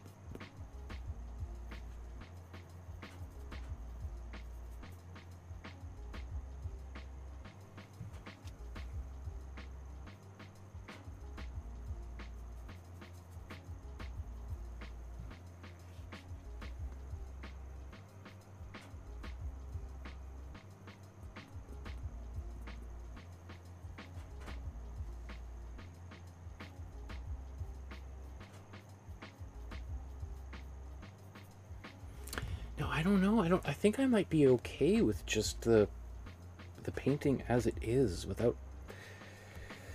I mean, I am tempted to do almost like I could do a white border. I could, use tape and all that kind of stuff. But maybe it's just okay like that. It does fade out quite subtly towards the edges. Maybe not as nicely as I would like it to, but I don't think it's a disaster or anything.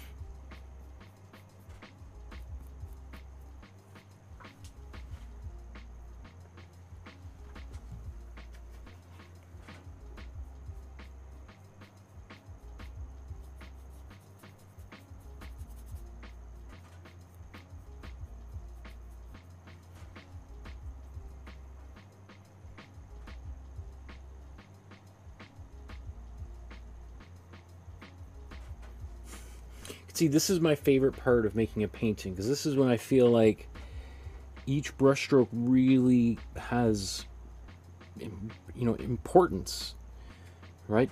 Else, when I'm first doing little things like in the background, it's like, it's important. The painting can't exist without it.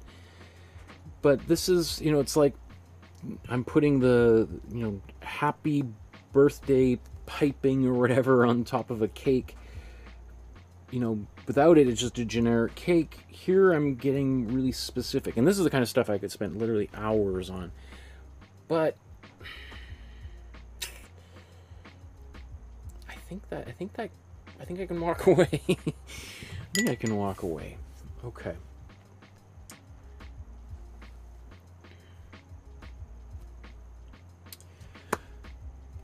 We've made it to the end. Again, about an hour longer than I thought I would be, but that's not too bad. So let's take a little look at how these two paintings compare side by side. Before we do that, just a quick friendly reminder to hit like, subscribe, the notification bell, tell all your friends about the show. That helps the algorithm if you repost things. Take a photograph of the artwork you made today and join our Facebook group and upload it to the Facebook group. In 2.5 weeks, I'm going to do a free feedback episode. So I would love to see what you created today. Did you paint Peter Rabbit just like Beatrix Potter did, or like I did? Or did you create something entirely different? Did you paint your own animal? Or did you paint a picture of a spaceship flying through outer space? I don't know. I would love to see it. So if you want to support the channel with a small donation on PayPal, the Super Chat here on the live stream if you're watching it live, or you want to send an e-transfer, all those links are down below. I would love to hear from you. So, how did things turn out? There's the original, and again, remember, this is a composite of a few different images that I've kind of collaged together from the sequel to The Tales of Peter Rabbit, which is called The Tales of Benjamin Bunny. And let's see, side by side, there's the two paintings, and I'm pretty happy with the way that turned out.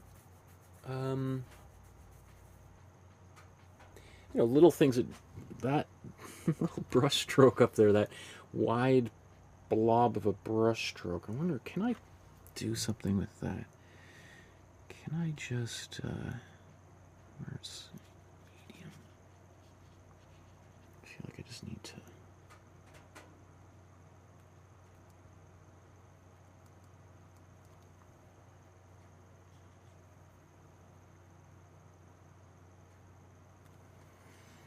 at least incorporate it somehow.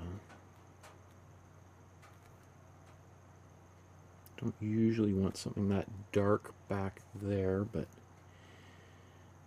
because it's there, I feel like I gotta do something with it, so.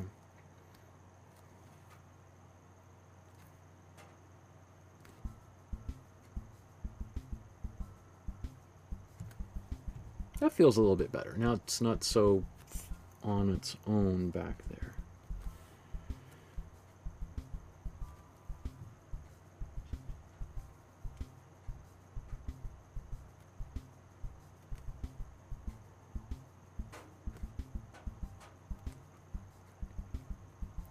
And the unintended effect is that it makes me feel like I gotta darken other things that are in front of it.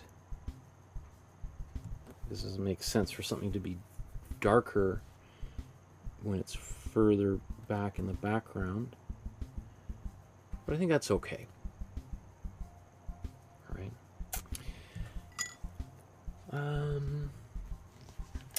Yeah, I feel like, you know, I like how adding the brown into the green works, right? It gives it a really earthy kind of quality, makes them look very natural. You know, one thing I started to think about towards the end here is we have this onion. Where does that go? I mean, ideally that might pop up back there, or this one comes up here. So because these are two different images I've collaged together in the image on the left there. So that might have been something I could have considered. I don't think it's a big deal. Probably most people aren't going to notice that. And I don't really want one shooting up between Peter's ears. I think that would look a little bit strange. So I think I'm just going to leave that. You know, now that I think about it, I do want to put just a little pop of white in Peter's eyes here.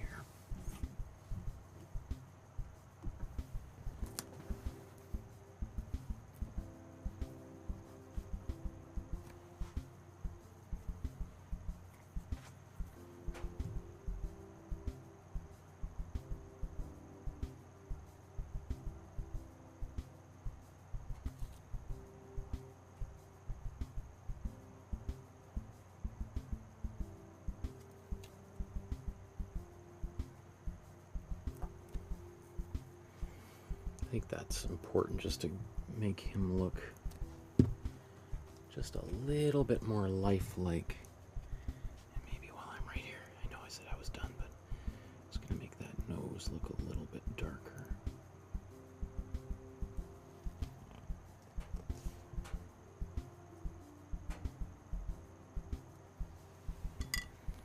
Okay, so how about let's zoom in here.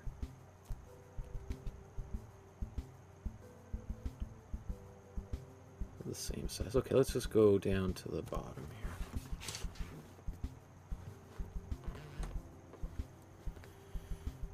So with especially these onions, I really kind of went off in my own direction and kind of tried, because again, this is all kind of funny the way I collage it together pretty sloppily.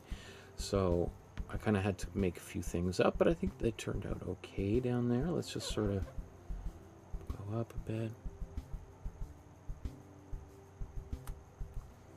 Really see, oops, let's see, let's just line that jacket up. You could see how I did something totally different with that onion and these onions there.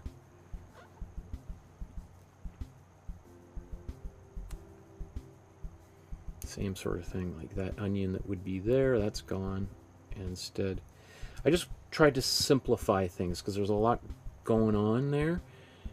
And it was all disjointed from the way I collaged it, so.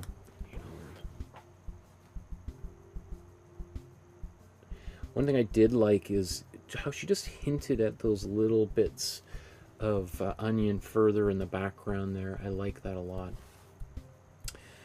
Let's, in fact, let's just go down to the bottom here. I really like how the lettuce turned out. You don't often hear that, people talking about how much they like the lettuce. But here's, you know, again, I think that the browns in the greens are really effective because brown is it's not completely a complementary or opposite color from green on the color wheel, but it is,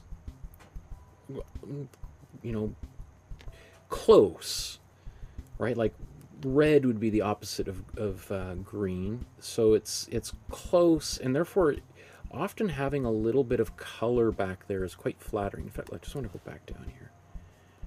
Sorry, I was going a little ahead of myself.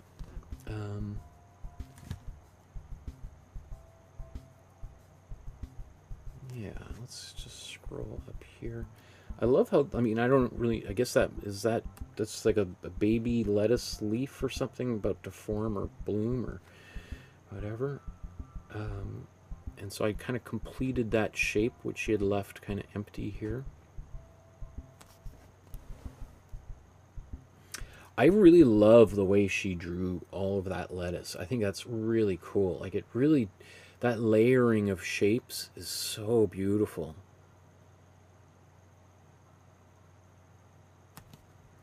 I mean, what an incredible artist she was. I mean, just in so many different ways. And really, all we really think about her today is the author of Peter Rabbit. And I mean, I would say Peter Rabbit was certainly not the strongest thing she ever did. I think her illustrations of plants and mushrooms and things were far superior. You could see up here things, this is all just fragments from the photoshopping that I did, so it's pretty sloppy here. Often I try to do a better job than that, but I was like, yeah, I'll fix it when I paint it. So we can just sort of ignore all that. Let's go down to the bottom, Peter's feet here. So I made Peter's slippers a brighter red because in the original, as we saw, she also had, so that's one of those weird things with this image. As it's been sort of passed around and every reissue, some things get a little bit lost. Different artists recolor it, and yeah, so that's unfortunate. But they, in the original, were bright red.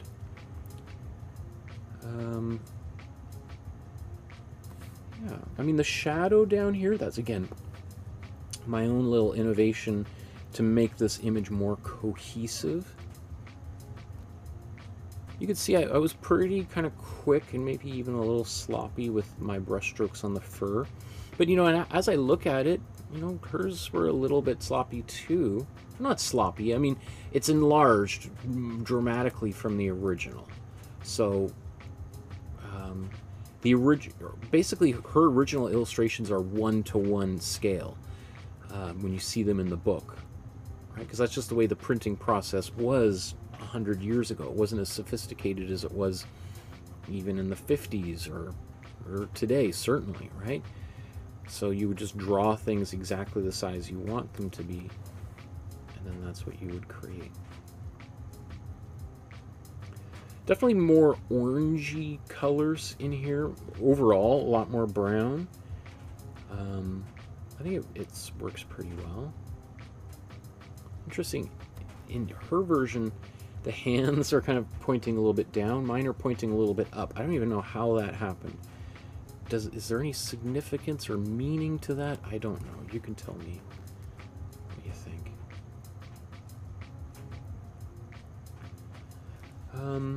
I did take a little creative license. Just give him a little tiny mouth there. Tiny, almost imperceptible smile.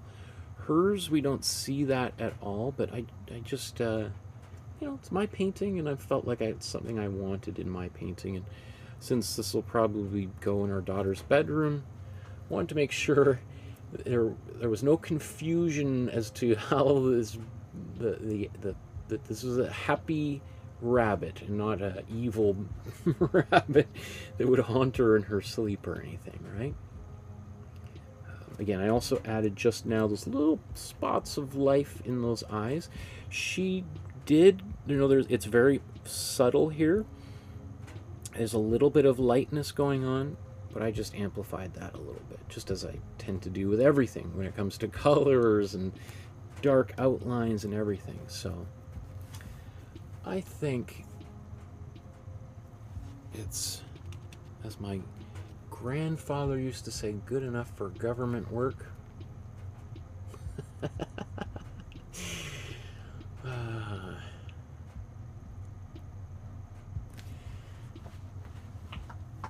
Okay, so I think I can walk away from that feeling happy.